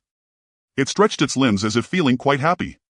That evening while Shen Xun boiled water, she boiled a bit more to give Lai Fu a bath, and they cuddled while sleeping. Power and water cut off. The residents huddled in the stairwell fell asleep long before dusk. A shrill scream jolted Shen Xun awake. Lai Fu stood rigid by the door, muscles coiled for attack. If anyone burst in, he would strike without hesitation. Shen Xun slipped on a thermal vest and a windproof jacket, then opened the iron door just enough to peer through the peephole. The stairwell was pitch black and deserted. Only chaotic footsteps echoed from the top floor where everyone had fled. "Boss, they've got tons of food." Two men flashed their flashlights as they scrambled to hoist supplies off the floor. "Call the brothers, hurry them up. Grab everything, rations, inflatable rafts, all of it," the man barked. Within moments over a dozen figures charged up the stairs, each clutching armfuls of loot, hauling every item down the corridor. "Boss, the girls from Building E have worn thin for the lads." "What if we—" the man grinned lewdly. The others chuckled in unison. Shen Xun leaned against the doorframe listening, her knife slicing an apple with quiet precision. These men were from Building E. "Let's go upstairs, pick and choose," the man said lightly, as though selecting trinkets at a market. The apple peel curled in one flawless ribbon. She took a bite, the tartness and sweetness mingled, perfectly rich and vivid.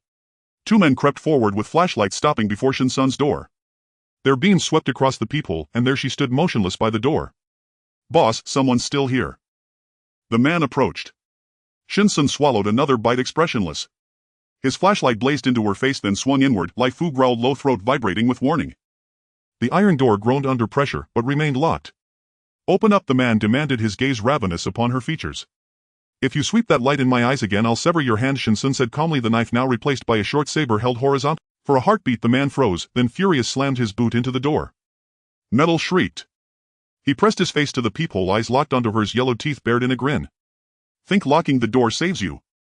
He produced a pair of heavy-duty pliers and clamped them hard onto the welded lock. Shen Xun tossed the apple to Lai Fu, then raised her hand and cleanly severed the lock. Seeing her open the door, the man assumed she'd broken, just a woman after all. She looked delicate, unblemished, far cleaner than the women from Building E. He should have come here sooner, food and women both abundant. "Help! Help me! A madman!" A cry pierced the upper floors. "Sounds like lazy." Several men rushed to the stairwell, just as two figures sprinted down toward them. "Where are the others? What's happening up there?" The man tightened his grip on the pliers.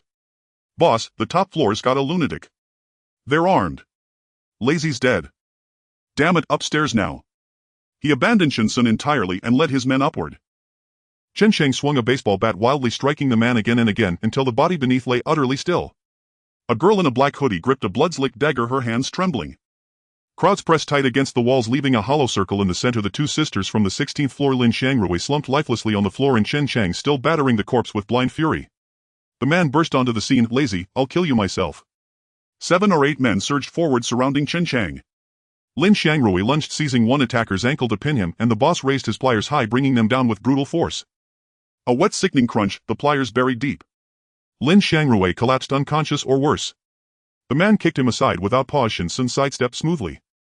Chen Chang fought like a cornered beast, swinging the bat wildly, felling two. As another circled behind him, the girl in black lunged forward, driving her dagger home. A choked gasp, and the man dropped. Shen Xun watched silently from the doorway. Chen Chang seized the boss's pliers, slammed him to the ground, and locked his hands around the man's throat, ignoring the fists raining down on his back. He sought only vengeance for Lin Xiangrui. Meanwhile, the girl in black was pinned, her dagger wrenched away, her eyes wide with utter desolation. They pried Chen Chang off at last. The boss gulped air, chest heaving, his pulse still racing. Had it taken even 3 seconds longer, he would have died. "Spit this out," he snarled, expelling blood from his mouth, then snatched the dagger from a subordinate. "I'll make you wish you'd never been born." Lin Xiangrui pushed himself up on one arm, his other clearly injured. He turned and found Shen Xun standing beside him.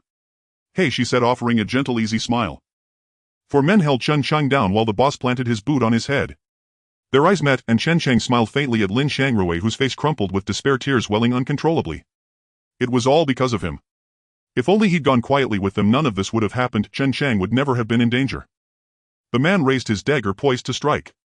Chen Chang, no. Lin Shangrui pleaded, his voice trembling with desperation. He could not bear to watch his beloved die before his eyes, a fate more agonizing than death itself. The man lowered the dagger and turned toward Lin Shangrui, piecing together their relationship. A chilling resolve hardened in his heart. He would devise a death far crueler than mere slaughter for Chen Chang. Shen Xun, you've always admired my face, won't you save Chen Chang for me? If you do, I'll serve you as humbly as ox or horse, Lin Shangrui said, forcing a smile so wretched it resembled a sob. Only then did the man notice Shen Xun standing by the doorway. Wasn't she the same girl who moments earlier had threatened to slit his throat? Shen Xun paused as if genuinely considering his plea. Can you cook? After over a month she had confirmed one irrefutable truth: culinary talent was not among her gifts. Indeed, when heaven opens a window it seals a door in equal measure. Shen Xun crouched low, bracing her weight on the broadsword, bringing herself to eye level with Lin Shangrui. Gazing into her solemn, unwavering eyes, he braced himself for humiliation, for degradation, even for being made her bed warmer. Instead she simply asked, can you cook? Yes, I can. I can cook. Lin Shangrui replied, urgency sharpening his voice. He couldn't explain why, but deep within he felt an unshakable, almost irrational certainty that Shen Xun was extraordinary and thus worthy of absolute trust. Then it's settled, you cook for me and it'll save him. Shen Xun rose, lifting the broadsword in one fluid motion. The man stared at her, suspicion flickering across his face. He had misjudged her utterly. How could he have ever mistaken this immaculately composed young woman for anything less than lethal? Those leaning against the wall in Building F watched the scene with quiet pity. Why were they so obedient? Because 22 floors above them dwelled a devil. Shen Xun stood by the top floor window, rain lashing against her. Rivulets gathered along the creases of her tactical jacket before sliding slowly down her frame. Lai Fu sat silently beside her, feet still as stone. She granted them no respite. Once her decision was made, she intended none of them would leave alive. The broadsword flashed, then the head of the man nearest Shen Xun soared into the air. As another lunged forward with his dagger, Shen Xun evaded effortlessly. Months of weighted training had forged reflexes far beyond those of ordinary mortals. Sidestepping the dagger's thrust, Shen Xun swung her blade in a single brutal arc. Blood erupted. The man's wrist clattered onto the floor, followed by a shriek like that of a slaughtered pig. Ignoring the writhing figure screaming on the ground, Shen Xun vanished from sight, only to reappear an instant later, her broadsword buried deep in the man's chest. The remaining assailants froze, stunned by her savagery, then scrambled backward into the crowd. None dared intervene. The demon lord had marked her prey. Whoever fled toward them triggered an automatic dispersal of the crowd, leaving the fugitives cornered with no choice but to charge Shen Xun heeding. Until now Shen Xun had killed behind closed doors. This was the first time any of them had witnessed her slaughter, cold, precise, unblinking. When the last body fell, she bent silently, hoisted the corpse and hurled it from the rooftop into the dark water below. Chen Chang, though wounded, helped lift the body and cast it down. A girl in a black hoodie assisted him without a word. Chen Chang gathered Lin Shangrui into his arms. Neither spoke. Lai Fu trailed quietly behind Shen Xun as she descended, whereupon they found the 17th and 18th floors littered with corpses. Scattered supplies lay strewn across blood-soaked corridors. The carnage before them resembled nothing less than a living hellscape. Soon those who had hidden on the top floor rushed down, some searching frantically for lost supplies, others sifting through the dead seeking kin. Wails and curses echoed through the hallways. When Shen Xun returned to the 22nd floor, she found Lin Shangrui and Chen Chang kneeling before her door. His injured arm had been hastily wrapped, only the sleeve of his shirt cut away to expose the wound. Chen Chang held Lin Shangrui close. Shen Xun unlocked the door. Come in. Chen Chang hesitated, reluctant to rise, until Lin Shangrui lifted his gaze and murmured, let's go. He had yet to reveal their bargain to Chen Chang. Lai Fu watched the two strangers enter. Detecting no hostility in Shen Xun's aura, he leapt onto the sofa and curled up. Shen Xun retreated to her room and re-emerged carrying a medical kit. Tend to your wounds. Though Chen Chang feared her, Lin Shangrui's injury brooked no delay. Shen Xun stoked the brazier, heated a basin of water, and returned to find Lin Shangrui's wound already dressed.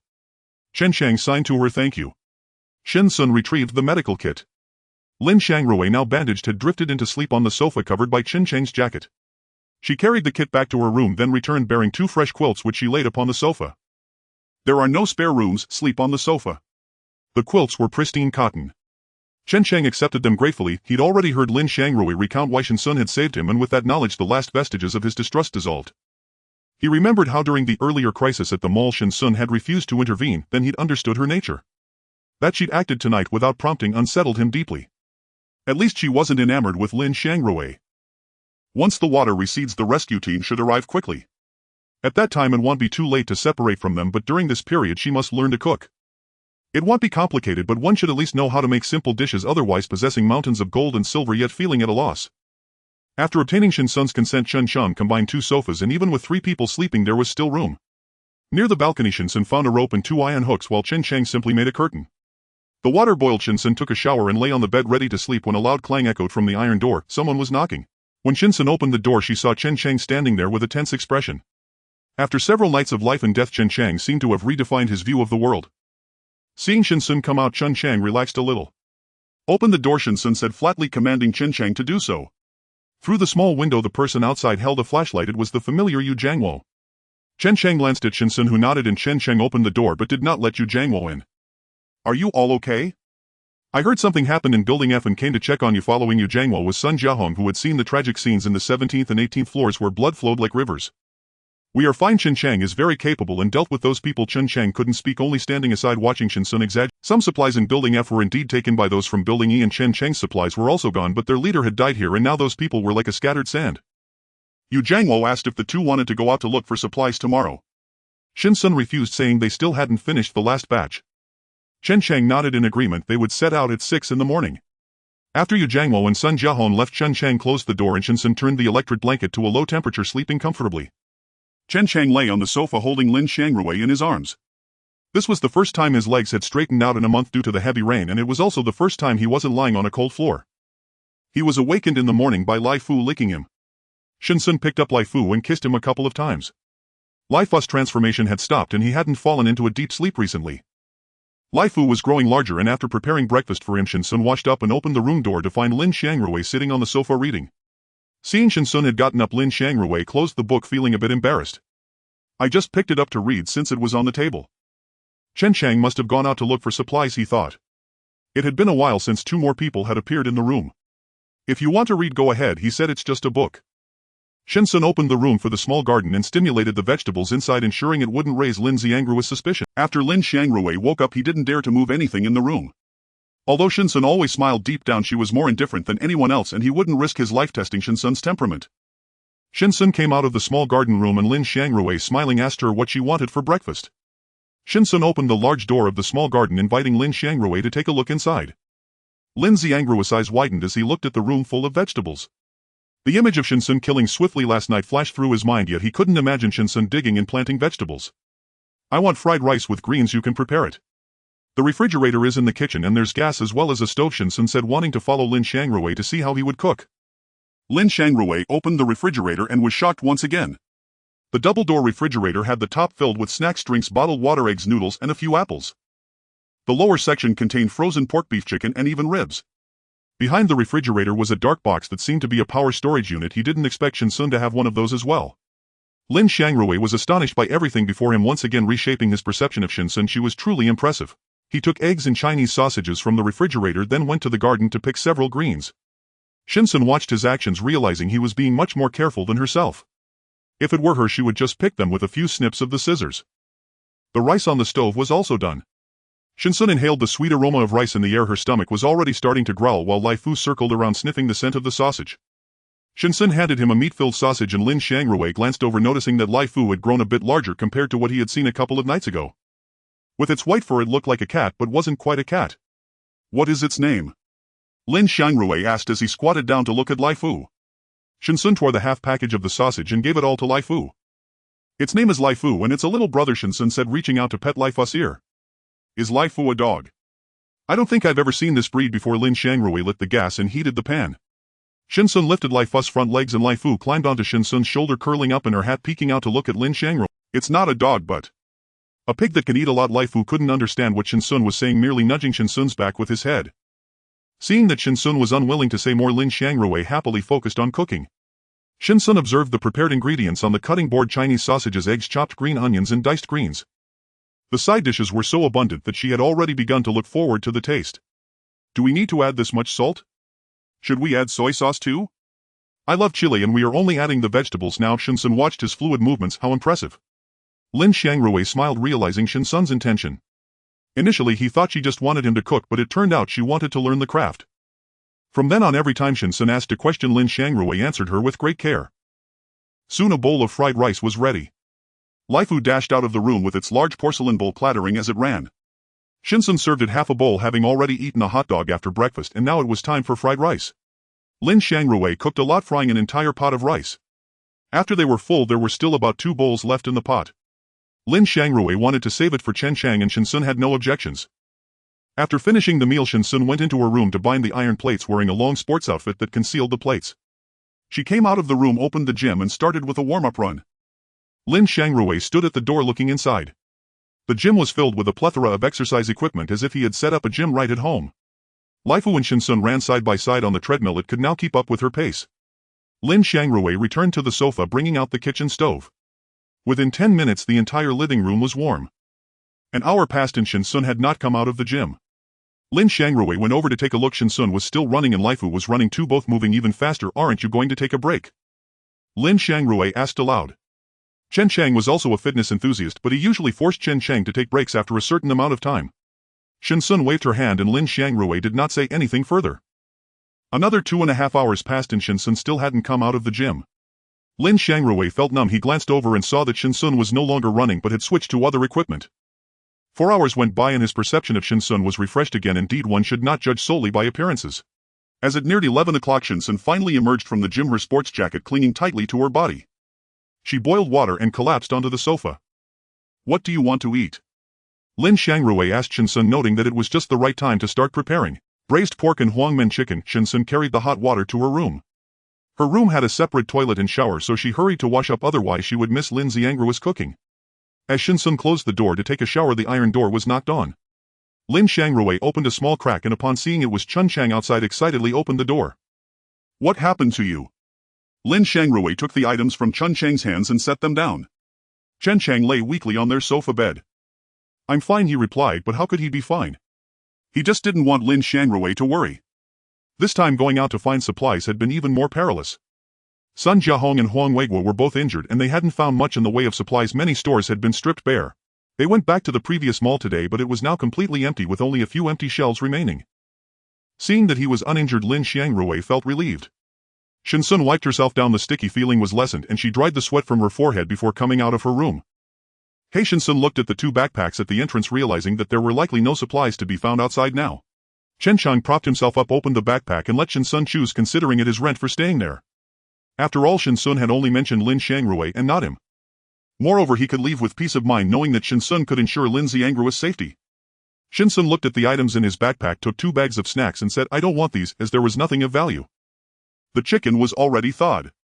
Lin Xiangrui went to the kitchen to get busy while Shen Xun followed him. "Do we need to add ginger slices?" "Yes, to remove the odor." Shen Xun suddenly understood. No wonder the dishes she had previously made always seemed to have an odd taste. The problem lay here. With 1 stove and 1 gas burner, both huangmen chicken and braised pork were ready simultaneously, along with a stir-fried vegetable and a seaweed egg drop soup. Lin Xiangrui heated up the leftover fried rice from the morning for Chen Chang. Shen Xun said nothing and the 3 quickly finished the meal. After finishing the fried rice, Chen Chang had 2 more bowls. He looked somewhat embarrassed at Shen Xun. It was the first time in a month that he had a full meal. Shen Xun ignored him and went to change clothes after eating, as she still had weight training to do in the afternoon. Chen Chang took the initiative to wash the dishes and he began to reassess the layout of Shen Xun's room, marveling at what kind of profession she might have had before. Could it be that she was truly a professional assassin? The fridge was packed with food and there was an entire room dedicated to a vegetable garden. No wonder Shen Xun hadn't gone out with them to find supplies last night. After binding the iron plates, Shen Xun put on her boxing gloves. The familiar sound of punches echoed through the gym as she began to practice. When Lin Xiangrui heard the sounds coming from the gym, he felt completely stunned. Is Shen Xun a machine? Doesn't she ever get tired? On the other hand, Chen Chang looked at the array of gym equipment with envy, signaled to Lin Xiangrui with sign language. Really? Lin Xiangrui retorted and Chen Chang nodded. Shen Xun stopped for a moment. Chen Chang said that punches shouldn't be thrown like that, you might hurt your knees doing it this way. Lin Xiangrui couldn't see Shen Xun's issues either, as he didn't exercise often. Chen Chang pointed out Shen Xun's mistakes from the side. He had practiced boxing frequently before, otherwise Yu Jiangwo wouldn't have brought him along to find supplies. Shen Xun paused and looked at him with her eyes. Chen Chang walked over to the punching bag, mimicking Shen Xun's earlier movements, and demonstrated a standard kick. Although he couldn't speak, Shen Xun understood what he was trying to convey. She had recently practiced this move, but her knees sometimes did ache after training. She had previously thought it was due to training for too long, but it turned out the problem lay in the incorrect movements. She practiced boxing to improve her Botus reaction speed. Suddenly a bright idea struck Shen Xun. How about you teach me how to punch? In exchange you can freely use all the equipment in my gym. What do you think? Chen Chang almost immediately agreed. In fact, it was still him who benefited being able to stay with Shen Xun and enjoy hearty meals. In the afternoon, Lin Xiangrui sat on the sofa reading while Chen Chang guided Shen Xun in practicing punches. Shen Xun demonstrated her previous moves to Chen Chang, who pointed out several mistakes. Shen Xun became even more adept at practicing. Lai Fu stayed closely by her side, pouncing on her whenever she paused. The two fitness enthusiasts spent the entire afternoon in the gym. Lin Xiangrui prepared hot water for the two and they hurried to take a shower afterward. What do you want to eat later? Lin Xiangrui looked at the exhausted pair. I want to eat braised ribs. Shen Xun had long wanted to indulge in this dish but had refrained from making it herself for fear of wasting ingredients, having failed in previous attempts. The two took a shower using rainwater. This was the first proper wash since the heavy rain began. Chen Chang lingered in the shower for quite some time before the sour smell dissipated. He had no idea if Shen Xun's nose was not sensitive, as she did not show any signs of disgust. After Shen Xun emerged, she sneaked into the kitchen to learn some cooking tricks. Lai Fu caught the scent of the ribs and Shen Xun picked a meaty piece from the basket, carrying it back to the room for Lai Fu. Shen Xun took out 2 eggs and 2 live fish from her space. Lai Fu dove in to eat and Shen Xun no longer dared to put him back into the space. He always chased after the supplies stored in her space. After feeding Lai Fu, when Shen Xun came out, the ribs were already simmering. With the pressure cooker set to high heat, the ribs were ready in half an hour. The three of them ate until they were full and Shen Xun noted down the correct method for braising ribs. Lai Fu had also eaten quite a bit. That night Shen Xun left the stove for the two and closed her room door to sleep. In the hazy state between sleep and wakefulness, Shen Xun heard cheers in the hallway, not just from the hallway but from the entire Tianfu community. The sounds of joy echoed. The rain has stopped, the water has receded, the water has receded. Woo woo. Finally receded. This damned weather finally opened its eyes. Survivors in the hallway began to rush downstairs. Shen Xun sat up in bed, her expression grave. She took out 2 blankets and a plush blanket from her space, lifted the blankets, placed the plush one underneath and turned the electric blanket to the maximum. She also lit 2 stoves. Animals are the first to sense changes in climate. Lai Fu anxiously paced around the room until Shen Xun ignited both stoves, after which he calmed down a bit. Shen Xun retrieved a cotton jacket from her space and put it on Lai Fu. His rapidly growing body rendered the clothes she had prepared previously useless. After draping the 2 blankets over him, Shen Xun looked at the thermometer. The temperature was dropping quickly, having already reached -17 degrees in such a short time. With the rain stopped and water receded, people in the hallway excitedly rushed downstairs. The water level had barely receded to the 2nd floor level. In their excitement, no one noticed the temperature change. One by one they plunged into the water, hoping to swim back to their previous homes. Shen Xun looked down with binoculars, hoping they would have better luck and find a place to land before realizing the temperature had dropped. Someone in Building F left while others returned to the houses previously submerged in water. Shen Xun glanced at the thermometer. It was -29 degrees and continuing to drop. Chen Chang and Lin Xiangrui also heard the news of the water receding, feeling a bit stirred, but they still quietly lay on the sofa cuddling each other. Until they held each other tighter. Ah Chang, do you feel that? It's so cold. Lin Xiangrui kept burrowing into Chen Chang's embrace. Chen Chang nodded. The two of them were even afraid to stretch out their hands, surrounded by the cold air, merely leaning closer to the stove. At -48 degrees, Shen Xun seemed to remember there were still 2 people sleeping in the living room and hurriedly dressed before climbing out of bed. Lin Xiangrui, are you still alive? Shen Xun emerged with an electric blanket.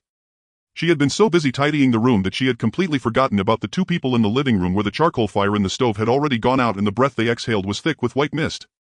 Shen Xun. Lin Xiangrui spoke in a stutter, shivering from the cold. Shen Xun retrieved the power bank from behind the refrigerator. In such frigid weather, the refrigerator no longer needed to preserve anything, as the cold itself served that purpose. Are you both all right? Shen Xun placed their backpacks on the ground. This is an electric blanket, you should plug it in quickly. Lin Xiangrui was too cold to move. Chen Chang, with much better physical conditioning, shivered as he put on his cotton coat and lifted Lin Xiangrui along with the blanket and set him aside. After plugging in the electric blanket, Shen Xun placed 2 boxes of charcoal on the ground and reignited the stove. The temperature began to rise. Fortunately, the balcony was already enclosed, or she would have been too late to do anything but collect their corpses. She still hadn't learned to cook, and Lin Xiangrui must not die at this moment. The stove glowed brightly, radiating warmth continuously, and the electric blanket was also ready. Shen Xun took out a thermometer, -56 degrees, that was fast. Outside, snow had begun to fall. Thank you, Lin Xiangrui said, feeling much better. Just moments ago he had thought he was going to die, the blood flowing from his thigh causing him immense pain. Here, this is for you. Shen Xun left half a box of charcoal for them and turned to return to her room. In just this short time she was already feeling extremely cold. The room had 2 stoves burning, yet it still felt somewhat cold.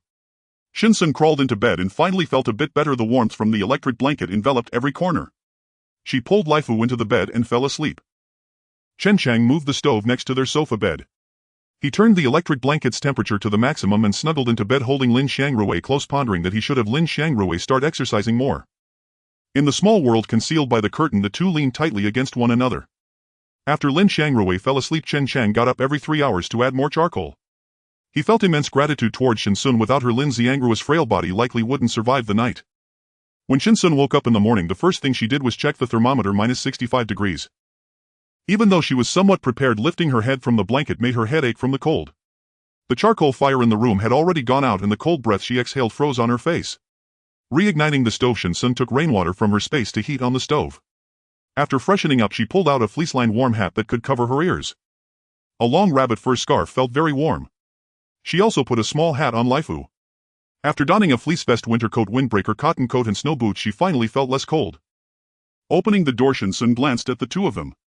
Lin Xiangrui was wearing several ill-fitting layers of clothing, a long cotton coat with the coat's hood on, holding a cup of hot water. The two were dressed almost similarly. However, both froze in shock when they saw Shen Xun. Her outfit was so professional that it left them in awe. Laifu's paw pads and fur had thickened overnight. Shen Xun replaced his thin cotton coat with a thicker one to allow him to move more easily. Laifu came out of the room and squatted by the stove. "What do you want to eat?" Lin Xiangrui stood up from the sofa. He hadn't forgotten what his task was, especially now. "Hot pot, it's too cold." Shen Xun had originally wanted to eat barbecue or grilled fish, but with the two of them present, it was inconvenient to take things from outside. It seemed she needed to learn to cook quickly and then separate from the two. The vegetables in the garden had all frozen to death due to the sudden drop in temperature, yet they still looked tender and green enough to last a month if rationed. Lin Xiangrui was chopping chili peppers in the kitchen to make the hot pot base. Shen Xun watched in amazement as she had always just thrown the hot pot base directly into the pot without realizing it could be made this way. Chen Chang took a chef's knife and chopped several heads of cabbage, then boiled hot water to wash them clean. Shen Xun gazed outside at the snowflakes, which were falling heavier. Returning to the room, she brought out 2 live fish and bones, heating them on the stove. This was Laifu's breakfast. The 2 stoves in the room kept it warm, but Laifu's rice was still frozen after a short while. He bit into it with a crunch. Shen Xun pulled some wool from her space and stuffed it into baby socks for Laifu to wear, excusing her lack of sewing skills. Laifu seemed to have trouble walking, his feet moving oddly. Shen Xun turned on the treadmill, letting Laifu walk. After about 10 minutes, Laifu was running much more naturally, having adapted to the things on his feet. "Shen Xun, it's time to eat." Lin Xiangrui's voice called out. The hot pot was moved to the edge of the sofa in the living room and the three gathered around the stove. After eating some spicy food, she felt much warmer.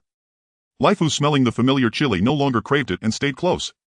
Chen Chang gestured in sign language and Lin Xiangrui translated. Chen Chang said the water has receded and he will go outside to look for supplies soon. Shen Xun looked at Chen Chang in surprise. His awareness was truly high.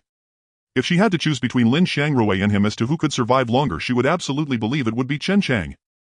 Chen Chang felt a sense of urgency. Shen Xun had kindly given him half a box of coal last night, but it was nearly depleted now.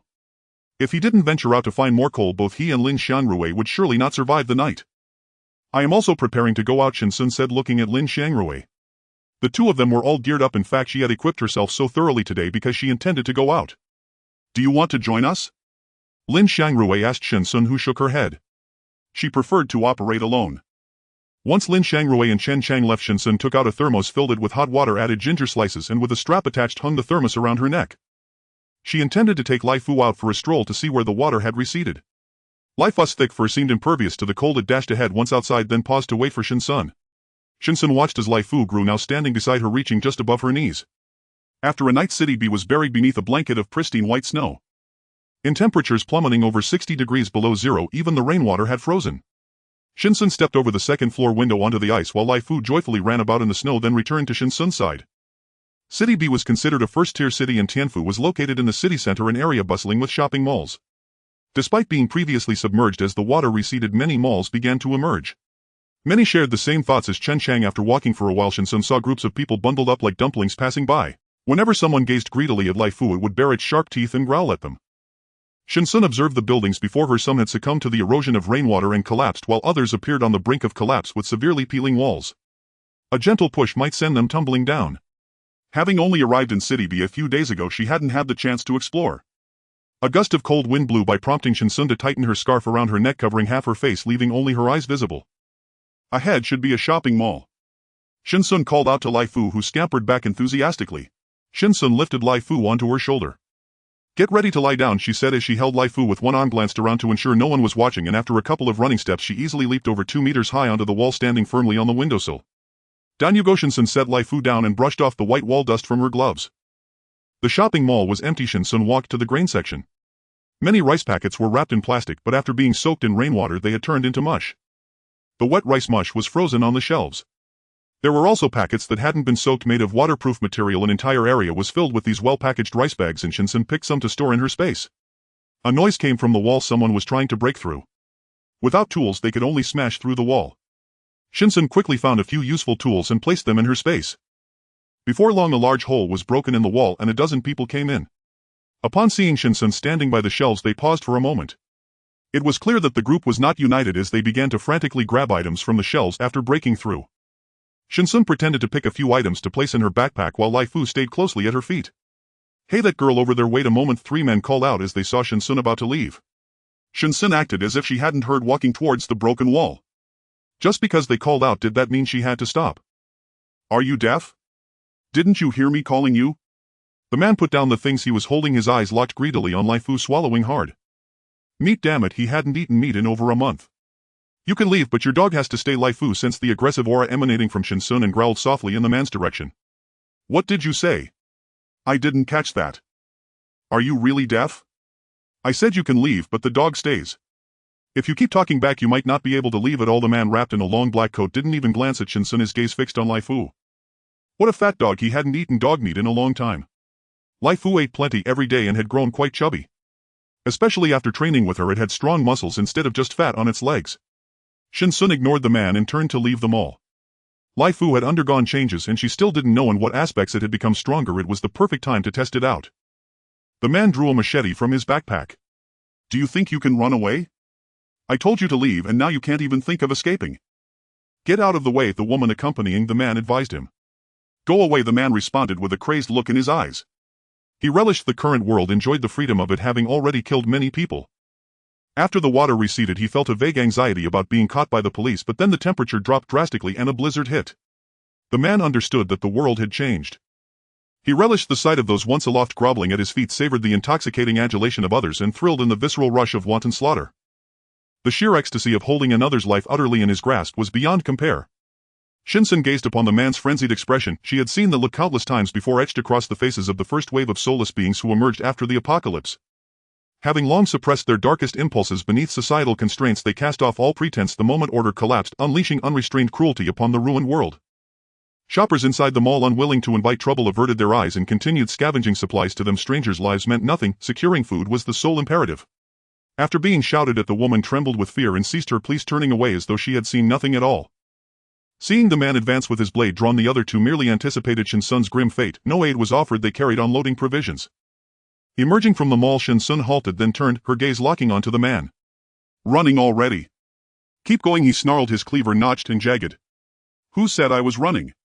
Shen Xun unzipped her backpack, feigning retrieval, yet from her spatial realm she drew forth a straight sword gleaming in arm length. The man froze for a breath, his grin vanishing. Anyone bold enough to scavenge alone in this wasteland was either cut from the same brutal cloth or possessed formidable skill. He could not yet tell which category this young woman belonged to. Glancing back, he realized they were well clear of the mall. "Lai Fu, he says he'll eat you, what do you say?" Lai Fu crouched low, muscles coiled, already primed for battle. Hesitant still, the man stood rooted until Shen Xun began closing the distance step by deliberate step. Emboldened by his many kills, he lunged forward, cleaver raised high. Shen Xun had no intent to kill him, only to disarm. She parried his downward strike with her straight sword, then drove a precise kick into his armpit. His cleaver clattered onto the frozen ground. Shen Xun retrieved the fallen cleaver and stepped aside. "Lai Fu, this one is yours." From now on she would hone his instincts through trial. Lai Fu paused, glancing uncertainly between Shen Xun and the man, then lunged, jaws wide. Could it truly tear flesh now? Whenever Shen Xun had stored Lai Fu within her spatial realm, its innate predatory fury had burned to rend and devour, but she forbade it. Each day it was permitted only to kill live fish at mealtime, sating its primal thirst with their warm coppery blood. Lai Fu's sudden ferocity sent the man stumbling backward, his armpit still throbbing, yet before he could react the beast slammed into him and sank its fangs deep into his forearm. Its razor-sharp teeth pierced through thick winter fabric and deep into flesh. The man shrieked, "Ah, get off me." Lai Fu was kicked hard into the snow, tumbling twice before letting out a plaintive howl and fixing Shen Xun with a wounded, pleading stare. She ignored it entirely, leaning against a roadside tree as she drank calmly from her water flask. With no choice, Lai Fu scrambled up and charged again, only to be struck square in the throat by a brutal punch, its vision swimming for 2 dizzying seconds. Now fully alert, Lai Fu circled its prey warily, then seizing the opening vaulted onto the man's back and bit down hard. Aff! It tore a chunk of scalp and skin from the back of his head, wrenching his hat free in the process. Blood welled from the wound, only to freeze instantly in the biting cold. As agony racked him, Lai Fu coiled for another strike, yet the man seized its forelimb mid-lunge and slammed it violently into the ice. Lai Fu sprang upright instantly, fur bristling, man and beast locked in tense standoff. The man stared, stunned. This dog is actually this fierce. Even after that blow it rises again. His strength was no trifling matter, he'd previously knocked out grown men with a single punch. Yet Lai Fu, bred to rival lions and tigers in might and surpassing both in swiftness, now burned with awakened savagery. It studied its quarry with lethal patience, poised to deliver the killing blow. Shen Xun watched, heart easing slightly. She had nearly intervened moments earlier. Lai Fu sprinted, leapt onto the man's torso, and dropped back down just as he swung wildly. Its earlier bite had torn deep into his shoulder. With each fresh wound his movements grew sluggish. Lai Fu intended to wear him down drop by drop. Blood seeped from his wounds and froze solid. Escape, even if possible, would not save him. It no longer engaged in grueling close combat, striking once it retreated, its speed rendering pursuit futile. Inside the mall, people sensed the man had been gone too long and ventured outside. His leg wound now failed to bear his weight. He collapsed to his knees, crimson stains blooming across the snow around him. Lai Fu, enough. Let's go. Shen Xun turned and walked away. Lai Fu lunged one final time, jaws snapping shut around the man's throat. Blood gushed forth as he slumped sideways, gasping ragged guttural breaths. Lai Fu trotted behind Shen Xun, whining softly. She tossed it a strip of dried fish. Your reward. It crunched the morsel between its teeth, satisfied and crisp. Shen Xun pondered as he looked at the bloodstains near Lai Fu's mouth. Lai Fu was still too young, possessing the instinct to hunt but lacking interest. After walking for a while despite wearing thick clothing, Shen Xun felt exceptionally cold. He poured a cup of ginger water to warm himself and poured a cup for Lai Fu as well. After finishing the water, Lai Fu ran to the snow pile and began to dig into the ice. Shen Xun initially thought he needed to relieve himself, but Lai Fu called out softly, beckoning her to come over. Lai Fu continued to dig into the ice, uncovering something beneath. Shen Xun used her foot to push aside the snow covering the ice surface, revealing a person frozen beneath the murky ice. The person had wide open eyes, evidently trying hard to climb up. Seeing that Shen Xun had noticed his discovery, Lai Fu nudged against her twice. Excited, he ran to the side to continue digging. Shen Xun knew that Lai Fu had discovered another person. Acting as if he had found prey, Lai Fu dug into the ice and Shen Xun did not stop him. In just a short while, Lai Fu had already dug out more than a dozen small snow pits. Approaching noon, Shen Xun found an empty house, closed the door, took out a preheated stove from her space, set the grill on top, and then placed the skewers she had bought earlier onto the grill. With ginger milk tea pairing with the skewers, Lai Fu squatted by the stove with a bowl in his mouth, eating his meal. After he was full, they tidied up briefly and continued their journey. Shen Xun noticed that Lai Fu had changed significantly. He no longer came over to act cute like before. However, if she reached out her hand first, he would still come over, wagging his tail in a proud manner. Indeed, being a feline, he had developed a sense of aloofness. After petting Lai Fu's neck, Shen Xun took out a pack of snacks from her space, eating as she walked, when suddenly Lai Fu dashed in a certain direction as if energized. He moved quickly and Shen Xun couldn't afford to hesitate, speeding up to follow Lai Fu.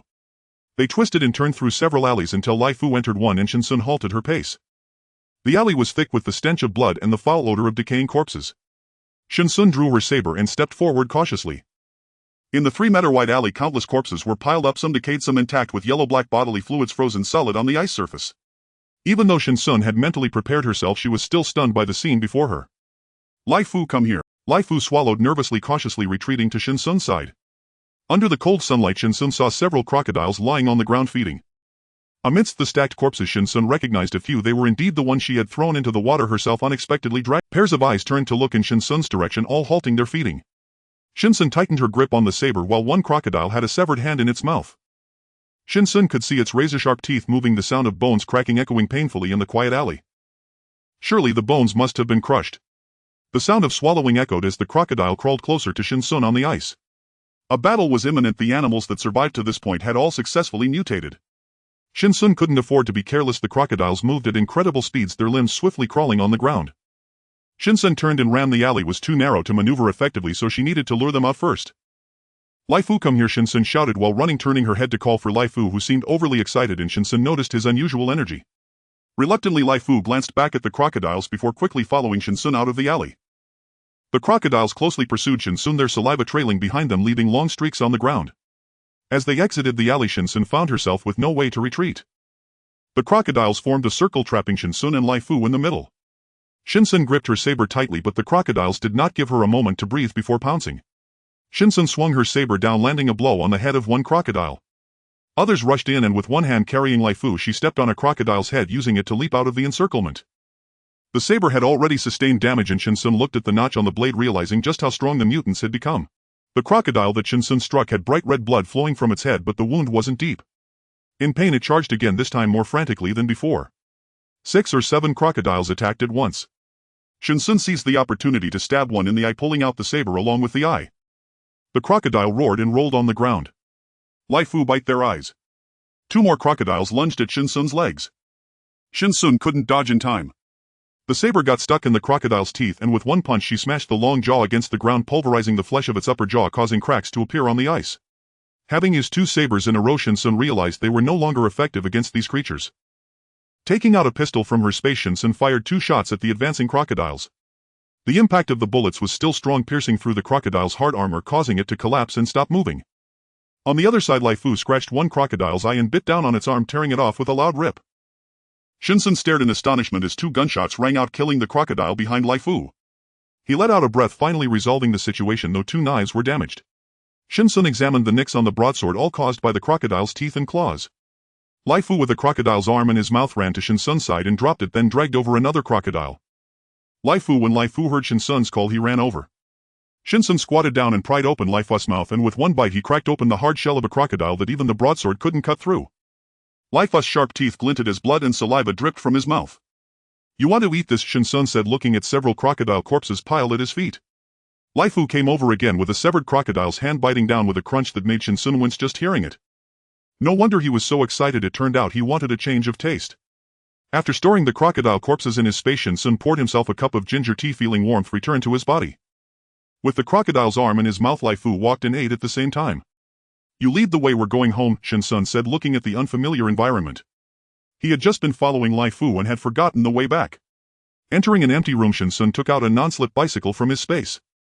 Lai Fu ran ahead while she rode the bicycle behind him. They encountered several groups of people out searching for supplies along the way. Just before dark, they finally arrived at the base of Building F, climbing through the second-floor window where 2 wooden boxes had been placed, likely left by Chen Chang and the others. Shen Xun stepped into the boxes with Lai Fu. The bicycle was already taken out, and Shen Xun did not plan to store it back in the space.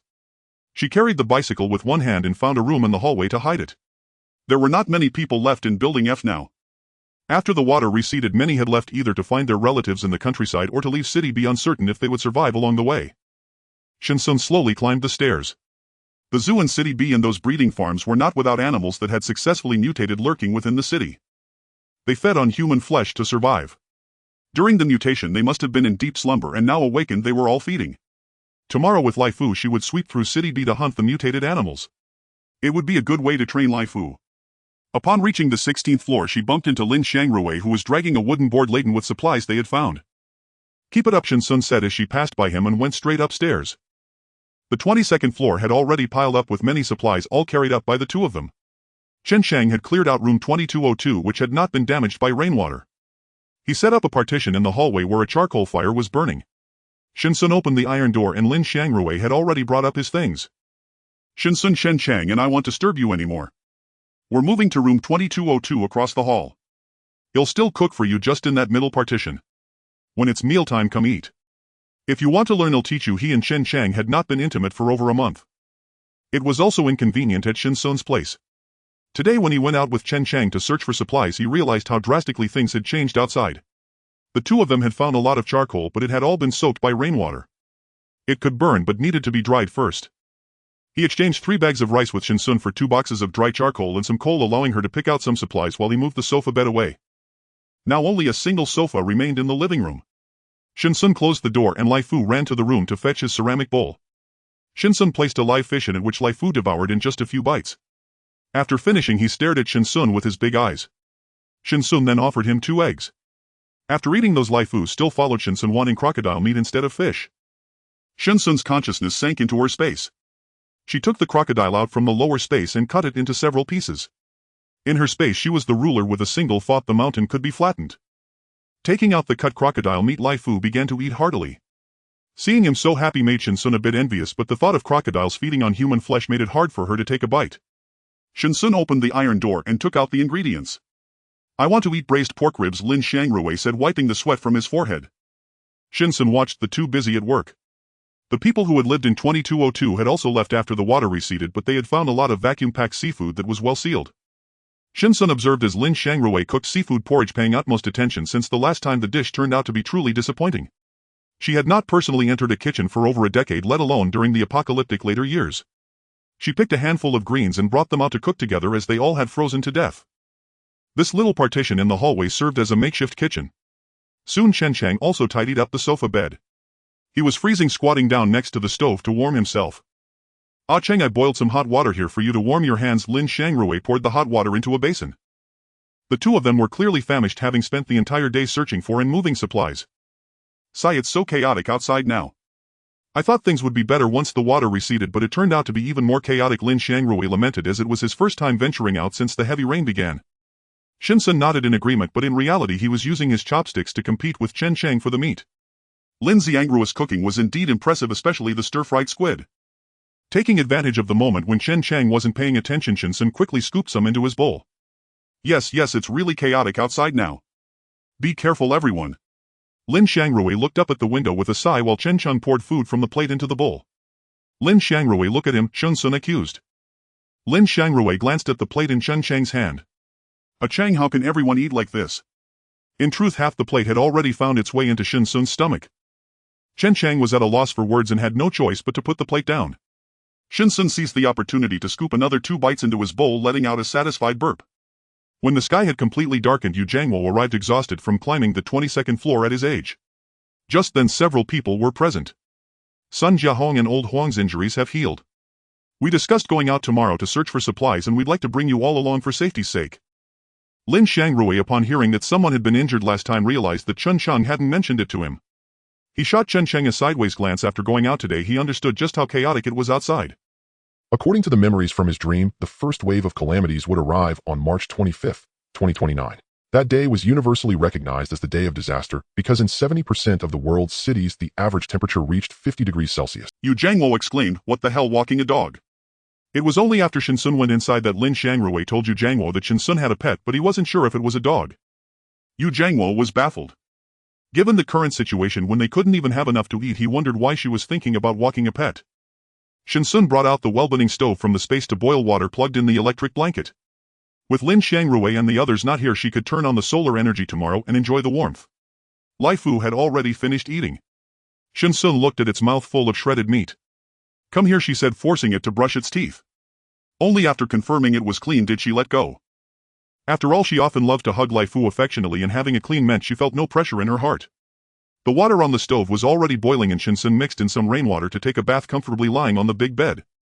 Diving into the space, Shen Xun looked at the quiet rabbit. The stored grain was about to be harvested. She fed it a few tender little bok choy, picked some fruit, and began her daily routine of collecting eggs as many chicks had hatched. Exiting the space, Shen Xun took out the fruit. She couldn't eat too much at night, so she picked up a book to read for a while. As her eyes grew weary, she fell asleep under the covers. In the morning, after getting up, Shen Xun was still washing up when Lin Xiangrui called out to her from outside, saying it was time for breakfast. The two of them had gotten up early today to search for supplies. After Shen Xun finished washing up and came out, Chen Chang was already sitting at the table eating. The simple fried rice contained ham and leftover vegetables from yesterday, along with the chili sauce they had found. Shen Xun ate 2 large bowls.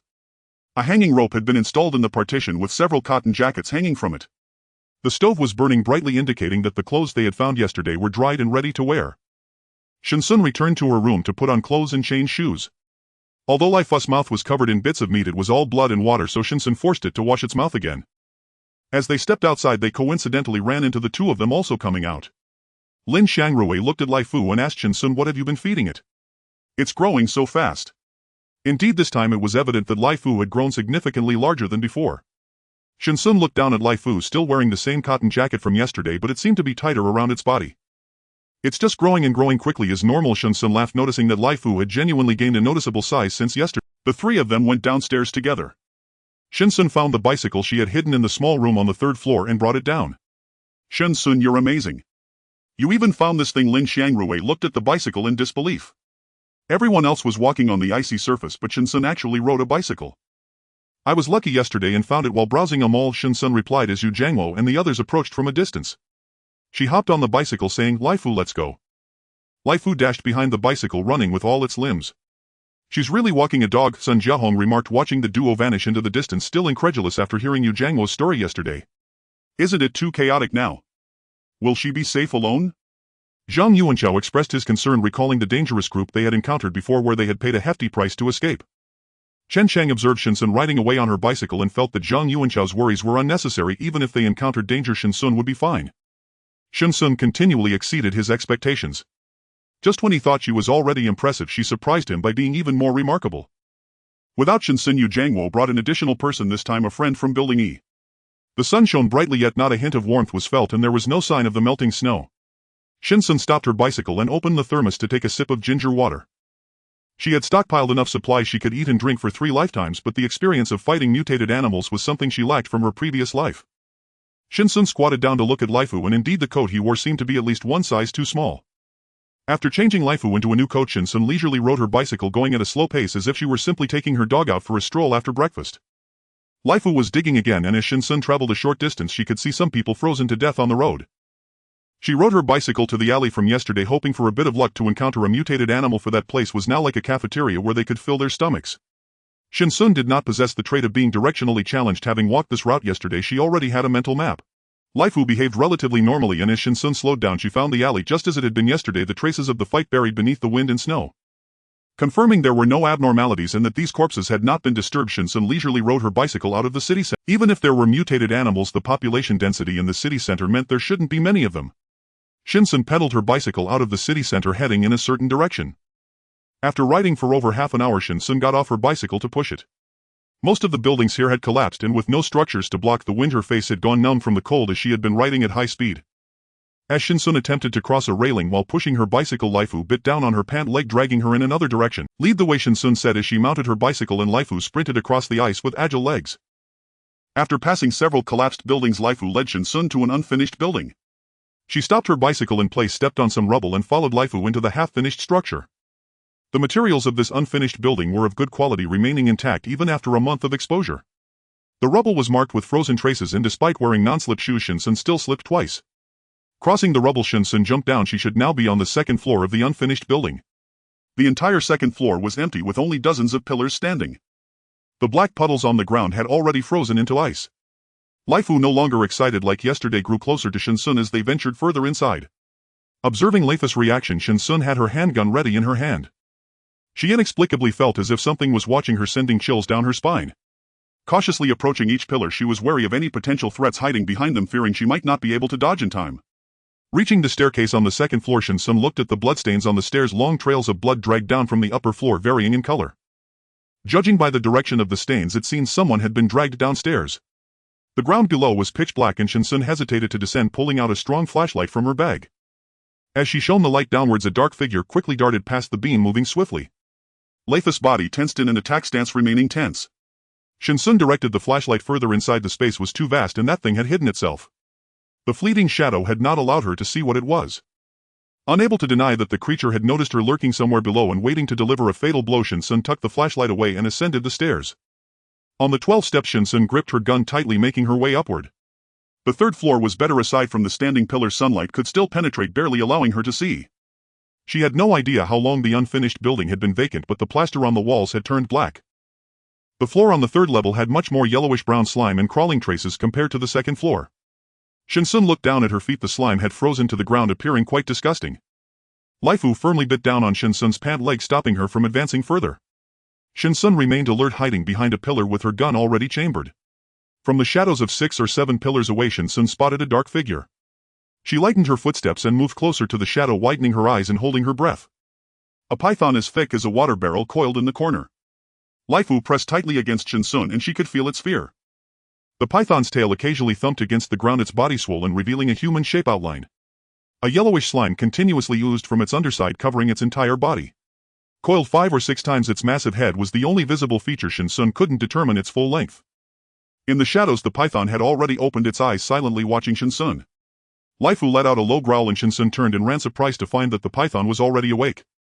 She thought her movements had been cautious enough. The python had noticed her the moment she stepped onto the third floor, but it was already full and had no intention of feeding again. Disaster. He had forgotten that snakes detect prey through vibrations along their bellies. The entire third floor was slick with its mucus and the python had sensed his presence long ago.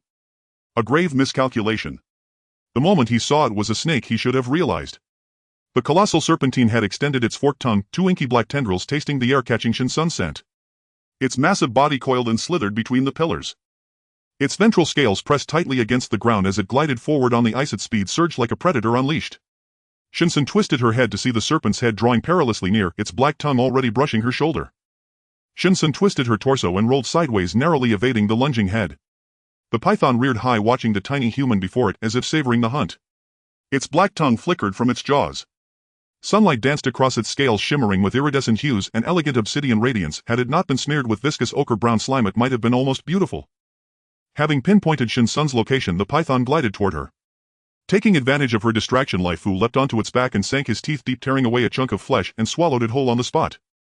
Must you devour everything? Shen Xun thought she might never kiss Lai Fu's face again. The python shrieked, a guttural hissing wail, as its tail lashed out and struck Lai Fu full force. With a thunderous thud, he slammed into a pillar, crying out in agony. The sheer power behind that strike left a crater in the stone. Shen Xun stared stunned. For a single bite, you truly go all out. The python abandoned its pursuit of Shen Xun and whirled to chase Lai Fu, instead jaws agape. Lai Fu darted between the pillars, weaving a frantic evasion.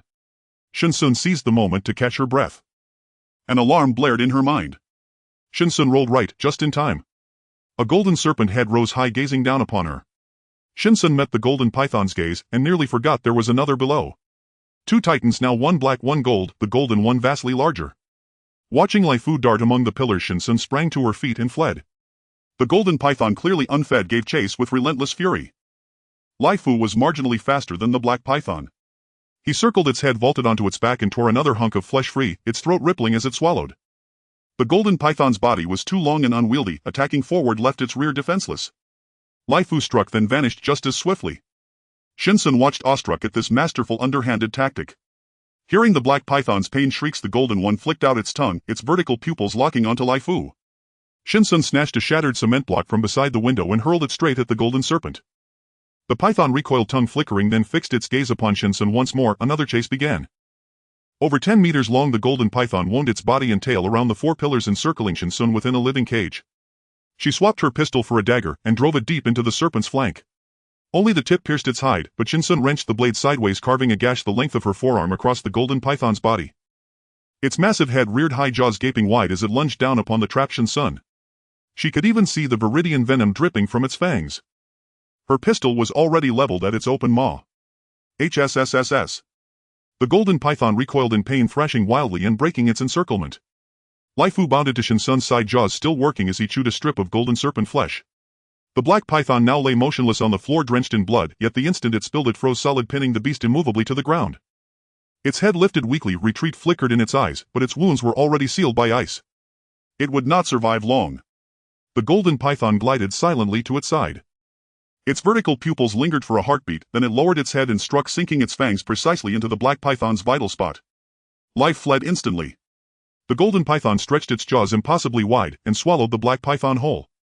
Shen Xun stared dumbfounded. Weren't they allies?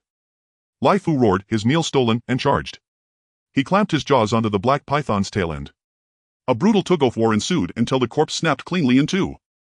A half-digested human tumbled out with a wet slap, the corpse blackened by venom and gastric acid entrails spilling across the floor. Both predators devoured with savage, unrelenting haste. In moments, the black python was gone. Shen Xun pressed her palm to her forehead, speechless before the carnage. Lai Fu licked crimson foam from his lips, his wild predatory gaze locked on the golden python, whose own eyes flickered between Lai Fu and Shen Xun, before settling decisively on Shen Xun. Shen Xun let out a bitter laugh. So, she was the softest target after all. Drawing her pistol, she fired. The shot was swift, but the python dodged. Still, the bullet grazed its skull, leaving a thin crimson trail. The golden python charged, but Lai Fu lunged, clamping down hard on its tail and slamming it to the ground. Shen Xun emptied her magazine. The serpent collapsed lifeless. She fired 2 more rounds, just to be certain. The python was dead beyond resurrection. Its digestion was astonishingly rapid. Moments earlier the black python had bulged visibly within its belly, but now the swelling had vanished entirely. Shen Xun ran her fingers over its scales, cold, unyielding, exquisite. After consuming the black python, Lai Fu had swelled noticeably, his cotton jacket strained at the zipper hanging loosely about his broadening frame. Last night's alligator meat, today's python meat. Lai Fu walked over to Shen Xun, having grown much taller, surpassing her knees. Shen Xun reached out to stroke its head, giving it a firm rub. The black spots on its body began to show now. Just by looking, one could easily tell. Perhaps due to spending day and night with Lai Fu, she had overlooked its changes. Lin Xiangrui was right, Lai Fu was growing quickly. Especially since yesterday when it started eating the mutated alligator meat, its size had been continuously increasing. It seems that mutated animals do not only feed on human flesh but also engage in a brutal cycle of mutual devouring. The law of the jungle is vividly reflected in the animal kingdom. Lai Fu was already full, yet still bit into the python and dragged it over to Shen Xun. Lai Fu has grown and can find food by itself now. Shen Xun felt a wave of relief. This way she saved herself a meal. She stored the python meat in her space, took a sip of ginger water and began her journey back. Fortunately, the bicycle wasn't stolen. Shen Xun hopped on with Lai Fu running alongside her. It wasn't that she didn't want to ride with it, but now that it had grown so large it was a bit challenging. No matter who suffers, one must not suffer oneself. Let it run, it can exercise. After half an hour of riding, Shen Xun returned to the city center, finding a room where she closed the door and took out the stove. It was time for lunch. Shen Xun took out a meal set she bought from the family restaurant, which included a box of rice, 3 dishes and a soup. After finishing, she boiled water in her kettle to refill it. The water in the thermos cooled too quickly. Shen Xun had barely taken 3 sips before it chilled even faster upon contact with the air. With 2 stoves burning, she finally felt a bit of warmth, so she took out a lounge chair and prepared to rest. Lai Fu was still having lunch, enjoying a portion of alligator meat, a live fish, an egg and a serving of goat's milk. After finishing, it rested its head on Shen Xun's foot. After resting for half an hour, Shen Xun moved her arms and legs, packed the lounge chair and stove into her space and said, "Let's go." As she opened the door, both the person and the leopard shivered from the cold. Riding her bicycle, Shen Xun tightened her scarf. In the afternoon the wind seemed to grow stronger, so she pedaled back slowly. "Help! Help! Can anyone save me?"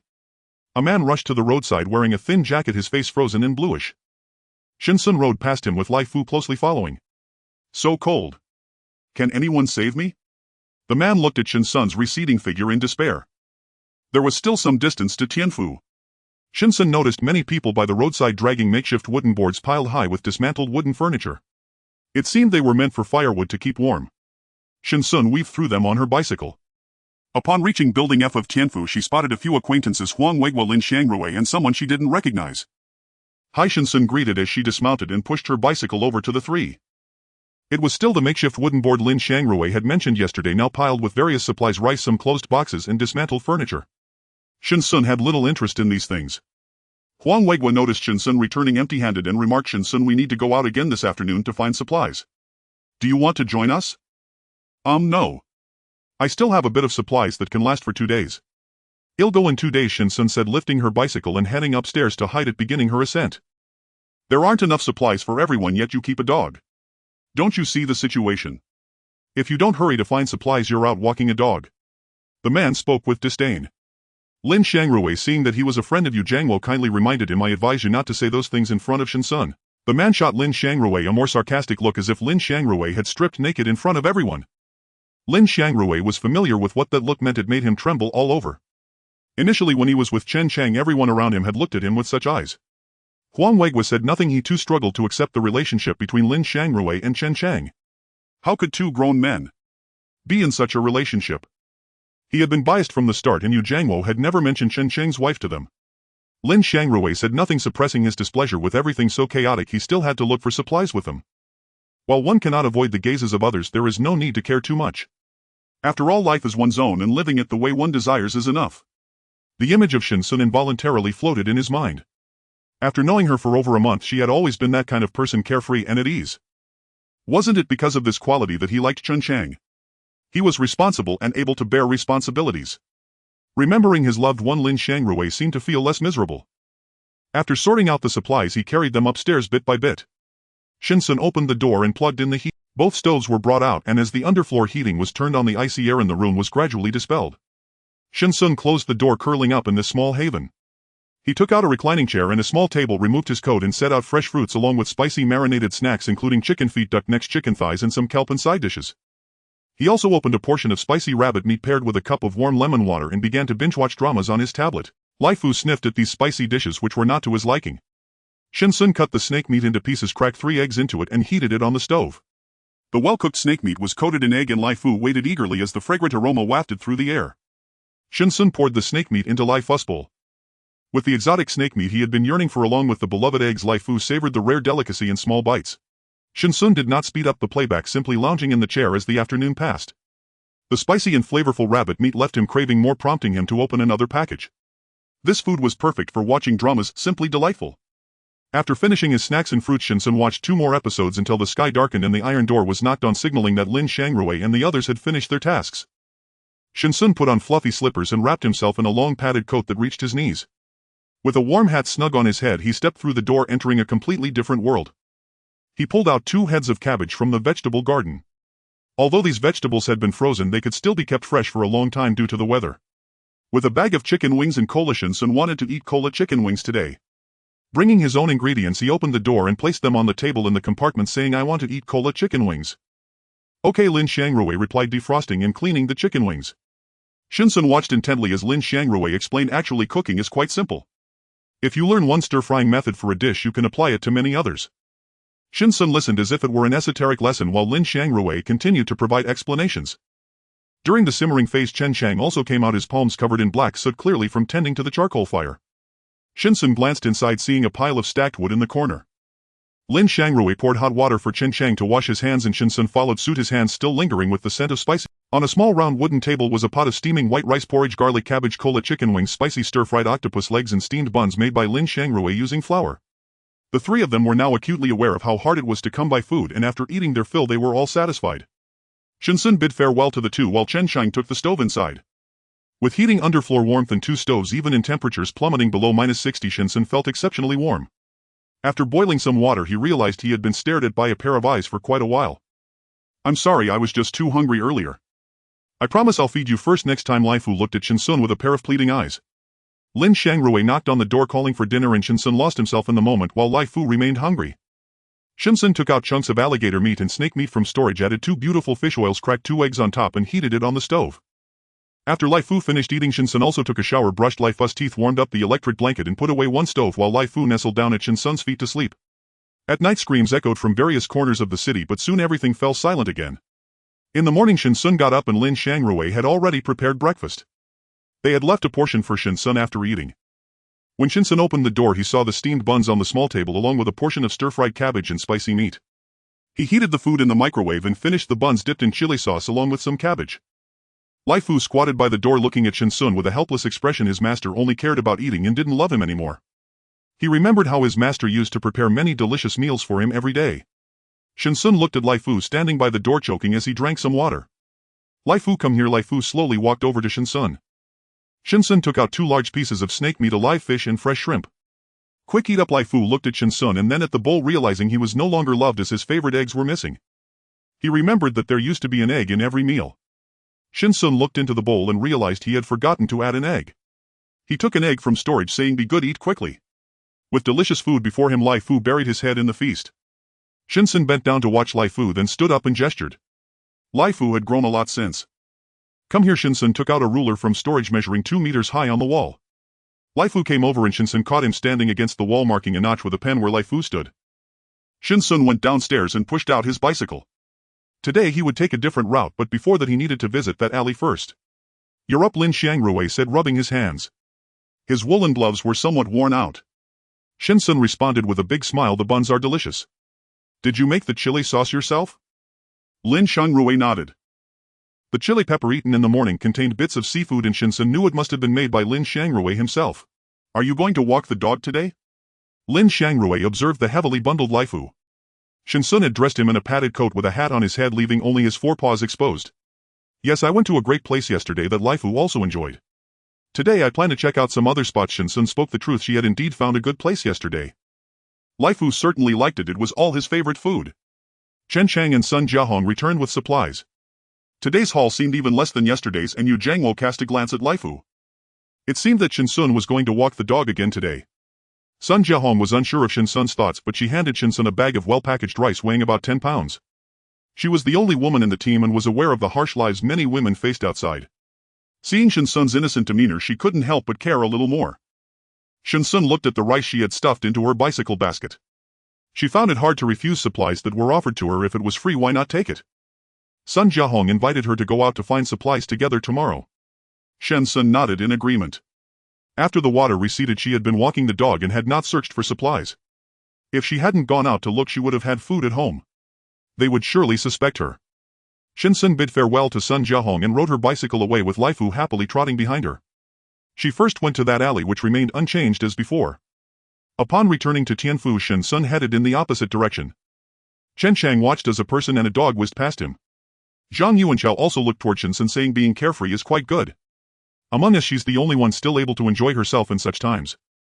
Youth is synonymous with ignorance. Even now when things are like this, she still thinks about playing. Once the food runs out, she'll be the one crying. The man recalled that Sun Jiahong had just given her a bag of rice. Although it was not much, if saved it could last her half a month. Sun Jiahong truly had a good heart. Chen Chang and Zhang Yuanchao ignored the man's sarcasm. He was a friend brought by Yu Jiangwo and they only wanted to find supplies, choosing not to comment on the man's behavior to conserve their strength for moving things. Shen Xun walked in one direction, occasionally stopping to sip ginger water to warm herself. She circled around the 4 directions of the city center but found that those supplies had not yet arrived in this area. Currently that alley could be a long-term stakeout. The sky was about to darken with many collapsed buildings, so Shen Xun returned the way she came. It took her quite some time and there were still too few mutated animals in the city. In the countryside or mountains there should be many. Unfortunately there were none near City B. Shen Xun rode her bike back to Tianfu. In the night she could see many people hauling supplies home. Since the water had receded they could still find quite a bit. But each mouthful taken was one less to spare. After running around the city center, Shen Xun discovered that there were still quite a number of survivors. Chen Chang was still moving supplies. They each had a plank, and when Chen Chang saw Shen Xun return he nodded in greeting. Shen Xun hid her bicycle and went upstairs, returning empty-handed today. "What do you want to eat?" Lin Xiangrui asked when he saw Shen Xun return. She thought for a moment and replied, "Twice-cooked pork and stir-fried carrots." He took out a block of frozen pork from the bottom of the fridge and pulled out 2 carrots.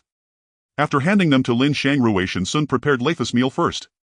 Lin Xiangrui thawed and sliced the pork, then went to Shen Xun's small garden to pick a few frozen garlic sprouts to serve as a side for the twice-cooked pork. Shen Xun had been watching him cook for a while and noticed that, as he had said, many cooking methods could indeed be interconnected. Chen Chang finished his chores downstairs and Lai Fu had also finished eating. He lay at Shen Xun's feet while she gently stroked its fur. The 3 of them sat around a small table and Lin Xiangrui expressed his happiness about Shen Xun joining them to find supplies tomorrow. Shen Xun served Lai Fu a generous portion of braised pork. He was always enthusiastic about food, and despite Shen Xun's cooking being terrible before, he still enjoyed it. The water on the stove had boiled and Shen Xun quickly wiped herself down. The room was warm with good underfloor heating, so she took a shower and dried off right there. After washing up and snuggling into bed, Shen Xun let out a satisfied sigh. In the morning she had picked a handful of greens and was thinking of making vegetable porridge along with some braised ribs. The 3 of them sat at the table eating breakfast. Shen Xun followed the 2 of them eating their rice while bringing her own dishes along. After eating, Shen Xun washed Leifa's mouth and measured his height. He was growing very quickly, having grown another 5 centimeters since yesterday, with his hat covering his ears and cheeks. Only his eyes and mouth were visible.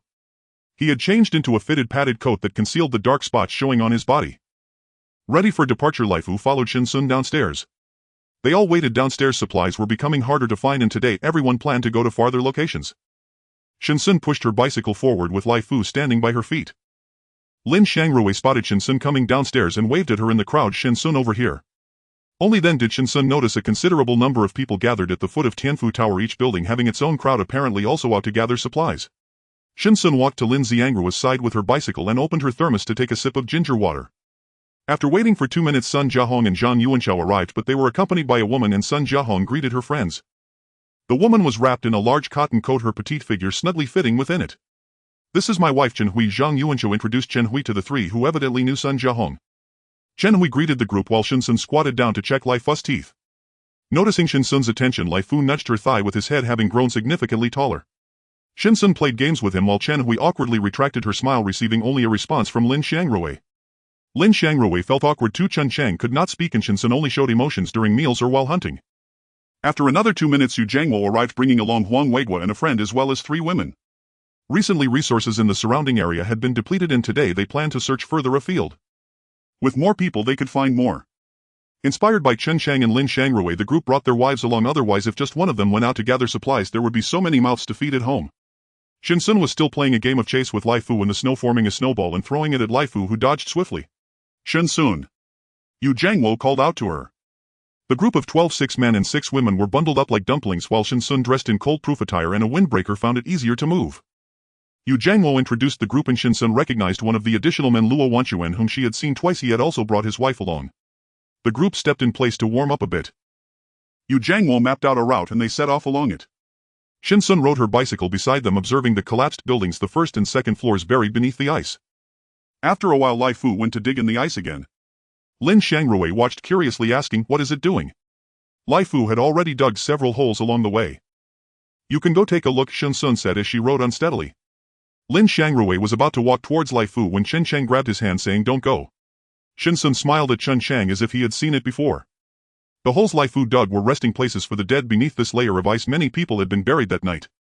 After more than an hour of walking, a building loomed before them, over 40 stories high, but its outer walls had been smashed, clearly already searched. People were peering out from above.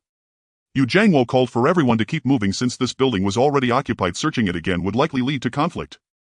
"We can't go any further," Huang Weigua said, his hands tucked into his sleeves, nearly numb from the cold. "If we continue, even if we find something, it will take a long time to drag it back," Luo Wanquan added as well. Shen Xun did not join the argument. She was drinking water by the roadside, also giving Lai Fu a sip. The steaming ginger water warmed her body. "Sister, can I have a drink?" A woman approached Shen Xun, looking at the thermos hanging around her neck. She had seen that the water poured out was steaming hot. She was nearly frozen. They were all out together to gather supplies, so a sip of water shouldn't be a problem, especially given Shen Xun's young appearance. The woman was Huang Weiguo's wife. Shen Xun glanced at the still discussing group and said no. She rejected straightforwardly. "It's just a sip of water. You gave some to the dog earlier, so why not give me a cup?" The woman shrank back. "I gave it water because it's my dog. What do you want to be my dog too?" Shen Xun looked at the woman with disdain. She didn't want her as a dog. Lin Shangrui held back a laugh. Indeed, Shen Xun was infuriating. He felt a sense of relief in his heart. "You're being too excessive. Yun Jie just wants a sip of water." The woman stepped forward to speak for Yun Jie. Shen Xun mounted her bicycle, saying, "If she asks, then I have to give it to her." The woman thought about it. Since the item belonged to Shen Xun, she couldn't really say anything, but she still felt upset, muttering, "It's just a sip of water." "Enough already." Yu Jiangwo and the others ceased their discussion, their gazes fixed on Shen Xun and Yun Jie. Shen Xun remained indifferent. The woman was Yu Jiangwo's wife. Yu Jiangwo and Huang Weigua were friends, so their wives naturally got along well behind the scenes. Clearly opinions had diverged. Yu Jiangwo wanted to continue exploring ahead, but Huang Weigua and Luo Wanquan believed it was time to change location, suggesting they head back while searching. Even gathering some wood would be good. The weather was so cold, if they could find something ahead it would be worthwhile, but what if they found nothing? It would be a waste of effort. Chen Chang shared the same sentiment as Yu Jiangwo, wanting to move further ahead. If they found nothing in an hour, they could always return the way they came. Zhang Yuanchao felt the same way as Chen Chang. All the edible supplies near Tianfu had been exhausted, and even the wooden furniture in the buildings had been cleared out. It was no exaggeration to say they had dug 3 feet into the ground. Food was scarce. Everything was in short supply. Lin Shangrui listened to Chen Chang regarding searching for supplies, while Shen Xun observed their differing opinions. In the end, they split into 2 groups. Yu Jiangwo, Zhang Yuanchao, and Chen Chang with Sun Jiahong wanted to explore further. Luo Wanquan and Huang Weigua wanted to head back since they hadn't searched this path before. They figured they could find quite a bit while returning. Just before they were about to part ways, Yu Jiangwo was pulled back by his wife, who insisted he return, saying, "Honey, I'm really too cold. Let's just search our way back." The woman trembled as she spoke, and Yu Jiangwo had no choice but to part ways with the others. The 12-person team was now down to 6: Chen Chang, Lin Shangrui, Zhang Yuanchao, Chen Hui, Shen Xun, and Sun Jiahong, who continued to move ahead. With Luo Wanquan's incessant complaints gone, the 5 moved faster. Shen Xun rode his bicycle at the front, and for an hour everyone agreed silently not to stop, keeping their eyes peeled as they advanced. After walking for more than 20 minutes, they came upon a 6-story shopping mall bustling with people entering and exiting, all transporting supplies. The sight invigorated them. "Let's hurry over," Zhang Yuanchao said as he jogged toward it with his wife, while Sun Jiahong, clutching her bow, closely followed behind. Shen Xun rode over the gravel and directly into the mall. The mall was not very large, and the first 2 floors were frozen under a layer of ice. The mall spanned 4 floors, and the group split up to search. Shen Xun watched as Chen Chang and Sun Jiahong took out ropes from their backpacks, dismantling an iron panel from the shelves to bind their collected supplies. They appeared experienced. Shen Xun took 3 bags of rice and tied them to the back of his bicycle, also stuffing some snacks into his backpack. There wasn't much left to take. Most of the items in the mall had already been cleared out and would likely be empty within a day. Many people were transporting goods back home only to return again for more. Zhang Yuanchao and Chen Hui, experienced in life, guided Lin Shangrui, who tried to stack supplies onto the iron panel like they did. After a busy afternoon, they helped carry the supplies downstairs and dragged them over the icy surface on their way back.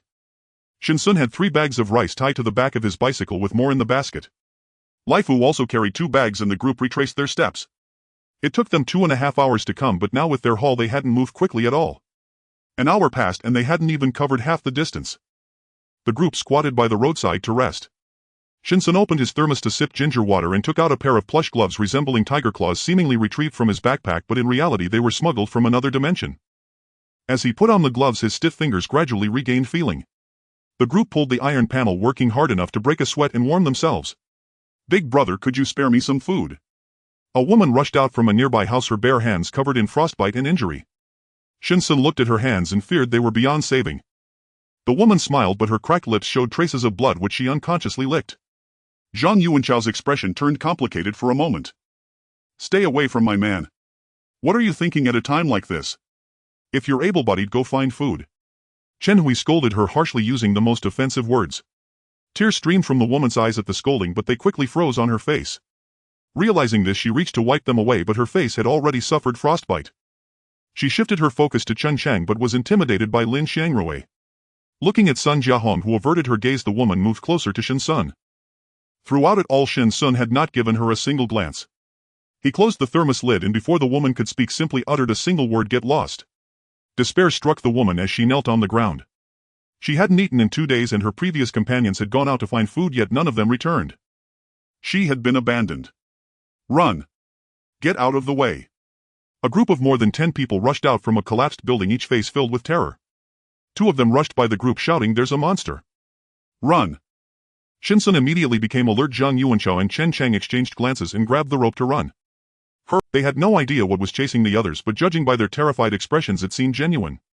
The group hurriedly stood up and dragged their belongings as they ran. Shen Xun hopped on his bicycle and turned to look toward the direction of the rubble. Shadows leaped down from the rubble, their forms much smaller than Lai Fu, resembling mutated stray cats.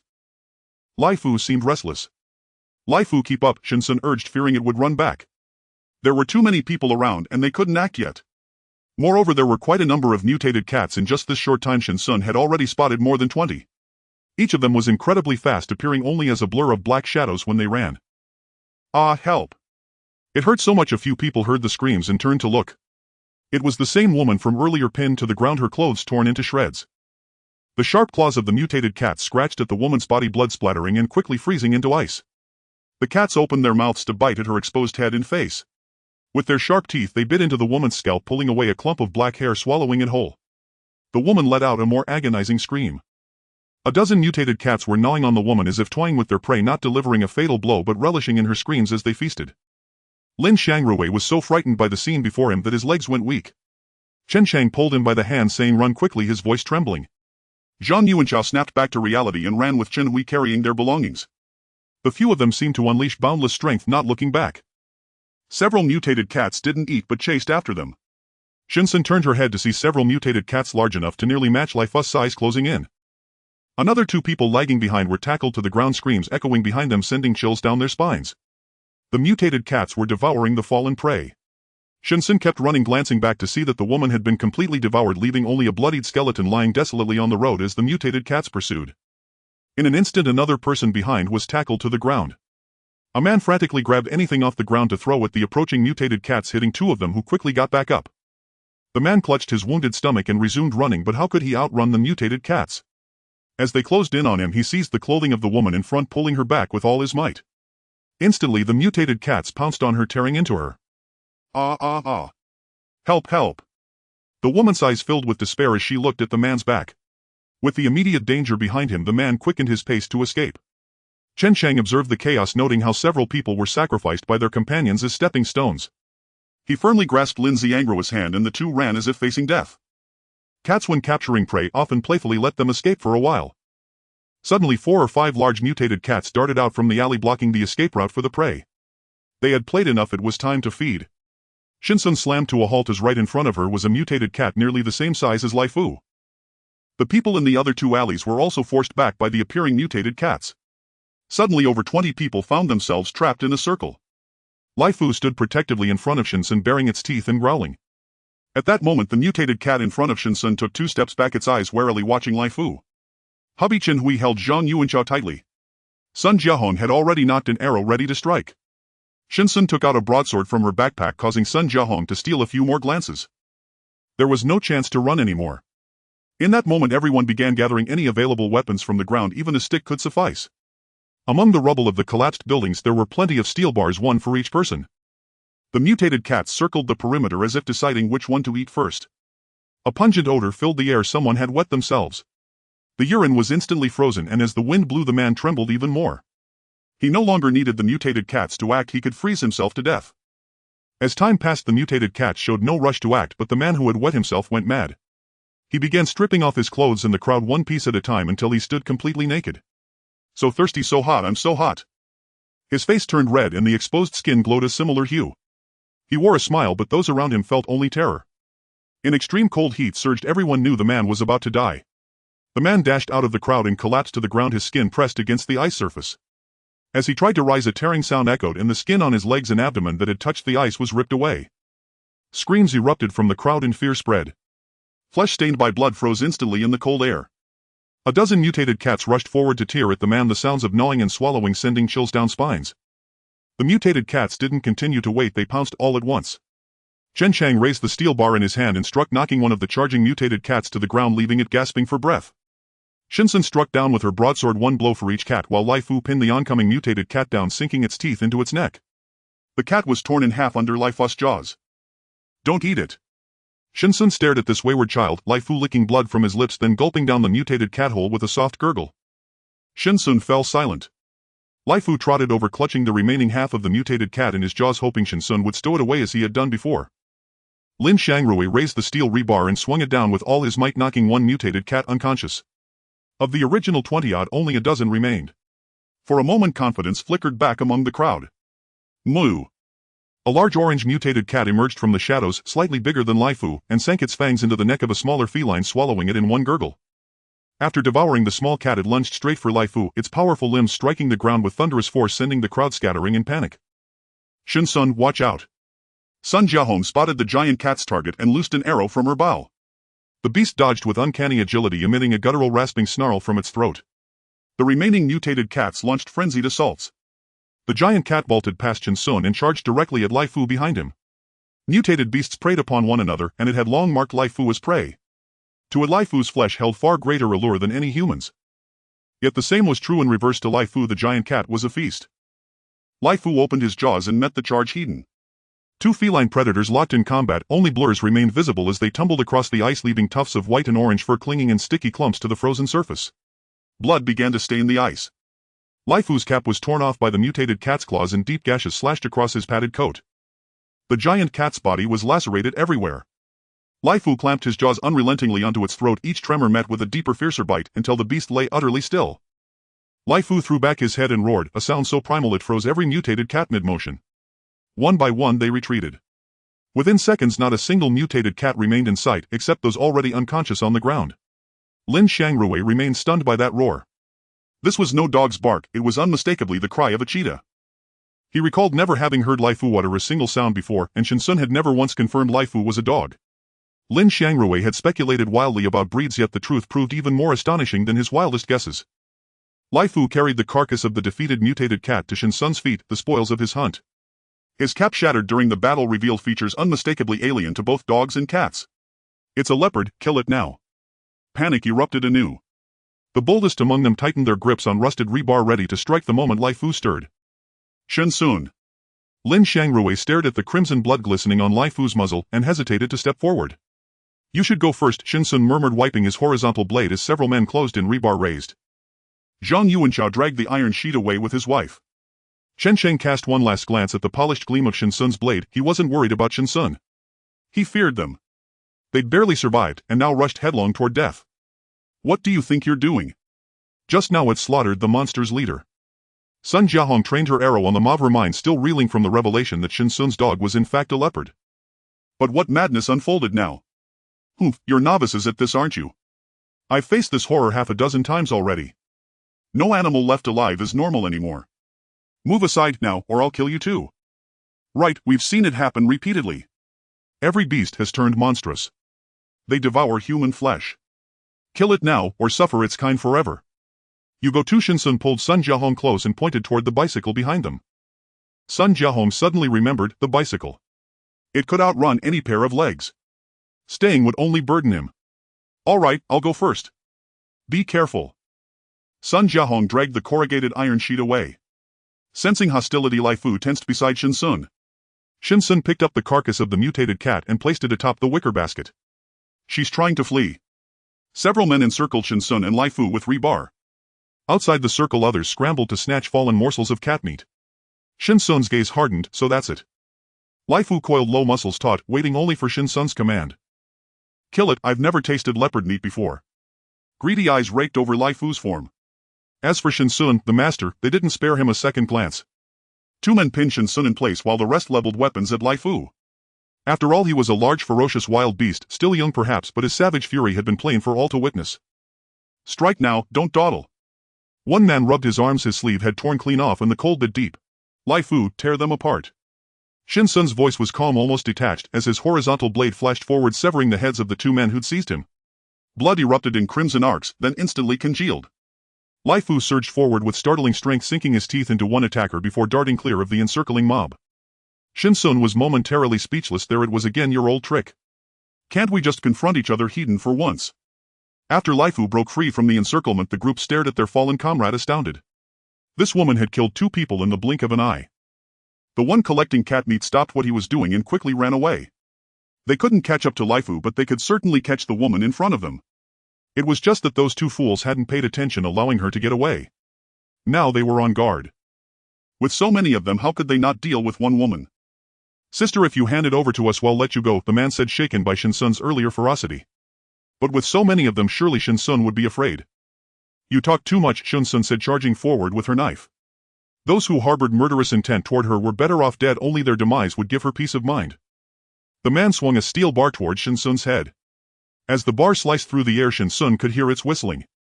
With a clang, she blocked the blow with her horizontal blade. Shen Xun couldn't afford to be distracted. She slashed the steel bar, grazing the man's palm. He let out a wail as the steel bar fell to the ground along with one of his fingers. Oh! My hand, my hand! The man cried, tears streaming down his face. Without a hand, how could he survive in such a predatory world? His fingers froze instantly and he could no longer feel his arm. The attack from behind was already upon her. Troublesome Shen Xun crouched and rolled to the side, reaching for a dagger at her waist and throwing it. The dagger plunged straight into the man's abdomen and he fell to the ground, gasping in pain, his eyes filled with despair. He was about to die. In an instant, 5 had died and the remaining few, clutching their steel bars, no longer dared to advance. They were starting to have second thoughts. They were not fugitives after all, they had only wanted a bite to eat.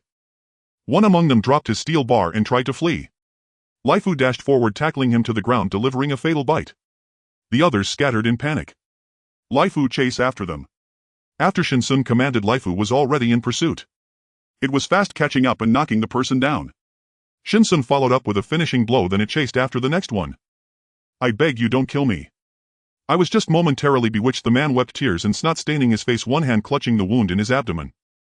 What kind of situation was this? He had only wanted to kill 2 cats for a meal, yet so many had popped up. Now he was facing a devil and he truly wanted to survive. As he looked back at the approaching moth filled with sharp teeth, he recalled the woman he had pushed into a pile of monsters, her eyes reflecting the same despair. Shen Xun ran over, intending to ask questions, but Lai Fu pounced and killed the man with a swift bite. Stop! Shen Xun sheathed her blade and twisted Lai Fu's ear. You disobedient pup, do you not understand my words, or have you grown wings? Lai Fu crouched on the ground, head lowered. Shen Xun scolded it for quite a while. This was a mutated animal, such crucial information had been lost. Now, with some having fled and others dead, where could she inquire for details? These people claimed to have encountered mutated animals more than once. Goodness, she had spent all day yesterday without encountering any. Let's go, Shen Xun said, pulling out a tissue to wipe the blood from her hands. Lai Fu followed behind her, clearly lacking its earlier bravado. Back on the main street, Shen Xun looked into the distance. Chen Chang and the others had not yet left and were waiting not far away, possibly having witnessed the entire scene. The mutated cat meat was still in the bicycle basket. Shen Xun hopped on her bike and wobbled over to the group. Still here? Were you waiting for me? Mem Lin, Shang Rui and Chen Shang stood up. They had long anticipated this outcome. Shen Xun took the thermos from around her neck and poured a cup of ginger water to drink. Lai Fu rested its front paws on Shen Xun's legs, wanting a sip. Shen Xun took its cup from her backpack and poured a cup for it. Lin Xiangrui and Chen Chang had seen Shen Xun kill before, so their expressions were relatively normal. In contrast, Zhang Yuanzhao and Sun Jiahong were still immersed in the earlier scene. Chen Hui didn't even dare to look Shen Xun in the eye, surprised that the youngest girl in the group was the fiercest. She had always heard her husband mention Chen Chang but had never heard him speak of Shen Xun. "Shen Xun, you're amazing," Sun Jiahong exclaimed, looking at her in admiration. She seemed to be around 17 or 18 years old, and her pet was a leopard. Was her real age not as she appeared? "As long as you're fine, let's go." Zhang Yuanzhao, the oldest among them, took the lead and didn't allow for any small talk. As they set off again, they reached near Tianfu just as it was getting dark, exhausted and hungry. "I'll go first." Shen Xun rode her bike ahead. On this outing they had gathered a considerable amount of supplies from the mall, all food items enough to last them 2 months if they rationed. After today's events they realized that seeking supplies would be even more dangerous. Everyone felt a bit downcast.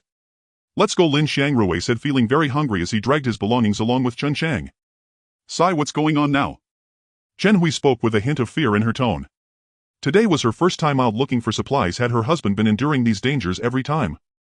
"Let's go too," Sun Jiahong said as she dragged a metal board into the community. Shen Xun went up to the 3rd floor, hid her bicycle and stored her things. She didn't feel tired, just very hungry. She had only eaten a little in the morning. Initially she wanted to shake off the others and find a place to eat, but to her surprise they were all waiting for her to return together. Back in the room, Shen Xun immediately took out the stove, turned on the heating system, and after the room warmed up a bit she boiled a pot of water on the stove. Lin Xiangrui and the others finished moving their things as well. Shen Xun chopped a bunch of garlic shoots from the garden, wanting to stir-fry them with meat. Lin Xiangrui started cooking rice while Chen Chang moved things into the house from the hallway. Seeing the ingredients, Lin Xiangrui knew without asking what Shen Xun wanted to eat. She really loved meat, and thanks to her he and Chen Chang would also be able to have a bite. The aroma of the food wafted through the hallway. Shen Xun had already set up a small stool to wait. Laifu, carrying its ceramic bowl, came out looking at Shen Xun with a face full of grievance. Shen Xun smiled awkwardly as Laifu picked up its bowl and followed her in. Once inside the room, Shen Xun took out snake meat and alligator meat from her storage space along with 3 eggs and a bone set aside. Laifu must be as starved as she was. After warming it up, Shen Xun placed Laifu's bowl by the stove to keep it from cooling down too quickly. "Eat up." Laifu buried its head in the bowl and started eating. Shen Xun looked at its now enlarged head. That bowl was already unusable and she would have to replace it tomorrow.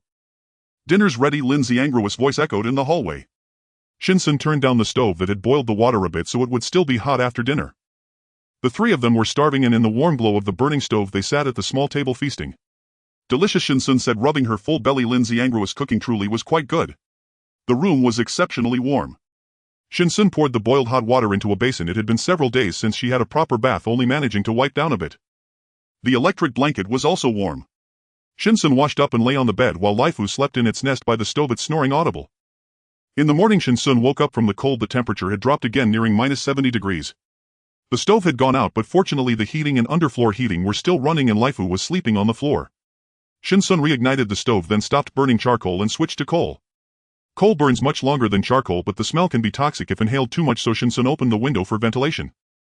Once both stoves were lit and glowing red, radiating heat, Shen Xun finished her morning routine and prepared breakfast for Laifu. When she opened the door, Lin Xiangrui was cooking. Today the two had added another stove sitting in the small room. Shen Xun still felt quite cold. Lin Xiangrui was making meat buns and vegetable buns. Shen Xun watched as he kneaded the dough, wondering how much water would be appropriate to add. Like this, add a little bit at a time until the dough comes together like this. Lin Xiangrui placed the kneaded dough next to Shen Xun. "Give it a try." Shen Xun took off her gloves and instantly felt a bit cold. She pinched off a piece of dough and flattened it in her palm, adding in some cabbage. "When sealing, do it like this. Watch how I do it," Lin Xiangrui demonstrated in front of Shen Xun. She pinched 4 or 5 buns before finally shaping them to her satisfaction. The buns were placed in the steamer and the 3 of them sat at the table waiting. Laifu, having finished its meal, walked out of the room, also wanting to come inside. Lin Xiangrui was startled when he saw Laifu. Chen Chang patted him on the shoulder and Lin Xiangrui relaxed a bit. "Are you going to walk the dog today?" he asked as he took out the steamed buns.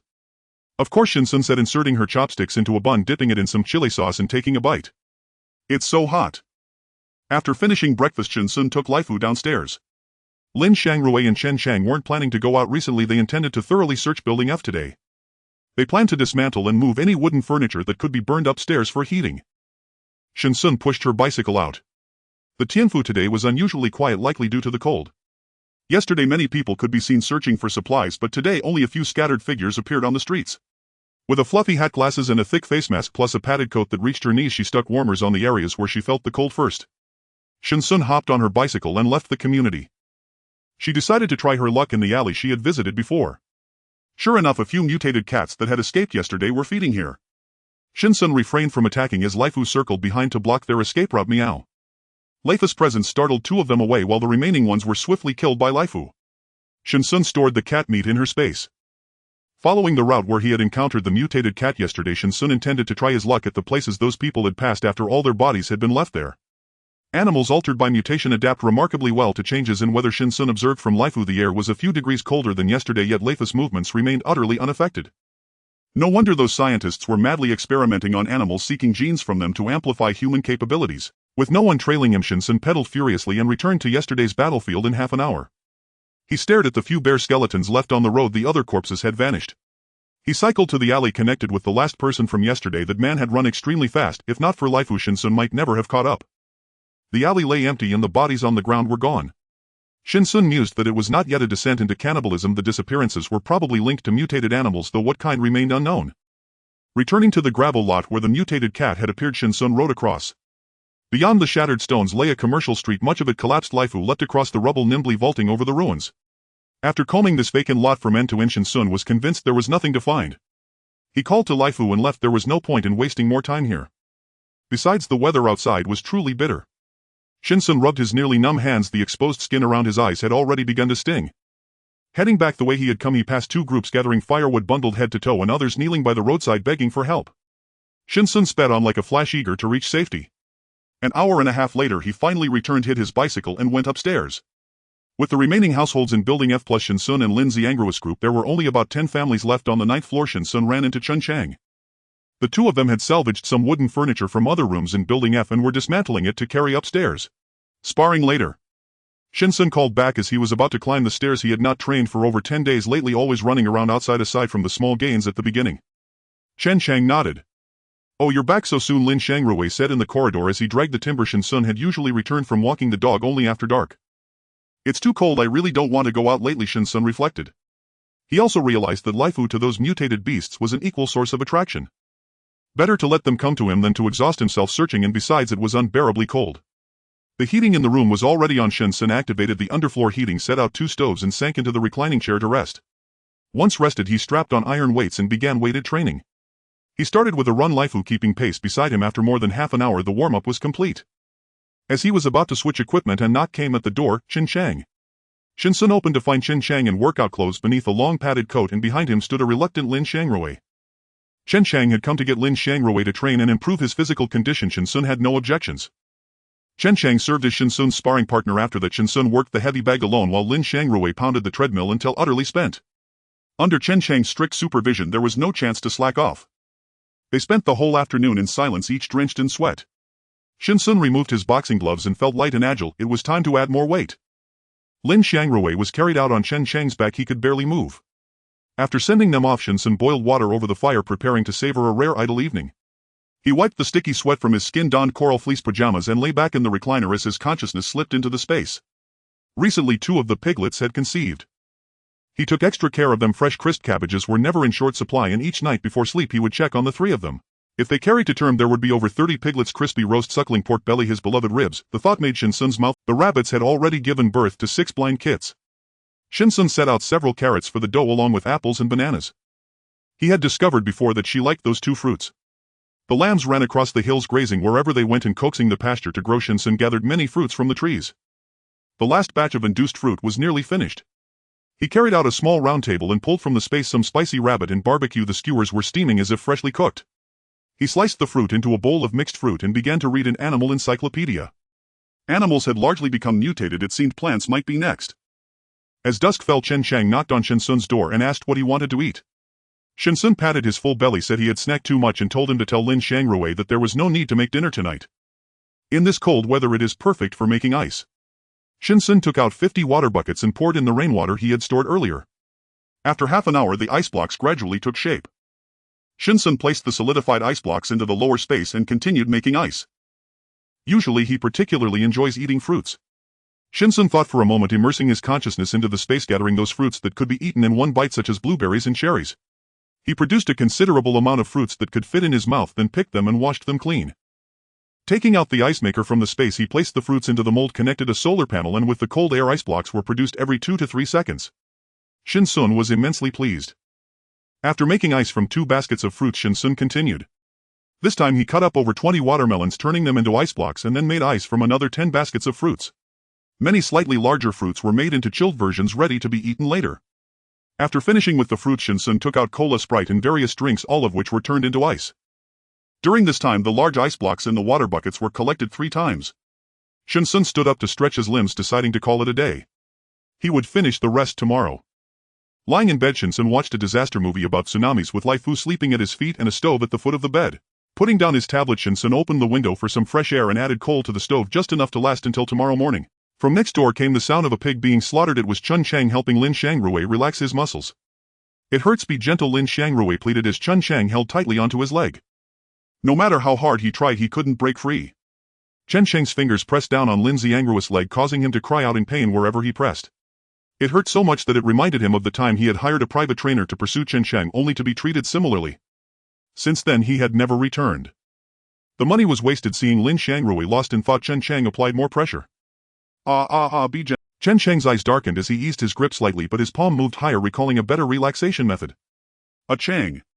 After a refreshing sleep, Shen Xun naturally woke up with Lai Fu's large head resting on his stomach. Shen Xun gently stroked its soft ears. Although the coal was still burning, the bottom had already extinguished. Shen Xun packed the ashes and tossed them into the space, knowing that after some time these ashes could be used as soil. Preparing Lai Fu's meal, Shen Xun tidied up briefly before opening the door. "I want to eat braised chicken." Shen Xun took out the remaining half of a chicken from the refrigerator. The items in her refrigerator that could be displayed in front of the two were nearly finished, just as she had learned to cook adequately. Lin Xiangrui was placing the washed rice on the fire and stood up to take the half chicken from Shen Xun's hands. "Great.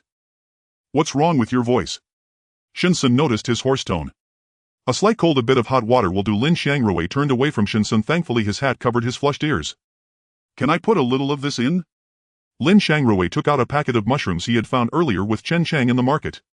Shen Xun's eyes lit up as she saw it. She actually had some in her space, but it was inconvenient to take out. "Sure, go ahead." The mushrooms would be braised with the chicken, and Shen Xun was already starting to feel hungry. After Lai Fu finished eating it, ambled over to Shen Xun. Shen Xun noticed it had grown quite a bit. "Lai Fu, come here." Lai Fu skillfully stood by the wall. Shen Xun marked the scale with a line, fearing that it wouldn't be long before Lai Fu would grow to her waist height. "How fast?" "Dinner is ready," Lin Xiangrui shouted towards the iron door. Shen Xun quickly dashed out, and sure enough, Chen Chang had already taken the best seat, arriving just a moment late. The aroma of the mushrooms mingling with the rich scent of the chicken filled the air. Lin Xiangrui served each of them a bowl of soup first, and when Chen Chang reached out to take it, Lin Xiangrui shot her a sidelong glance. "This is for Shen Xun, yours is at the back." Chen Chang's expression was one of grievance. Ever since Shen Xun started coming for meals, he felt that Lin Xiangrui no longer loved him. The two little butterflies were dipped in sauce, and they shared one plate while Shen Xun had a separate one. Lai Fu thought they were going out again today and actively brought over the hat and clothes. Shen Xun took them and closed the door. "We aren't going out today, let's rest for 2 days and see." Lying on the sofa to digest, Lai Fu brought over a ball of yarn and wanted Shen Xun to play with it. Shen Xun hung the yarn ball on a fishing rod, swinging it in the air, but Lai Fu could never catch it, causing Shen Xun to burst into laughter. "Jump a little higher, you're almost there," Shen Xun teased, lifting the yarn higher just as Lai Fu was about to reach it.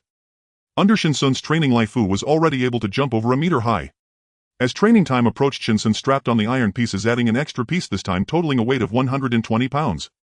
Dressing in sportswear, Chen Chang and Lin Xiangrui also arrived. Due to Shen Xun's rapid progress, Chen Chang had no choice but to spar with her for 2 hours.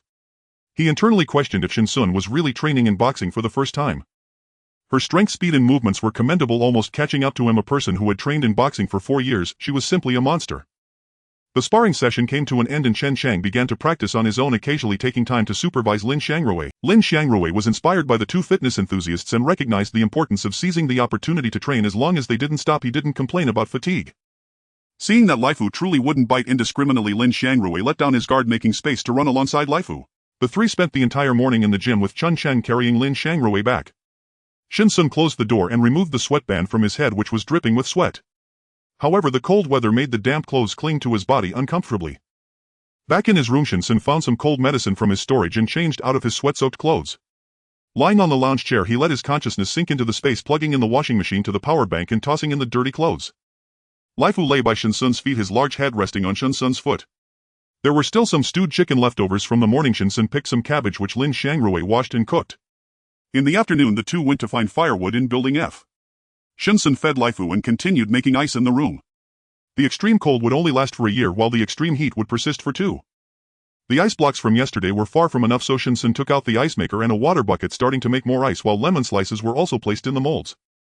The ability to induce superpowers became increasingly proficient, with baskets of fruit transformed into ice blocks piling up like small mountains in the space, enough to last for a while. Yet the large ice blocks needed for cooling were still insufficient. Shen Xun retrieved 50 large buckets, filling them with rainwater until the living room truly had no more space, leaving only the weight. The clothes in the space were already clean. Shen Xun took out the dryer, connected it to the solar panel and hung the spun-dry clothes inside the machine, hummed to life. After finishing up, the ice blocks had solidified. Shen Xun began collecting them, pouring water inside as he worked. Collecting 100 was about the same as exercising his arm strength, and after finishing he collapsed onto the lounge chair to rest. Laifu crouched by the window, gazing intently at the scene below. Seeing that Shen Xun was done, he jumped down and nudged Shen Xun with his head repeatedly. Shen Xun patted his head, saying, "You want to go out and play," which made sense. Laifu was not a domesticated pet but a large beast with a natural instinct for hunting. Shen Xun pulled out a chain from his storage, just the right size to attach to Laifu. Laifu looked at Shen Xun's actions in confusion, momentarily excited, wondering if they were going out. Shen Xun placed some bones and fish jerky into the bag just within Laifu's reach. After opening the large iron gate, Laifu joyfully darted out. Upon noticing Shen Xun hadn't followed after a while, he turned back. "Go play and come back before dark," Shen Xun said expressionlessly. If Laifu didn't return, she probably wouldn't be sad. Having one less glutton to feed should save quite a bit on supplies. Moreover, the cold air allowed mutated animals to move freely, but she was human and she couldn't handle it. Laifu hesitated, as his owner had always gone out with him before. Shen Xun slowly closed the door while Laifu paced in front of it. When Shen Xun truly shut the door, he anxiously scratched at the iron door, the harsh scraping sound prompting Shen Xun to peek out. Laifu leaped onto Shen Xun, licking him with his tongue. Shen Xun stroked his head. Laifu was growing up and his wild nature was unavoidable. It was impossible for her to keep him tied up at all times. He needed to learn to handle dangers on his own. If Laifu became stronger, she could also enjoy a more comfortable life, couldn't she? It's not easy to raise a son to be a dragon. After comforting him for a while and confirming that Shen Xun wasn't abandoning him, Laifu frequently looked back while running down the stairs, eventually disappearing from sight. Without Laifu's dismal gaze upon her, Shen Xun began collecting ice blocks. After finishing with over 100 buckets, the ice had solidified. The large ice blocks had also piled up into small mountains in the space, and Shen Xun collapsed on the lounge chair, utterly exhausted. It was truly tiring. Her arms felt numb, even more so than boxing. This was the first time her enhanced body felt fatigue. Shen Xun looked at the newly solidified ice blocks in the living room and begrudgingly got up to collect them. Now the exhaustion would lead to enjoyment later, Shen Xun reassured herself.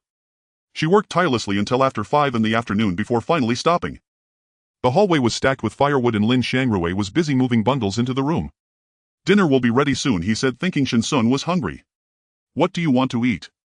Lin Xiangrui asked while warming his hands by the stove. "Let's just make fried rice." Shen Xun remembered the 2 pieces of sausage in the fridge. "All right, I'll steam 2 buns." Lin Xiangrui began to get busy. Shen Xun glanced outside at the darkening sky. Although she thought she wouldn't care if Laifu didn't come back, he had consumed a lot of her supplies. Sitting by the stove in the partition space, Shen Xun wondered if Laifu was on his way back. By the time the sky was completely dark, the 3 of them were seated around the dining table. "Why haven't I seen Laifu today?" Lin Xiangrui asked as he ate his steamed bun. Typically this was the time Laifu would bring out a bowl to eat. "I let him out to play," Shen Xun replied with an indifferent expression. "Ah." Lin Xiangrui recalled the current situation outside. For many people, Laifu was like a piece of succulent meat. How dangerous that was. "Ah, whoa." He wanted to say something more, but the sound of hurried footsteps echoed from the stairway. Laifu had returned. He ran to the door of the small compartment, dropped what he had in his mouth, squeezed into the small space and rubbed against Shen Xun's feet. Lin Xiangrui set down the bowl he was holding. "What's that on the ground?" Lin Xiangrui pointed at the dark lump Laifu had left on the floor. It seemed to still have life, moving slightly. Shen Xun kicked Laifu aside. "Get away, can't you see I'm eating?" Laifu turned and picked up the object from the ground, running back into the room. When he came out again, he had his ceramic bowl in his mouth. Shen Xun gave him a larger bowl and Laifu placed it down, squatting beside Shen Xun. Lin Xiangrui placed the remaining bun from the steamer on the corner of the small table for Laifu to eat by himself. He didn't dare get too close, especially since Laifu's mouth was stained with blood. It was likely from that thing earlier. It was too dark to see clearly what it was. Shen Xun finished the rice in his bowl. In full, it was delicious. Lin Xiangrui thought the fried rice was really good. He should ask him to make some to save for later. Laifu also finished the bun and followed Shen Xun with the bowl. "You must have timed your return perfectly right at mealtime." Shen Xun unfastened Laifu's backpack, which had already been torn. It was unclear whether the contents were eaten by Laifu or had fallen out. He placed some alligator meat and snake meat for Lifu, cracked a few eggs and took out a flashlight, shining it towards the corner where the dark It was an aberrant animal. Shen Xun took out a dagger, flipped it over, revealing a large red furry tail, long ears and sharp upper teeth. The fangs were long, at least as long as a finger. It was a red demon squirrel with a wound on its abdomen from where Lifu had bitten it. It was still alive, so Shen Xun swiftly dealt a blow and tossed it into his storage space. It seemed there should be a zoo in the center of B City. The aberrant python encountered last time had clear signs of being domesticated, and this squirrel was no different. He wondered where all the animals in the zoo had gone to hide. Lifu was still focused on eating, and Shen Xun noticed its bulging belly, knowing it had definitely eaten while outside. As he boiled some water, Shen Xun looked at the stains on Lifu's body, wondering where it had been playing. Its white legs were all speckled with black mud, and its feet were the same. After Lifu finished eating, Shen Xun took him to the bathroom, turned on the small electric heater, washed off the black mud from its body, then scrubbed it down and placed it into the pet dryer. After tidying himself up, Shen Xun lay on the bed and opened his tablet. The tsunami disaster movie he watched last night felt so real he decided to watch one about earthquakes today. Halfway through the movie, Lifu was also dried, its fur fluffed up. Shen Xun took out gloves and cleaned off the excess loose fur from its body. The colder it got, the thicker Lifu's fur became, even growing longer. Shen Xun placed the collected fur into a small box, planning to use it to knit a scarf or something once he had enough. With the rare opportunity to be clean, Shen Xun allowed Lifu to burrow under the blankets for the night. The two of them cuddled together. Shen Xun turned off the tablet and went to sleep. Lin, our vehicle can no longer accommodate so many people. The best solution now is to leave them some food to sustain them. Don't forget what our ultimate mission in this rescue operation is. Inside a blue metal shed, 6 individuals clad in green military coats were seated in a circle. The atmosphere in the shed was heavy as they felt sorrow from the man's words. Their duty was to obey orders even if it contradicted their own hearts. We also don't have much food left for this mission. The higher-ups only gave us 15 days, but along the way the food has dwindled. If we give our food to them now, what will our team eat? His words plunged everyone back into silence. The 15 days the higher-ups granted had long since passed. Then what do you suggest we do? The man tossed his gloves onto the table, his expression stern and weary. He could not forget the pleading eyes he had seen, nor the children whose bodies trembled from the cold. The man rubbed his brow. He hadn't slept well since the rescue mission began. Lin, let my share of rations be saved for them. I want to eat, but the brothers are already at their limits. I agree with Qin Yila's earlier statement. Our priority is still to complete the mission first. They had already been stopped in their tracks by the survivors. If they delayed any longer, everyone might perish here. The higher-ups have already dispatched 4 rescue teams. It won't be long before these people are saved. It's just a matter of time. Right now we are short on manpower, practically wishing we could split one person into 3. I can also forego eating and give everything to them, but we must complete the task quickly and return. The soldiers under my command are also human. They are not machines. If my brothers die on the battlefield, I will have nothing to say. But it cannot be in a place like this. I can also give mine to them. They have wasted too much time. I will not eat either. The 5 captains expressed their opinions in succession, and Lin Zhongyi knew it was time for him to make a decision. In that case, give my portion to them as well. Qin Yilu, take some people to divide the food and distribute it. Remember to comfort the survivors. After giving the instructions, Lin Zhongyi allowed a few people to leave. In the large iron shelter, only the crackling sound of the fire could be heard. Although the stove was right next to him, he still felt icy all over. The next morning, the Long Station troops began to dismantle their camp and the crowd began to cheer. They were finally able to leave this cursed place. I heard that there was a lot of food stored in the shelter and there was a stove. It was very warm. Is this for us to eat on the road? Everyone excitedly held the food they received: a 350-milliliter bottle of mineral water, 3 packets of instant noodles, 2 pieces of bread and a sausage. The soldier distributing the food remained silent, mechanically handing out the food to the next person.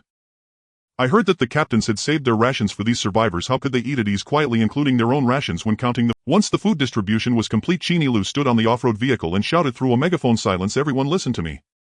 Those who have received food can now leave the convoy and wait for the next rescue team. The next rescue team is expected to arrive in a week. The food in your hands is enough to sustain you until the rescue team arrives. Trust me, GJ has not abandoned you. The current situation is only temporary." Why should I? I don't want food. I want to go to the shelter. I want to go to the shelter. Those who received food immediately changed their expressions, and some even threw the food in their hands on the ground, creating chaos on sight. Qin Yila's expression darkened instantly. That food was what the brothers had saved. Go pick up the food that was thrown on the ground. Qin Yilu ordered the soldiers under him. A few came forward to pick up the food from the ground. The crowd was noisy, with everyone rushing towards the large truck, fearing they would be left behind. Hundreds of people squeezed in front of the truck, some getting trampled underfoot. Help! Help! Bang! Qin Yilu drew his pistol and fired a shot into the sky. The crowd gradually quieted down. Step back. If you take another step forward, I will shoot. Lu was capable of such actions. He watched the soldiers crowded in the corners of the truck, noticing how they were still trying to squeeze inside. "We want to go to the shelter, we don't want to stay here. Who knows if what you say is true?" "Yes, we want to go with you." Such voices were not rare in the crowd. Lu sneered, "You can follow us, but we are not returning to the shelter, we are going to City B. The food we just distributed is all we have left. Not returning to the shelter. If we wait here we might still encounter the rescue team, but if we follow them we don't know when we can return to the shelter." Humans are such creatures, when things start to involve their own interests they begin to weigh pros and cons. The smarter ones have already hurriedly picked up the food from the ground. "Let's wait here. Didn't he say the rescue team would come soon?" "Yes, I want to stay.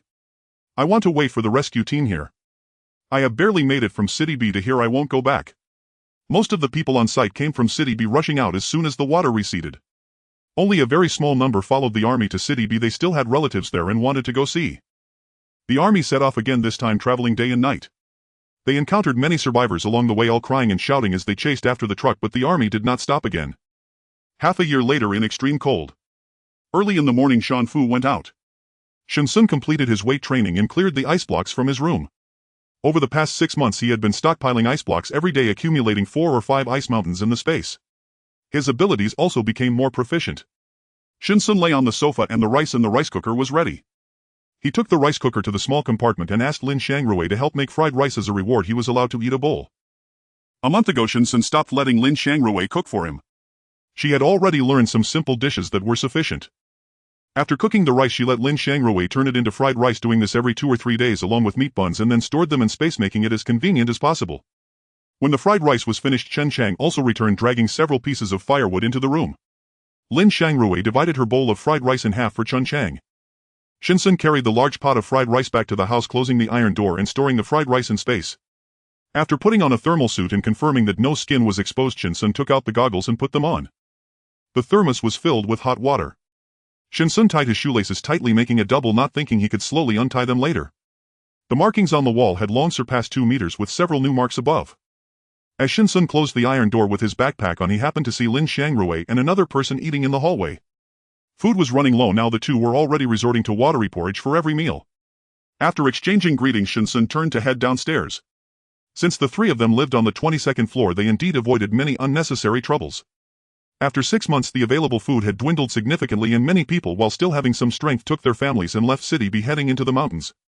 Shen Xun brought the bicycle down from the 3rd floor and first made a trip to the alley. "Hurry, pack it in and over there too, pack it all in quickly." Listening to the sounds, Shen Xun slowed down, and when the bicycle stopped at the entrance of the alley he observed the few people inside with his usual gaze. There were 7 people in total, each holding a sack and stuffing it with corpses. The frigid temperatures kept these bodies in their original state. Except for a few on the surface that had been gnawed by mutated animals, the ones underneath were all intact. Seeing Shen Xun appear at the alley entrance, the group worked even harder, as if afraid Shen Xun would snatch their loot. Shen Xun noticed the green light in their eyes, clearly indicating their severe hunger. It seemed that this alley would no longer yield any mutated animals, and Shen Xun rode his bicycle back. Currently they were consuming human flesh, but once that ran out their sights would turn to the living. Shen Xun looked back at the alley just in time to meet a pair of glimmering green eyes. Hunger could strip away humanity. Those who still retained their reason would choose to hide. "Let's check the mountains to the north." Shen Xun pedaled his bicycle northward, and after 2 hours of racing against the wind he finally reached the foot of the mountains north of City B. If there were still people in the stairwell by the roadside, Shen Xun would have really wanted to take out the off-road vehicle, as that would save a lot of time. Looking up from the base of the mountain, the trees up there had mostly been stripped bare. Occasionally one could see a single tree, but its leaves had also been completely plucked. In desperation, even leaves and bark were not inedible. Shen Xun took out a saw from his backpack, cut down 2 trees and stacked the sections aside. Many people were logging on the mountain, bundled up like dumplings. Shen Xun cut down 2 more trees, tied the segments securely with rope, and let the firewood slide down the ice blocks following behind. Occasionally she still had to put on a show in front of Lin Shangrui and the others. The tide would roll down to the bottom of the mountain. Shen Xun took out a folding wheel from the basket, placed the wood upright on the wheel, and tied the other end of the rope to the back of her bicycle. Riding the bicycle, the folding wheel slid across the icy surface as Shen Xun dragged the wood back. This weight was not a problem for her, it just took time. Laifu was nowhere to be found. If it were here she could make use of it to carry the firewood. In the past 6 months the mutated animals in the center of City B had all been consumed by Laifu. Having absorbed so much mutated beast meat, it had now grown to a massive size of about 2.5 meters, covered in muscle. Yet it had not ceased growing and continued to increase in height. Shen Xun had considered weighing it but had no suitable scales. After traveling a distance, Shen Xun took a sip from her water bottle, feeling a bit warmer before continuing on. The group of people who once knelt by the roadside begging for help had already perished. Those now kneeling by the roadside were no longer good people. As Shen Xun passed by with the firewood, she did not even give them a glance. Noticing someone following behind, Shen Xun slowed down, and sure enough, those people soon surrounded her. They had been watching this cyclist for a while. She was unarmed and was a woman. 4 of them blocked Shen Xun from all sides, wielding machetes that were chipped at the edges. Shen Xun wiped the fog off her goggles. "Now all these things are ours." "Open your backpack," said a man wearing a puffy jacket, his lips pale and cracked, his hands frozen with frostbite and one hand covered in rotten flesh. The other 3 were no better off. "I want that piece of clothing she's wearing," said a woman standing to Shen Xun's right. Shen Xun glanced over. The woman wore a light brown down jacket stained with oil and blood, dotted and smeared, now turned black. As they got closer, Shen Xun could even smell their sour stench, making her nauseous. The group had already begun to divide her belongings right in front of her, as if she were already dead. The man behind her seemed accustomed to sneaky attacks. The machete in his hand was already swinging towards Shen Xun, and all of them wore smiles on their faces. Shen Xun dodged to the right, grabbing the woman to shield herself. The machete slashed down at an angle from the woman's shoulder to her abdomen, and the woman let out a gasp. Shen Xun released her grip and the woman collapsed helplessly to the ground. "Wife." The man standing on the left wore a face of profound grief. "I killed you," he declared, raising his blade and swinging it toward the man who had just ambushed him from behind. If not for that single strike, his wife would still be alive. He had slain her. His mind was consumed by the image of that blade biting into her flesh. He raged like a madman, hacking wildly with the knife. "Brother Zhua, help me." As he dodged frantically, he cried out to his comrade. The man shielding Shen Xun's front hardened his expression, seized the attacker's moment of frenzy, and drove his blade deep into the assailant's nape. Huff, huff. "Thank you, Brother Zhua."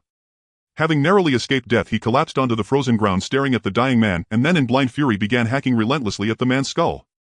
"Damn it, I've hated your guts since day one. So what if I played with your woman? Didn't you know? She volunteered for a single pack of biscuits. And just now she tried to kill me. What the hell?"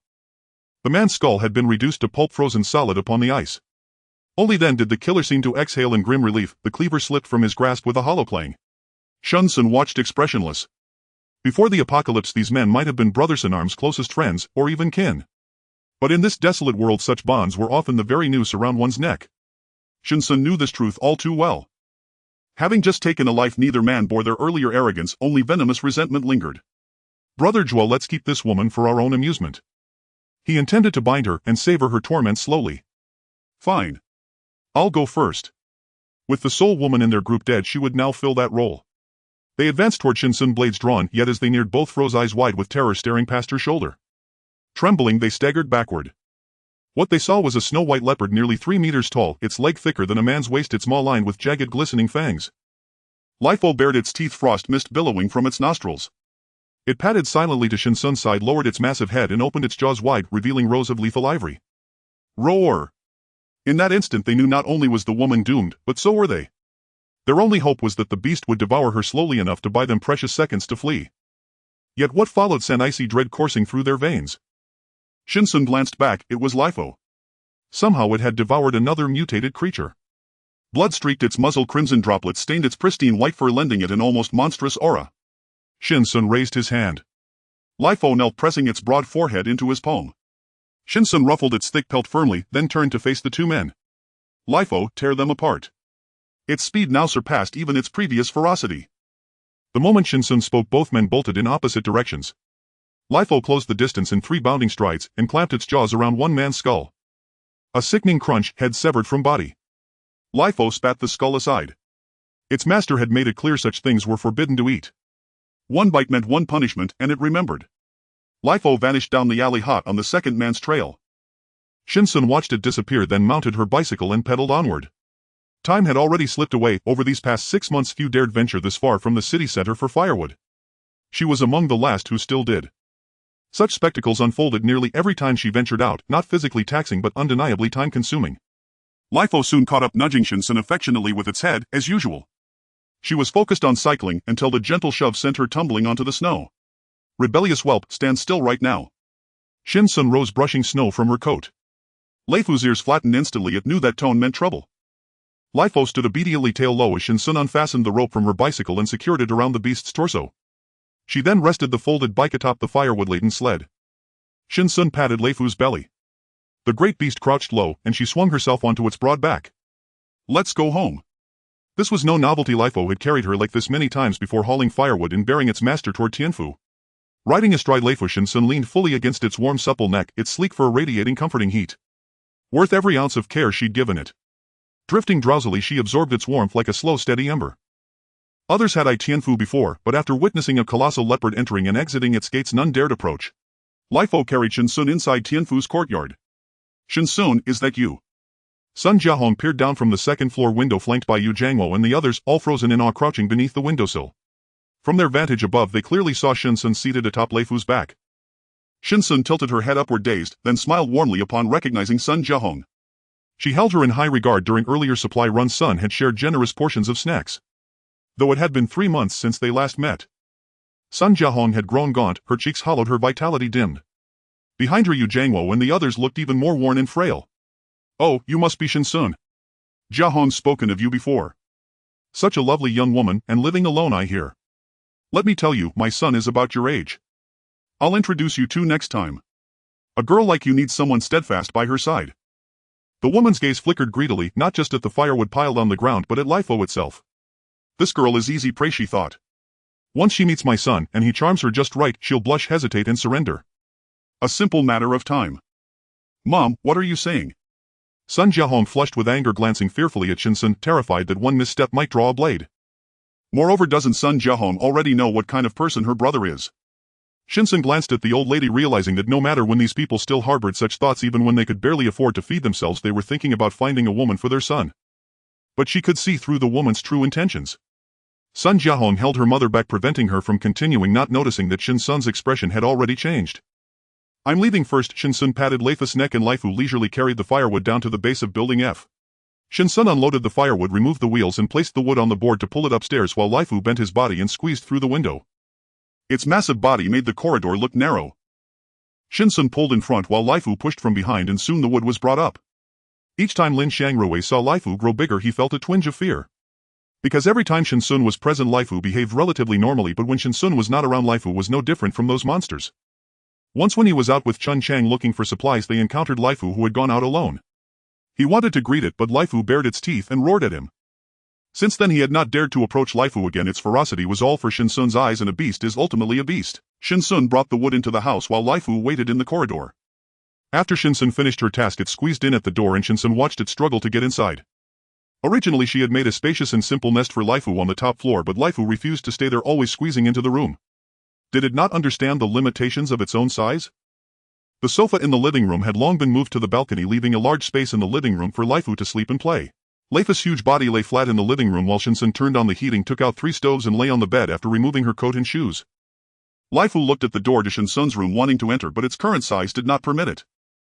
Consciousness sinking into the space, Shen Xun dug out some ginger and garlic cloves and picked some chive flowers. After preparing all the ingredients, Shen Xun went to Niu Mountain to stimulate the growth of the forage. She found that these animals did not like the forage much, but they liked the crops. She had previously planted some corn at the foot of Niu Mountain, but before she could eat it herself, the cows and sheep had devoured it when she returned. Therefore Shen Xun simply scattered some corn seeds on Niu Mountain, stimulating a patch for them to eat slowly. The mother pig that had given birth before had 10 piglets, and now they had grown a lot, plump and strong. Shen Xun salivated at the sight of them. Good things come in pairs. Recently 2 more sows had become pregnant. Shen Xun had no experience in pig farming, so she could only serve them whatever they liked to eat to keep them full. The rabbits had already produced 3 litters, evolving from the original 6 or 7 rabbits to over 20 now, but their adulthood came quickly and they had recently started to mate. She believed that within a month the food reserves would increase again. Not forgetting her purpose for coming in, Shen Xun strolled to Goat Mountain, caught a lost lamb that had wandered up to her, and with one knife she killed it. Shen Xun controlled the skinning and gutting in the space. Dividing it in half, Shen Xun took the 2 halves of lamb out of the space, set up the roasting pan with the power supply, and began marinating the lamb to remove its gamey smell. Then she placed it in the roasting pan to cook. After a while she took it out to brush on the second layer of marinade, added her favorite side dishes to the roasting pan, and during this time Shen Xun made a cup of fruit tea for herself. The room warmed up and Leifu had fallen asleep in the living room. After repeatedly brushing on the marinade until a fragrant smell emerged, Shen Xun took out the whole roasted lamb. One half was seasoned with chili for herself, while the other half without chili was for Leifu. During the past half-year, Leifu had also stockpiled quite a bit of mutated animal meat. Shen Xun mixed the mutated animal meat with the whole roasted lamb, and now Leifu no longer ate from a bowl but from a basin. Shen Xun looked at the full basin of meat, added a few pieces of fruit, and Lifu, obediently squatted in the living room waiting for Shen Xun to come over. Its body had now become inconvenient for movement in the room. Shen Xun placed the food basin in front of Lifu, then lifted the remaining half of the roasted lamb onto the round table and set down the fruit tea. Her culinary skills were not yet proficient, but as long as she controlled the process and heat well, she could still make delicious food. The lamb ribs were roasted to a spicy and flavorful perfection, and Shen Xun enjoyed a bite of fruit tea followed by a bite of lamb, feeling satisfied. "The city is just ahead, brothers, let's stay alert," a man in the team shouted on the road with a megaphone, his arm injured and hanging around his neck. The atmosphere in the team was extremely low. Everyone walked silently across the icy surface with their backpacks. No one had anticipated that the trip to B City would be so difficult, along with the occasional appearance of mutated beasts. Animals nowadays could no longer be called animals, but monsters. Half-human-sized rats swarmed together, dark and oppressive, and the fallen comrades lingered in their minds. Qinilu shouted hoarsely into the megaphone, his voice now gone.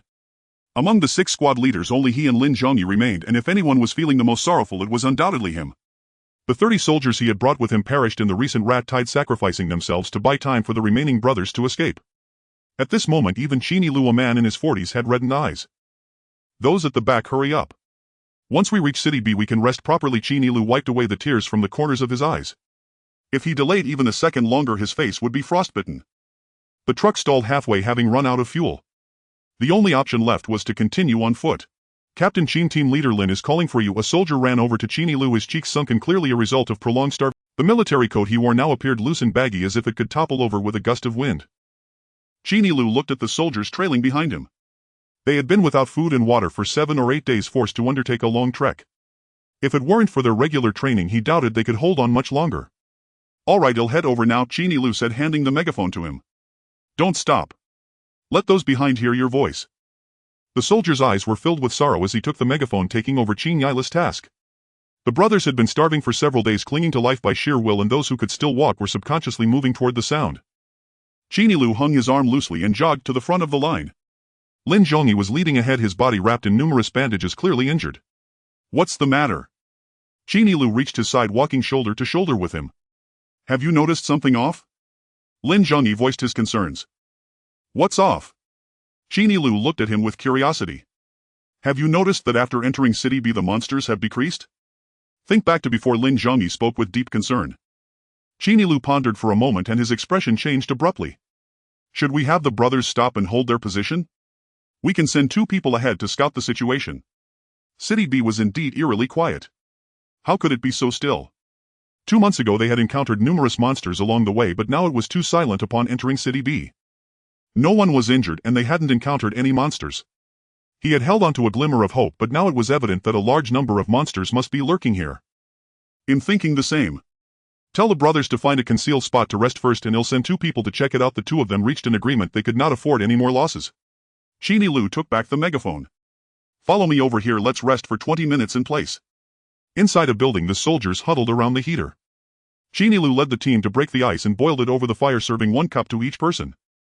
20 minutes later the scouts returned, and Qinilu and Lin Zhongyi fell into deep thought as they listened to the 2 report their findings. "Team leader Lin, we didn't find any monsters ahead, but we did see a few people. Both were former scouts skilled in gathering information while scouting." "Are you sure?" Lin Zhongyi asked repeatedly. A flicker of joy crossed Qin Yila's eyes. Although he didn't know the situation in City B, it seemed that things were relatively favorable at the moment. "Let's move out," Qinilu shouted into the megaphone as Lin Zhongyi led the way. The team advanced for over an hour, gradually delving deeper into the center of City B. "Everyone find cover and hold your position. Snipers, report your situation." Lin Zhongyi's panicked voice came through the megaphone as Qinilu led the lagging few into a large building. "Snipers in position. There are 2 monsters at 2 o'clock ahead, moving quickly." Unable to see clearly, sweat dripping from the sniper's forehead was blown away by the cold wind. He was fully concentrated, adjusting his scope, keeping it trained on the 2 figures. They were moving so fast that they were indistinguishable. Lin Zhongyi's face turned pale. "Which direction are they heading?" "Captain, hide quickly, they're both coming this way," the sniper shouted through the walkie-talkie as Qinilu drew his pistol, gripping it tightly. The 2 squads split left and right to hide, running upstairs to find cover. From the window on the 3rd floor, Qinilu exchanged glances with Lin Zhongyi across the way, both aiming their guns at the street. Roar! Lifu pressed down on the gorilla with its forelimbs, the immense force causing cracks to form on the ice surface. In terms of strength, Lifu had the upper hand. It was not comparable to the wandering mutated animals outside. They had barely eaten enough to survive, while Shen Xun had been providing Lifu with nutrition daily. Lifu feasted on mutated beast meat at every meal. It opened its mouth wide, biting down on the gorilla's shoulder and tearing off a chunk of flesh. Lai Fu swallowed it whole, saliva dripping down onto the gorilla's face. Captain, should we shoot? The sniper aimed at one of Lai Fu's eyes. Currently these monsters had tough skin and flesh and only their eyes could inflict some pain, possibly even blind them. Qin Lu aimed his gun at Lai Fu's other eye, waiting for Lin Zhongyi's command. Lin Zhongyi gazed at the enormous white figure on the street. If he wasn't mistaken, it was a leopard. How could such a large beast appear in the center of B City? No wonder B City was so quiet. He hadn't encountered any monsters along the way, as it seemed that a more formidable predator had claimed this territory as its hunting ground, scaring away other creatures. Moreover, with the current mutation of animals, that leopard had grown to nearly 3 meters tall, larger than any monster he had seen recently. Lai Fu opened his mouth and bit down on the black gorilla's nape. His master had said that the reserve food was never too much. He had already stored quite a bit and would take this one back for her to keep. The black gorilla was left with a single breath, dragged on the ground by Lai Fu like a dead dog, its body heat slowly dissipating as it groaned weakly, struggling with the last remnants of its strength. Lai Fu's teeth sank in deeper, biting through the gorilla's carotid artery, blood spraying into his mouth. He gulped it down, wishing he could feast right there, if only there weren't so many people watching. Lai Fu retreated, dragging the gorilla's corpse behind him. Captain, it seems to have noticed us, but it isn't attacking, the sniper reported through the scope. Qin Lu inhaled sharply. He had already noticed and quietly withdrew his hand, holding the gun, hiding his body behind the window. He remembered the sniper's earlier words that it moved quickly and was hard to see. Moreover, the leopard had long been on guard against them. If he fired that shot, it would most likely miss and provoke its even fiercer retaliation.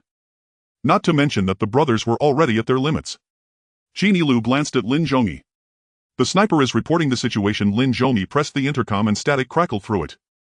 Captain, the leopard has taken the black gorilla and left, and my subordinate has discovered. The sniper hesitated, unable to believe what he had seen. The scope was still focused on the object hanging from Lai Fu's neck. What did you find? Speak, Lin Zhongyi whispered. Lai Fu halted his retreat, his eyes fixed on the sniper's position. This bipedal creature had been aiming that object at him since earlier. It recognized that thing. Its master had one too, and it knew its lethality. Lai Fu emitted a low growl of warning. I noticed that the object hanging from its neck seems to be a canvas bag, and it contains dried fish bones. The sniper realized Lai Fu's threat and quietly adjusted the gun's direction. He had no doubt that if he showed even the slightest malice, the leopard would not hesitate to snap his neck. Lai Fu lowered his head and bit down on the black gorilla again. Night was falling and he needed to hurry back. After hearing this, Qin Lu and Lin Zhongyi both took out the binoculars hanging from their legs and looked at Lai Fu, seeing that the leopard indeed had a canvas bag hanging around its neck. The canvas bag was tied above the leopard's neck in a bow, indicating that this leopard had been domesticated. Lin Zhongyi was taken aback. Put the guns away, he ordered, and the soldiers all sighed in relief, retracting their weapons. Qin, come over here. It seems they have a lot to discuss. The sniper should come too. Should we send someone to follow? Qin Lu suggested. It's best not to. That leopard is very alert. It has already noticed me. The sniper spoke with a hint of lingering fear. If it were during his peak, he might have been able to see the leopard's figure, but hitting it would require more practice. It has already noticed you. It may not only have noticed me, but all of us, the sniper said, wiping his gun's muzzle. The leopard clearly did not regard them as a threat. After hearing this, Lin Zhongyi had already made up his mind. You should head back now. Once the sniper left, Lin Zhongyi took out a map of B City from his backpack. Many buildings had collapsed, but there were still many iconic structures remaining. Lin Zhongyi marked 2 locations on the map of B City. Tonight we will rest first. Tomorrow morning you will lead a team to this location while I take another team to this one. One heading west and the other north. Qin Lu looked at the planned route and put away the map. All right, we will gather here after finding the people. Shen Xun put the black gorilla into the space. Lai Fu had grown significantly larger, even unable to enter through the door. Shen Xun called Lai Fu to the top floor and then put him into the space. Do you see those mountains over there? That is the area you cannot move, and Shen Xun had no choice but to confine it. However, due to Lai Fu's repeated offenses, Shen Xun had to make it keep quiet each time, otherwise it would receive a beating. Lai Fu was scared of Shen Xun's reprimands and could only run to the foot of the mountain looking forlorn. As it approached, the chickens and ducks by the railing fluttered and scattered, kicking up a flurry of feathers. It wiggled its tail and ran to the fence, extending its paw to dig for eggs. One egg had fallen near the fence just within reach. The hen, seeing it daring to dig for eggs right in front of her, pecked at Lai Fu's paw.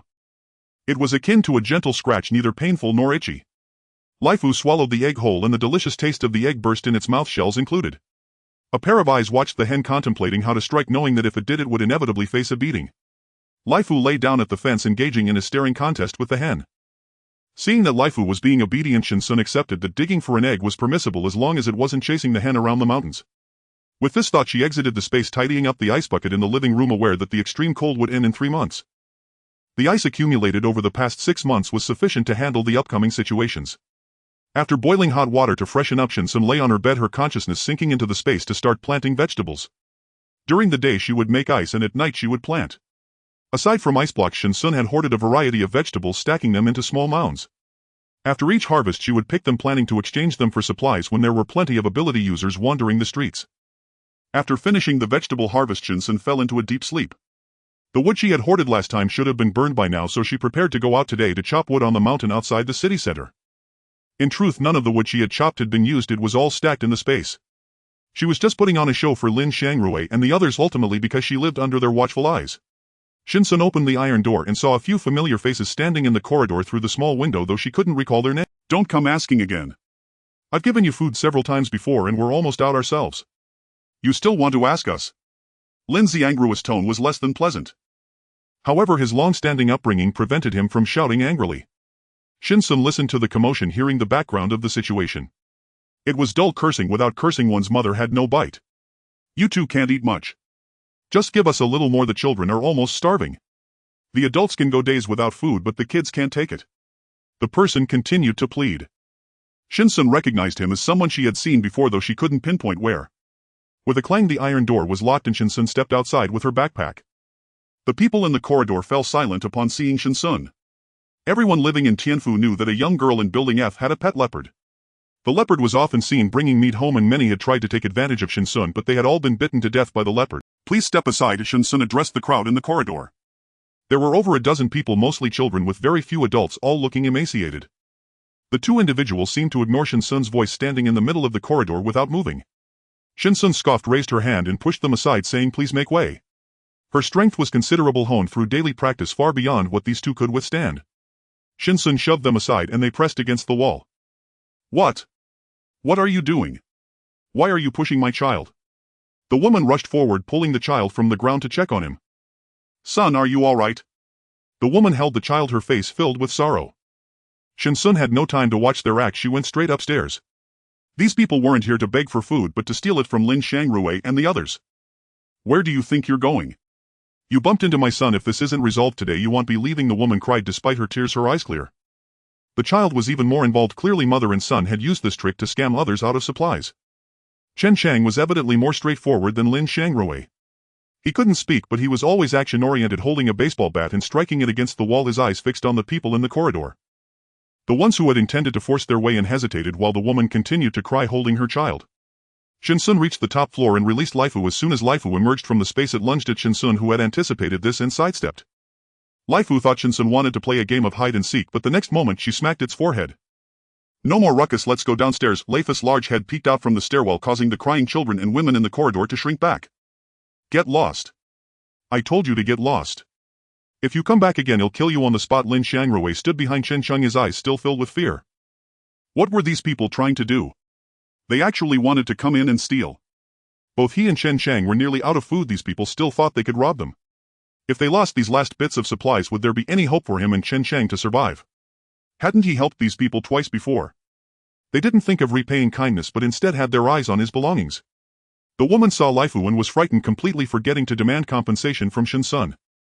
Laifu went downstairs first, with Shen Xun following behind. She was indifferent to the two of them. Even if those people broke in and stole their belongings, she would only say something like, "Pour them." The mother and son had some sense. If they got any closer, she would have drawn her blade. Lin Xiangrui was sometimes too kind-hearted. Even in the apocalypse, instead of hoarding supplies and living a secluded life with Chen Cheng, he still chose to help others. Now that trouble had come knocking, it was his own doing. The group saw Chen Cheng's fierce expression, and remembering Lin Xiangrui's past acts of kindness, they hesitated to force their way in, but the child kept crying about hunger and they were hungry too. What's wrong with you taking out a bit of food? Daddy, I'm hungry. The little girl tugged at the man's sleeve, her cheeks sunken and her eye sockets bulging, looking worse than her father. The man showed signs of impatience but held his ground, not shaking off the little girl's hand. I told you I have nothing left, just go. Lin Xiangrui also found a suitable stick to grip tightly. If you say you have nothing, then let us go in and take a look. They wouldn't leave without taking something today. Yes, let us in to take a look. Moreover, seeing how Lin Xiangrui and the others were guarding the door, it was evident that they had food inside, quite a lot of it. If it came down to taking a few hits or starving to death, he would choose the former. Seeing their stubbornness, Lin Xiangrui realized that resolving the matter today would be difficult. Suddenly he regretted it. Had he known these people would repay kindness with malice, he would have refused to give them a single bite. Luo Wanshuan, what do you want? If you have no food, go ask Yu Jiangwo why come to me. Lin Shangrui glared at Luo Wanshuan, who stood at the back of the crowd. It was Luo Wanquan who had brought people twice before. Shen Xun had thought someone looked familiar, but she hadn't paid it any mind. Luo Wanshuan, being perceptive, didn't approach Shen Xun as she had heard from Zhang Yuanchao about how she could be ruthless. Shen Xun patted Lai Fu's belly and Lai Fu crouched down. Shen Xun climbed onto his back. Let's go chop wood. Lai Fu ran swiftly across the icy surface with Shen Xun on his back, who buried her head in his neck, feeling the cutting wind whip past her cheeks. They were moving so fast it nearly matched a small vehicle. Usually it would take over 2 hours to cycle, but Lai Fu only needed 1 hour to reach the foot of the mountain. Shen Xun took out a saw and began chopping a tree while Lai Fu helped by dragging the branches down to pile them at the foot of the mountain. This is your reward, eat up. Shen Xun took out a bone to feed him. Lai Fu had fully evolved his teeth sharp enough to easily crush the bone. With Lai Fu's help, Shen Xun quickly finished chopping the wood and sat on a stump to rest. Looking down from the mountain, it seemed the world was encased in ice, a vast expanse of white, and crops could no longer survive. Once the ice and snow melted, it wouldn't just be mutated animals that would emerge, but also mutated plants, making human survival even more difficult. After taking a sip of hot water, Shen Xun hung the cup around her neck. It seemed many people had come to the foot of the mountain. Let's go, she called out, and Lai Fu stood up following behind her. Look, isn't that the leopard we saw yesterday? The small team immediately became alert. Put away the guns, one person said, patting a companion on the shoulder. He had been with Team Qin in a building yesterday and had seen the leopard's ferocity. If they fired, they might not be able to escape. Perhaps seeing Lai Fu, those people at the foot of the mountain had no intention of going back up. As Shen Xun passed by them with Lai Fu, her gaze darkened. There were 7 people in total equipped with tools for chopping wood, clearly intending to go up the mountain to gather firewood. The key was that they all wore green military coats, looking somewhat emaciated but still spirited. They were strangers. Shen Xun prided herself on her memory and had frequently come to this mountain for firewood in the past 6 months. She had recognized the few people she had encountered before. However, she had no impression of these few people before her. It was her first time seeing them. As Lai Fu walked past the group, Shen Xun observed their reactions with caution. They had guns, and when people are scared, they instinctively look for something that makes them feel safe. They were all armed. It was unclear whether they were official or otherwise. Shen Xun took out a folding cart, tied the wood properly, and secured it onto Lai Fu. Lai Fu carried the firewood back with Shen Xun. That seemed like a woman just now. You must have seen wrong. How could someone raise such a creature and be a woman? Yeah, and she was bundled up so tightly. How could you tell? The distinctive items weren't even obvious. At first glance, it's obvious you are all single and have never had a girlfriend, the man boasted, recognizing that the one tightly wrapped before was a woman. The others were momentarily speechless, embarrassed by his comment. Alright, stop talking and save some energy for chopping wood, he said, his position higher than theirs, leading the team and making it crucial to not have any mistakes this time. The man gazed in the direction where the white leopard and the black figure had disappeared, realizing he needed to report back to Captain Qin. This city bee was quite something. Did you see? I discovered there are quite a few survivors in this city bee. Several of them stood halfway up the mountain looking down and spotting a few shadows moving at the foot. Yes, I noticed too. I saw many people in those buildings yesterday. This city bee has the most survivors we've encountered on our journey so far. Indeed, and have you noticed another thing? There are no monsters appearing here. Think about it, in the past 2 months we've encountered several groups of monsters on the road. Recalling the monsters they had encountered on their journey, the atmosphere grew heavy and they fell into silence, no one daring to speak. Let's hurry. After we cut some wood, we can check those shopping malls to see if we can scavenge for supplies. Uncertain who started it first, the group began to sing military songs along the way, the lyrics reminiscing about comrades. This time the squad leader did not stop them. Shen Xun rode on Lai Fu, and the people on the roadside, eager to make a move, did not dare approach. Shen Xun felt a sense of boredom. It seemed these people were not desperate yet and still retained their rationality. I really want to kill someone, Shen Xun murmured softly, causing Lai Fu to shiver involuntarily. His master was having one of those moments again. Meat, I really want to eat meat. Pairs of eyes stared through the window at Lai Fu walking down the street. Lai Fu was already used to such stares and carefully carried Shen Xun. Shen Xun opened the backpack, unzipped it, and stealthily took out some snacks from the space, mostly chips and crackers. The marinated ones were too risky to take out. The moment they touched the cold air outside, they froze solid. As it approached 4 in the afternoon, they finally returned near Tianfu. Lai Fu whined softly and Shen Xun raised his head, still sleepy, asking, "Are we there?" "You up there? Come down." A dozen people stood on either side of the road, guns aimed at Shen Xun on Lai Fu. Shen Xun rubbed his eyes, regaining clarity. Lai Fu, sensing no hostility from Shen Xun, naturally crossed the street and prepared to leave. "Wait, I haven't said you can leave yet. If you take another step, this thing won't hesitate," the man said with a mocking tone, turning the gun towards Shen Xun. "Ha ha ha ha ha ha. The laughter from the dozen men echoed. Shen Xun looked at the dark muzzle of the gun and the several corpses lying on the ground, realizing they were still here blocking the way to rob. It seemed that they had not ventured out much recently and were cut off from the outside world. When did so many people come into this city be?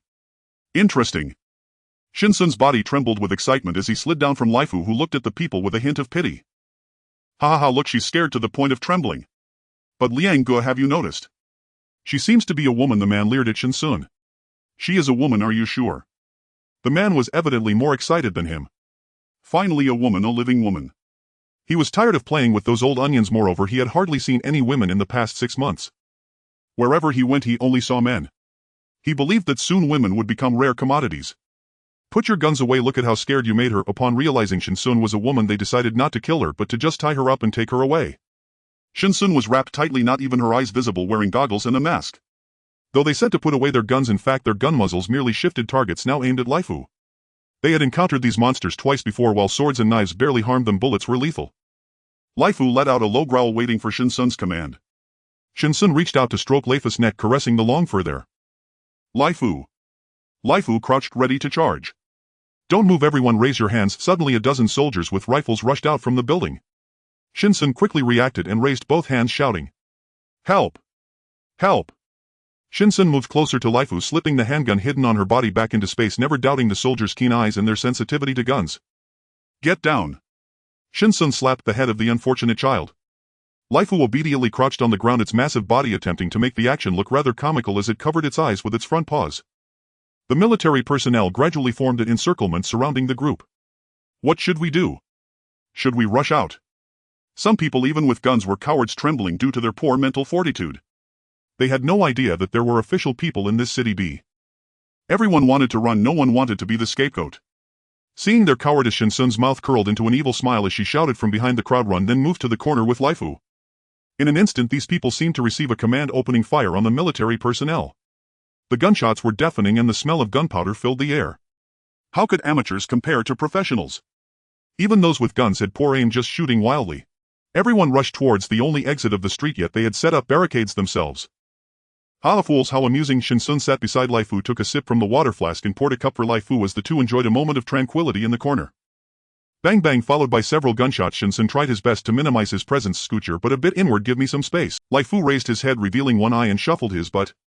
Shen Xun squeezed in behind him. "Damn it, we've been played." Wu Liang aimed his gun at Shen Xun's position and unhesitatingly pulled the trigger. If it weren't for that woman shouting to run, how could these fools have gotten so chaotic? "Brother Liang, what are you doing? Hurry up and run." A younger brother pushed hard against the barrier blocking the way, regretting how they could have moved so many stones to block this. Isn't this just lifting a stone to smash one's own foot? Damn it, hurry up and push these things away. Wu Liang along with several others took cover in the corner, using firepower to suppress and buy time. The current situation was quite confusing. One path, Shen Xun on the left, building the robbers on the right, and military personnel everywhere. Laifu suddenly lay on top of Shen Xun as a bullet shot at the spot where Shen Xun had just been standing. Shen Xun stared at the bullet lodged in the ice, his eyes dimming slightly. "Fine, get up." Laifu licked Shen Xun's goggles and Shen Xun took out a tissue to wipe away Lifustdrool.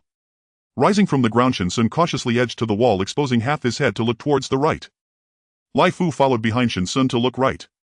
Wu Liang turned back just in time to meet the gaze of the pair. Shen Xun smiled, showing his teeth, while Laifu bared his fangs at Wu Liang. Shen Xun shouted at the top of his lungs, "He's in front right here, the one in the blue hat and black short coat. He's the leader of these people. Why does this voice sound so familiar?" Suddenly bullets densely rained down on Wu Liang. Shen Xun gave a provocative glance. "Damn it, you bastard!" Wu Liang ducked down, yanking off his hat as a gust of cold wind hit him, causing a sharp pain in his forehead. "Brother Liang, you still have your clothes." A loyal younger brother was desperately tugging at Wu Liang's clothes. "Get away, what are you doing?" Wu Liang endured the biting cold wind, his head nearly numb, while this idiot was trying to strip him. Did he want to freeze him to death? Military personnel began to press forward, with two infiltrating Shen Xun's location. "Help, police uncle, he's in front." Shen Xun vividly acted out his performance. The two focused their attention on Laifu behind Shen Xun. "Doing my best to cooperate with your performance." The two military personnel looked at Shen Xun and then at the formidable Laifu behind him. They had seen this big guy yesterday, his ferocious appearance. Shen Xun pressed his hand slightly on Laifu, who obediently lay on the ground. "Don't be fooled by his size, he's as gentle as a kitten, he doesn't bite." Shen Xun spoke sincerely, "He indeed doesn't bite." The two picked up rifles and cautiously approached the wall, peeking to the right, and indeed saw several people signaling to each other. Shen Xun pretended to be frightened. Police uncle, you came just in time. If it weren't for you I'd probably be dead here today. They just tried to rob. Bang. On the opposite side there were only 2 individuals against over 10. One of the military personnel got injured and the bullet grazed his arm. Are you okay? The wound instantly froze. Even the 2 drops of blood that flowed out solidified at the wound, looking exceptionally beautiful. Shen Xun pretended not to see and turned his back, squatting with Lai Fu in the corner. You're blocking me a bit. Shen Xun squeezed towards Lai Fu. Before long 4 more military personnel cautiously approached and the injured were taken away, leaving no one to pay attention to Shen Xun. The 4 aimed their guns at the right, fiercely suppressing with firepower. Shen Xun kept hearing screams from next door. It was terribly tragic. A gap had been cleared in the barricade and those who hadn't been shot frantically rushed out. But a sniper had already locked in on this position from a tall building. Damn it, one person was shot in the shoulder, raising his hand to cover the wound as he ran out. There was only 1 sniper, but the robbers were many and in the end only 4 managed to escape. Shen Xun nestled in the corner drawing circles, and every time he finished a drawing Lai Fu would stomp on it with a paw, playing with great delight. Clean up the scene and collect all their belongings, primarily focusing on the guns in their hands. It was a time of weapon shortages and it was still unknown where these people's guns came from. The military personnel hiding in the hallway suddenly jumped out, picking up the firearms on the ground and bundling them. The number of injured robbers was overwhelming. Out of over a dozen, only 4 managed to escape and even their leader did not get away.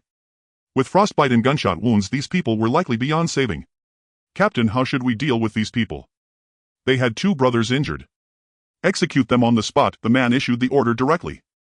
Hearing the man's words, those lying on the ground ceased their wailing, enduring the pain as they knelt and kept bowing. I know I was wrong. I want dare again. Please spare me.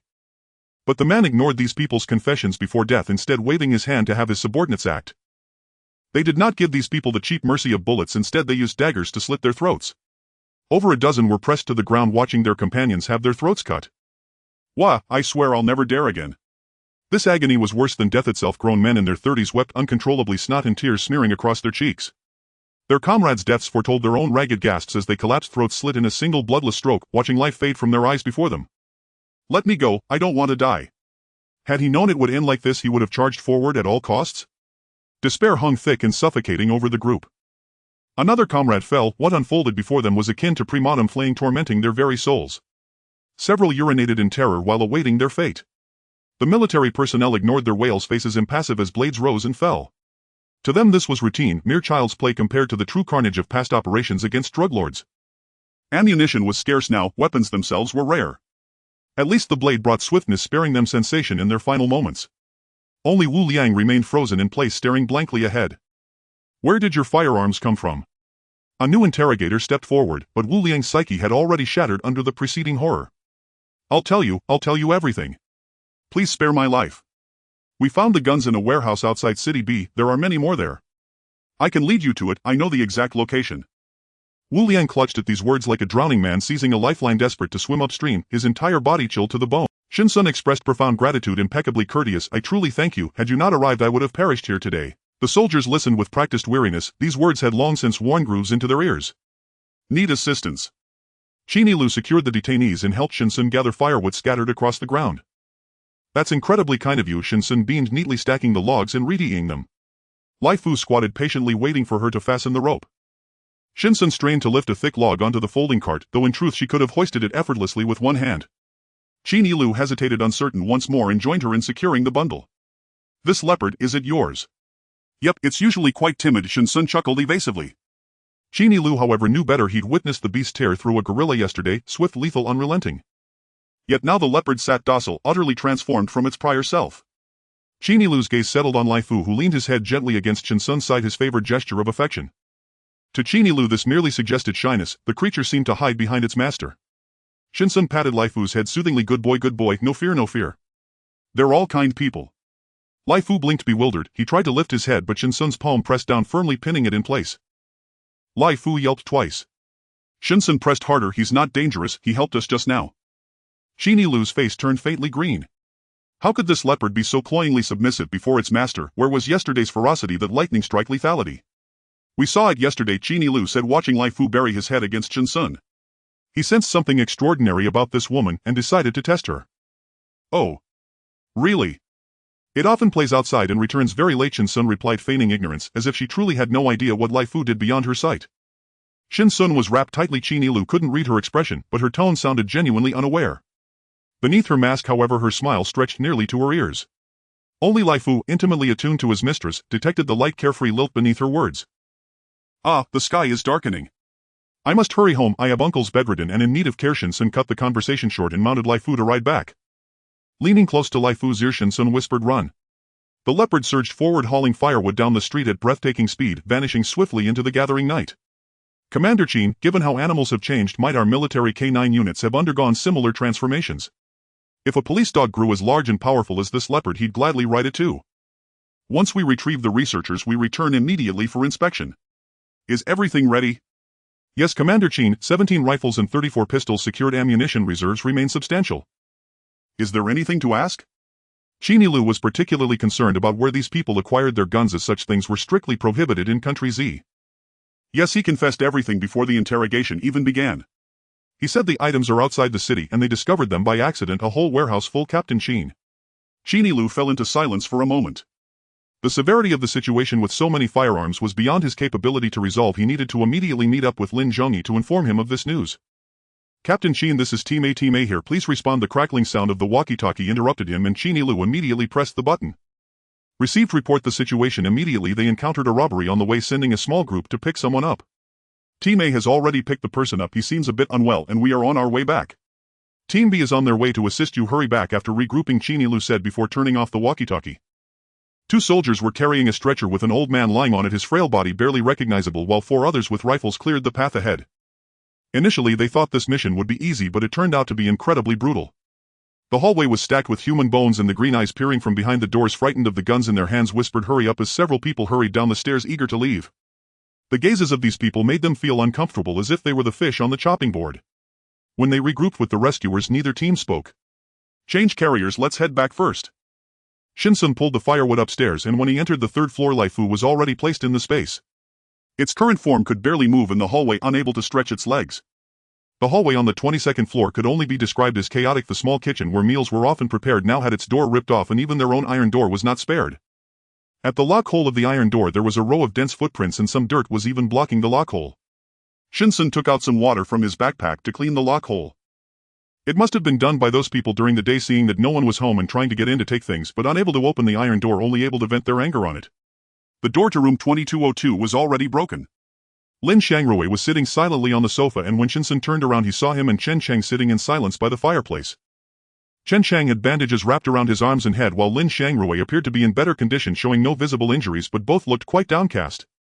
Shen Xun closed the door and released Lai Fu from the space. The living room was spacious enough for it to move around a bit, and he took out 3 fireplaces and placed them in the room. The fireplace was burning fiercely and Shen Xun took out a frying pan to place on it. The pan heated quickly and he added butter before taking out a steak from the war prisoner and frying it. Lai Fu's large head was resting against the door watching the steak on the fireplace. After Shen Xun finished frying it, he cooked another piece, brought Lai Fu's bowl over and placed the steak inside, saying eat up. In just a few moments Lai Fu finished eating. Shen Xun added some mutated beast meat into the bowl, heated it and served it to Lai Fu. Alright, I need to have a proper meal too. After finishing Lai Fu's meal, Shen Xun took out the steak he had just fried from the space. Even after finishing a whole piece he still felt a bit hungry, so he set up the iron rack and grilled some barbecue. After washing up in the evening, Shen Xun lay on the bed, his consciousness sinking into the space to collect the eggs, and he had also encouraged the growth of many fruits. The batch of rice he had planted earlier was now ready for harvest. It would still take some time for them to mature, and Shen Xun had no plans to rush their growth. After picking the ripe fruits and vegetables, he leveled a mountain top, scattered some medicinal herb seeds, and encouraged them to sprout. 5 mountain tops were simply not enough. It seemed he would need to bring more mountain tops into the space. Planting was manageable, as a little soil could encourage growth. However, if the livestock in the space continued to multiply, especially the chickens, ducks and geese, they would look for hidden corners to lay their eggs, making it difficult for her to find them, and after a while there would be many chicks in the space. Perhaps she had tacitly allowed it. After all, she hadn't turned the space upside down. In just half a year she had collected over 200 baskets of eggs, and it seemed like she hadn't eaten cake in a long time, so she planned to learn how to make some. After all, with so many eggs it was impossible to eat them all every day, so it was better to turn them into desserts. After finishing her task, Shen Xun exited the space, got up to use the bathroom, and added some more cat litter to the nearly empty bowl. The fireplace was right in front of her, yet Shen Xun still felt cold on her backside. The electric blanket on the bed was set to low heat, and she burrowed into the covers feeling very warm. The people she encountered today should all be soldiers, but they were not a rescue team. In her previous life she had been saved by a rescue team. If these people were a rescue team, they would have gathered the survivors of City B first. But they did not. Instead, they silently entered City B, likely on a mission. Not thinking too much about it, Shen Xun fell asleep directly. After waking up in the morning, Shen Xun washed up brushed Leifa's teeth and gave Leifu a bath with dry shampoo. The fur on Leifa's body felt much more comfortable to the touch. Thinking about going to collect the mountain peaks today, Shen Xun got up early, cooked seafood porridge, steamed 6 shrimp dumplings and made corn porridge before setting off after breakfast. The mountains in the east, west, south and north had been almost completely deforested. To collect mountain peaks one could only go a little further away. Shen Xun released Leifu on the 3rd floor and pointed southward where the trees had been cleared the most, thus very few people were chopping trees there now. Before the apocalypse she wouldn't dare to collect too many mountain peaks for fear of being discovered, but now it was completely different. Shen Xun urged Leifu to speed up. All that could be seen on the road was a massive white figure rushing past almost like an illusion. If it were still the information age, filming Leifa's running figure and playing it at double speed would certainly allow for a clearer view. Shen Xun tightly grasped the fur on Leifa's neck. After half an hour the two had exited the city. Once out of the city gate the surroundings opened up and there were no more collapsed buildings on the road. Leifa's speed increased. Shen Xun didn't dare to look up. The wind slicing against her face felt like knives causing pain. She gently patted Leifu on the back and Leifa's claws embedded into the ice, barely stopping. A woo! The sudden halt startled the master. Shen Xun slid down from Leifu, her feet firmly planted on the icy surface with the city behind her. They had now left the city. Taking out binoculars, Shen Xun looked towards the distant mountain peaks. The connected peaks in the distance were bare with hardly any people around. This way, Shen Xun said as she patted Leifa's belly, prompting Leifu to crouch down. Shen Xun mounted him and pointed out a path. Once Shen Xun was securely seated, Leifu took off running. The unmaintained mountain paths were difficult to navigate and Leifu leaped between tree stumps. Shen Xun felt as if she was on a roller coaster. Slow down, she whispered in Leifa's ear, her eyes fixed on the mountain peak ahead, which was far more shocking than what she had seen through the binoculars. The continuous mountain peaks revealed no complete trees. Leifu carried Shen Xun through the mountains and after about 2 hours of travel she finally spotted faint green shadows in the distance. Over there, let's hurry, Shen Xun urged, tightening her legs around Leifu as he dashed through the mountains. They entered a dense forest and after half an hour of moving forward they were deep within. Go check if there are any people nearby, Shen Xun instructed Leifu and took a sip of hot water. Leifa's silhouette quickly disappeared while Shen Xun stored the mountain peak in her space, followed by 2 more, her consciousness sinking into the space. The mountains she just stored were slowly melting the ice from the trees and soil. As Shen Xun waved her hand towards the peaks, the lifeless trees began to sprout new buds, bringing forth a vibrant scene. Shen Xun focused her spiritual energy to guide the melting rainwater into a clearing, creating a channel for the rainwater to flow into the rice fields. Shen Xun collected a few more mountain peaks and Leifu returned carrying an anomalous creature in its mouth.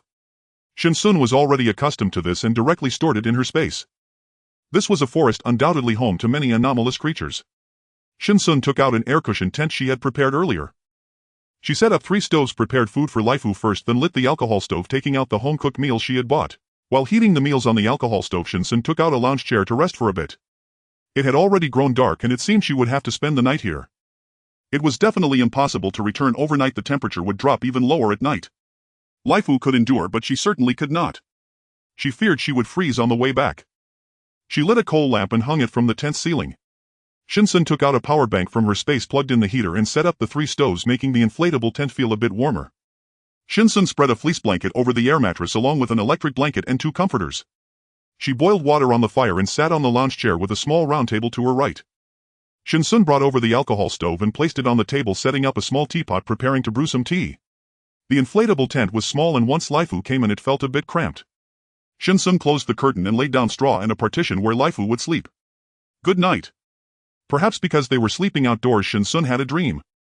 It had been a long time since she had dreamed, and in the dream she was back at the laboratory.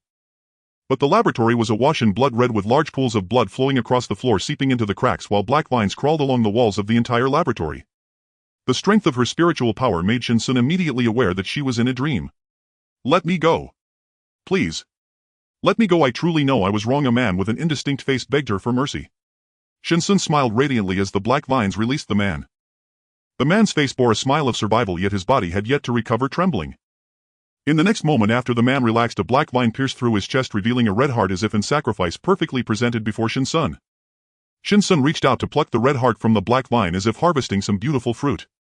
A black vine was embedded in the man's chest, the vine incredibly hard, leaving him hanging like a rag, blood gushing from his mouth. Holding the heart, Shen Xun poked at it with her fingertips, saying, "What is this? It turns out to be red. I thought it was..." As she gently squeezed, blood continued to flow from the blood vessels of the heart, dripping onto the floor through her fingers, staining the white sleeve of her lab coat red. The heart fell from her palm to the ground, splashing into the pooling blood, while the vine enveloped the hanging man, and the vine sprouted a dense array of sharp thorns piercing into the man's body. The man stared wide-eyed, unable to die any further. Shen Xun stood in the blood, stripping the heart from each experiment personnel. She encountered her long-standing torment, having rendered her mind unlike that of an ordinary person. The stacked corpses drenched in blood elicited neither unhappiness nor great joy, as if it were no different from eating or drinking. At the end of the dream she opened the door of the laboratory, but what awaited her was not freedom but an endless array of gun barrels outside. The black vines instantly covered the door and a barrage of bullets came flying. Shen Xun opened her eyes to the sound of lifeless breathing, and she got up from the bed to add some charcoal to the stove. Wrapped in her blanket she thought, I still don't know how an Uncle Air will come to be city. She had left them a message hoping her second aunt would remember soon. Lai Fu opened his eyes and looked at Shen Xun. Seeing the smile on his owner's face, he knew she was having another episode in the middle of the night. Lai Fu turned over, presenting his backside to Shen Xun. Turn around, do not face me with your backside. Shen Xun kicked Lai Fu's rear. He turned around with a yelp. This small tent wasn't very spacious, yet he dared to face her with his behind. The sound of the heating system lulled Shen Xun into a drowsy state, the kerosene lamp hanging above swaying. Shen Xun lay back on the air mattress, her consciousness sinking into the space. Today's venture had gone well. Combined with the previous mountain peaks she had collected, there were now 12 mountain peaks in her space. She separated the chickens, ducks and geese onto different mountain peaks, exited the space, and felt her mental energy deplete. Fatigue washed over her as Shen Xun fell asleep. A churn in her stomach woke her, and Lai Fu picked up the corner of the blanket in front of Shen Xun with his tail whimpering. Shen Xun opened her eyes to see him, got up and pulled open the curtain. Lai Fu darted out, having slept a bit too deeply. The day had already brightened. Shen Xun glanced at the time. It was already past 8. Lai Fu had not returned from the bathroom. Preparing breakfast, Shen Xun made mushroom chicken stew and braised rice, and halfway through her meal Lai Fu returned. Once he finished eating, Shen Xun stored the air mattress tent into her space. Let's go back now, she said as Lai Fu lay on the ground waiting for her to mount. Choosing a secluded path on the way into the mountains yesterday, Shen Xun considered her memory to be quite good, but she realized she couldn't retrace her steps now. Lai Fu left his scent along the way. He knew the route back. He trotted along with Shen Xun, and after 2 hours they emerged from the deep mountains. Lai Fu nimbly leaped onto a pile of rubble, bounding across it. As they slowed down, Shen Xun lifted her head. Due to Lai Fu, the number of mutated animals in B City had dwindled significantly over the past 6 months. A few remained, but were too timid to show themselves. Jumping down from the rubble back onto the street, Lai Fu did not pause, dashing ahead with Shen Xun, and by 3 in the afternoon they finally reached the gates of Tianfu. Shen Xun dismounted from Lai Fu and stroked his neck, saying, I'll treat you to a feast when we get back. Let's have your favorite roasted meat. Alright, let's head back first. Lai Fu nudged Shen Xun with his head. As they passed building A, Shen Xun was called to a halt. Hey, you must be Shen Xun, said a slender boy, his eye sockets sunken and cheeks hollow. Shen Xun assessed in her heart whether a punch from her would send him to the ground. You know me? Shen Xun pulled back the sleeve that Lai Fu had tugged. Goodness, as soon as roasted meat was mentioned he was eager to pull her back. As Shen Xun yanked back her sleeve, Lai Fu bit onto it again. My name is Sun Jialong, I'm Sun Jiahong's younger brother. I've heard my sister and mother mention you. The boy removed his mask, revealing a somewhat satisfied smile. He had heard his mother say that Shen Xun was the same age as him, and when it came to charming women he excelled at it. Especially with girls around his age. During his school days he had played around with quite a few, and those women were completely entranced by it. With his signature smile he remarked, Did you just return? It's so dangerous outside, yet you're still running around. First feigned concern, then casually extend a gesture of goodwill, finally offer a small gift she would surely bite. He had tested this tactic time and again, never once failing. Sun Jialong withdrew a discolored loaf of bread from his coat. Half remained. He had eaten the other half that morning. You haven't eaten yet, have you? Here, take it, he thought smugly. With food so scarce in this world, surely she'd accept. Moved to tears. Shen Xun's face twisted in disgust, but her goggles and scarf concealed her entire visage, leaving Sun Jialong unable to read her expression. Is this all he could offer? She'd assumed Sun Jialong might produce something worthwhile. Sun Jialong seemed sharp-minded, yet her mother and brother were cut from entirely different cloth. Take it, he said, noticing Shen Xun hadn't reached out. She must be shy, he reasoned, and extended the bread further. Shen Xun stepped back twice as his hand neared. How long had it been since he'd washed? Frostbitten skin marred his knuckles thick with grime. Keep it for yourself, Shen Xun replied, her tone edged with impatience. She refused to waste another moment on Sun Jialong and turned away without another glance. These people hounded her for only one reason, and not even the pre-apocalyptic world had held Sun Jialong in any regard. Now he was beneath her notice. Lai Fu padded behind her. At last, they were returning home. It had been far too long since he'd savored properly roasted meat. Sun Jialong stared at Shen Xun's retreating figure, the stale bread clenched tightly in his fist. No woman had ever rejected him like this. Shen Xun hadn't even glanced at the bread, so she must still have provisions. Sun Jialong's eyes gleamed. He'd seen the leopard return with fresh meat more than once. Shen Xun would be his, by force if need be. Footsteps closed in behind him. Lai Fu whirled, baring fangs, muscles coiled to lunge. Sun Jialong collapsed onto the frozen ground shrieking ah. This time Shen Xun didn't grant him even a glance. Her patience had evaporated the moment he appeared. If he dared draw nearer she wouldn't hesitate, Lai Fu would tear him apart then and there. My son. Are you all right? Jialong. A wailing woman burst from Building C rushing toward the trembling Sun Jialong. Behind her walked Sun Jiahong's swaddled head Toto in layers. Shen Xun raised a hand, Lai Fu trotted back. The woman lifted Sun Jialong, voice cracking, Jialong, don't frighten mama, did you get hurt? She'd just seen that monster crouched over him, her heart had nearly stopped. Mama, she ordered it to bite me. Sun Jialong hissed from behind his mother's back, glaring at Lai Fu beside Shen Xun. His earlier infatuation had curdled into venomous resolve. Shen Xun had to die. Ungrateful wretch, being chosen by him was privilege enough. Hearing her son's words, the woman's face contorted with fury. Today she would teach Shen Xun a lesson she'd never forget.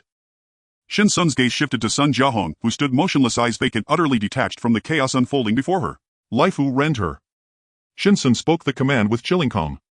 Her patience had expired the instant the woman emerged. The woman hadn't expected Shen Xun to act. She whirled and fled, screaming, Jiahong. Jiahong, save me. Shen Xun drew her long blade from her pack. Sun Jiahong's archery was precise. If she drew her bow, Shen Xun would sever her hand first. Lai Fu slammed the woman to the ground. Let go of my mother. Sun Jialong cried, genuine terror gripping his chest. He could lose his father. He could lose his sister. But his mother, never. He'd grown up cradled in her devotion, through blizzards and bitter cold. Hunger had never touched him. She solved every problem with her. He felt safe. Shen Xun waited, yet Sun Jiahong made no move. She sheathed her blade. Lai Fu struck with lethal speed. The woman lay dead, torn limb from limb. Sun Jialong stared at the mangled remains, not grieving, only trembling with fear. Fear of what came next. Fear of his sister's vengeance. Now that their mother's protection was gone, he knew precisely what his mother had done to her. Lai Fu returned to Shen Xun's side. She peeled shreds of torn-down jacket from his fangs. Let's go. Together woman and leopard approached Building C, when Sun Jiahong's laughter rang out behind them. Ha ha ha ha. Shen Xun glanced back. Sun Jiahong had pinned Sun Jialong to the ground, wrenching the half-loaf from his grip. She shoved it into her mouth and devoured it ravenously. Shen Xun frowned. What had happened to Sun Jiahong? Ow. Lai Fu darted through the second-floor window, unable to climb stairs. Shen Xun recalled him into her spatial realm. On the 22nd floor, Shen Xun produced her key. The lock bore marks of forced entry, but remained intact. Her expression betrayed no emotion. Inside apartment 2202, chaos reigned, worse than the day before. Lin Xiangrui lay slumped on the sofa, unconscious or dead. Chen Cheng fed logs into the stove. At Shen Xun's return, he merely nodded in silence, a quiet acknowledgement. Last night intruders had flooded in, stripping both him and Lin Xiangrui bare. They'd even pounded on Shen Xun's door. To his astonishment, she hadn't been home. The keyhole had already warped slightly, yet the key still turned smoothly. Shen Xun unlocked the door and stepped inside, retrieving insulated wiring from her spatial realm. She connected the wiring to a solar power panel and tightly bound the conductive strands across both iron gates, transforming them into a lethal electric net. The voltage was high enough to kill, or at the very least render, an intruder unconscious. Such a measure wasn't strictly necessary, but the iron gate could no longer withstand a third forced entry. Unable to guarantee her constant presence, she installed the electrified barrier as a precaution. Once complete, Shen Xun flipped the main switch. A sharp crackling hum filled the air as current surged through the net. From her spatial realm she withdrew a young chick. The moment the chick touched the net it collapsed instantly, a faint acrid scent of singed feathers rising into the air. Shen Xun promptly retrieved it back into her spatial realm. Lai Fu lay sprawled in the living room watching Shen Xun work until the chick fell lifeless. He instinctively shuffled 2 steps backward, tail low. What bizarre contraption is master conjuring now? Shen Xun produced another chick and demonstrated the danger once more. From this moment on you must never approach this gate, understood? Lai Fu nodded vigorously. Though not particularly clever, he possessed keen situational awareness. She activated the heating system, brought out the portable stove and set up the barbecue grill, fulfilling her promise to roast meat for Lai Fu without delay. After carrying her across vast distances yesterday and today, he deserved proper reward. Since Lai Fu could not tolerate chili, Shen Xun used 2 separate grills, one for herself, one exclusively for him. Lai Fu fetched his own bowl and placed it obediently beside Shen Xun's feet. As soon as the meat was done, she laid it directly inside. Despite several stoves blazing within the room, the frigid air chilled the roasted meat within minutes. Lai Fu swept the morsel into his mouth with a single flick of his tongue. Shen Xun offered him fresh fruit to cut the richness and brewed herself a cup of milk tea.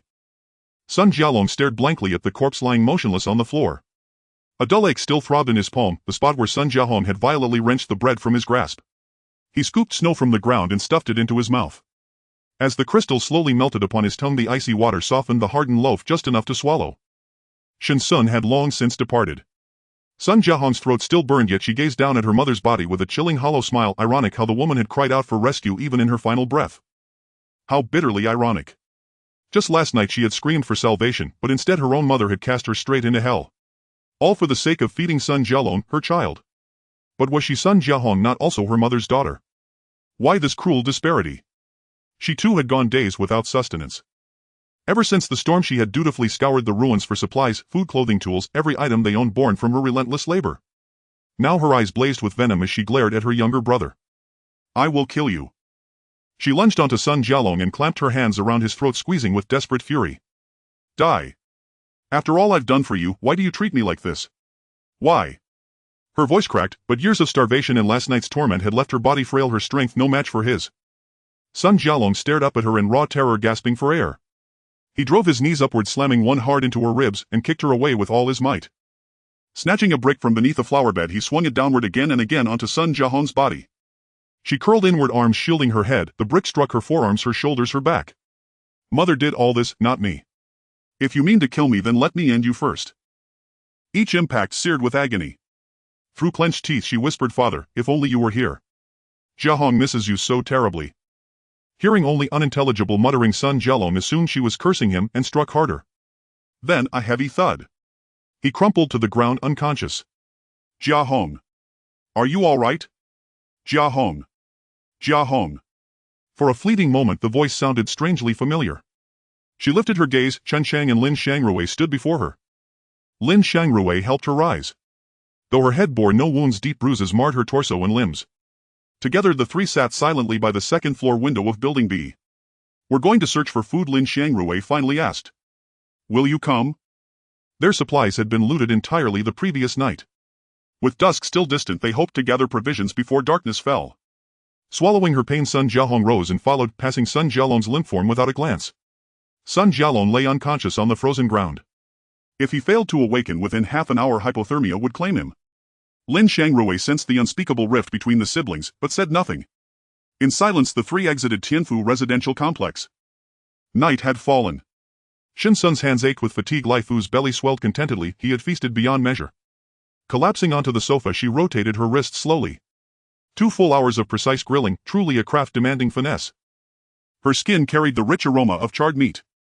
She heated water, placed the basin inside the room and bathed. Lai Fu had long since drifted into deep slumber in the living room, the happiest day of his life. Lying in bed, Shen Xun sank her consciousness into her spatial realm and drew half a bucket of fresh milk from a tin pail. Fresh milk yields the finest pastries. After tending to every stored ration within her spatial realm, Shen Xun withdrew from it. The Great Freeze would soon end, only 3 months remained, but what followed would be far more perilous. She retrieved a projector and took out her tablet, selecting a zombie thriller. Having watched countless disaster films, she had grown weary of them. Besides, she was now living through a real catastrophe. Nothing could compare to first-hand experience. As the zombie outbreak unfolded in gory detail, Shen Xun watched with rapt fascination, though she genuinely lamented the demise of the zombie sovereign at the climax. Such a determined, relentlessly driven undead sovereign, yet felled so abruptly by the protagonist's faction. A dreadful film, she muttered, retrieving the tablet to watch again. Lai Fu's massive head appeared beside the door, low growls rumbling from his throat.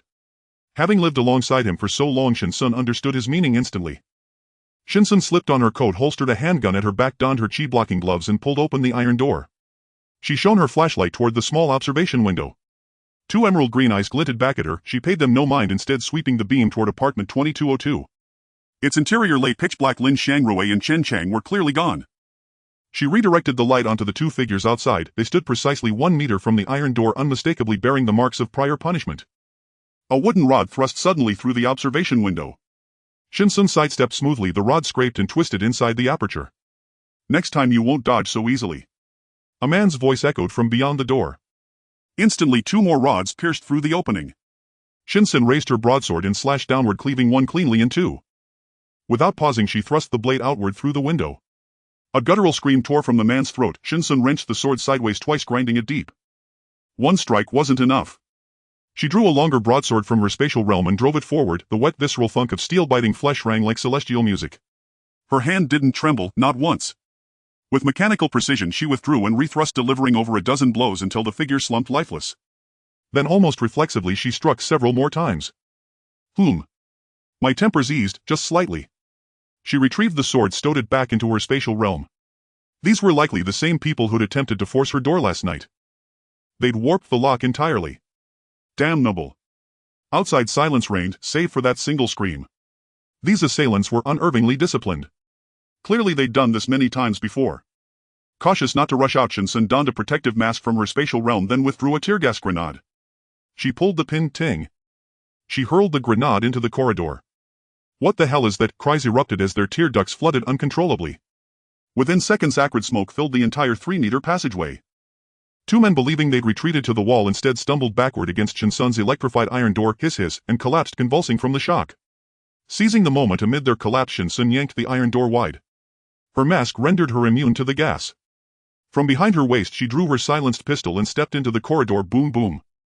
The suppressed shots were muffled yet lethal. Two more fell, blinded by tears, noses pinched shut, utterly unaware she'd already emerged from her apartment, still convinced she was cowering inside. With two corpses down she delivered a sharp, powerful kick, sending both bodies skidding hard against the corridor wall. The stairwell wasn't long, someone had likely already descended to the lower floors. Shen Xun dismantled another tear gas grenade and a smoke grenade, then tossed both down the stairwell. In the starless dark, thick smoke swallowed all visibility. Pressed flat against the wall, Shen Xun crept downward, no flashlight dared. To reveal her position would be fatal. She still didn't know how many had come. A man stood at an open stairwell window, drawing breath. Shen Xun placed a hand upon his shoulder and shoved. He plummeted with a shriek, thud, onto the frozen ground below. She continued descending along the wall, silent and unseen. Light would betray her, she couldn't risk it, not knowing how many lurked in the shadows. Just as she cleared the stairwell landing, a sharp whoosh sliced the air above her. She ducked backward, only to find another figure closing in behind. From her spatial realm she drew a second pistol and fired. Boom boom. The attacker above crumpled without it, but the assailant on the 21st floor evaded the shot. Shen Xun switched on her flashlight and flung it aside. Its arcing trajectory mimicked a person fleeing. The ruse worked. The enemy swung his weapon toward the moving light, exposing himself. Shen Xun aimed and fired, precise and unhesitating. He dodged again. Shen Xun murmured, "HM. Interesting." A gust swept through the open window, scattering the smoke and revealing the figure, a woman. She wielded a machete and a length of reinforced steel. The whistling wind had come from that bar. Without hesitation, Shen Xun fired the instant the woman's silhouette emerged. Anticipating her retreat, Shen Xun fired again, then a third shot timed perfectly to strike her landing foot. Thwip. The woman's calf exploded in blood, her flight unfolding exactly as Shen Xun had foreseen. The woman collapsed, legs shattered. Shen Xun advanced no further, not yet. Her opponent was agile, quick-witted. The flashlight beam illuminated both their faces, stark and unwavering. She had no intention of sparing her. Under the woman's stunned gaze, Shen Xun tucked her pistol away, then drew a high-caliber sniper rifle from her spatial realm. Lately she'd felt strangely listless. Time to recalibrate her aim. Kneeling, she wiped the scope clean with a cloth and leveled the rifle steadily at the fallen woman. What are you? What just happened? The woman's face was contorted in raw terror. What had she truly witnessed?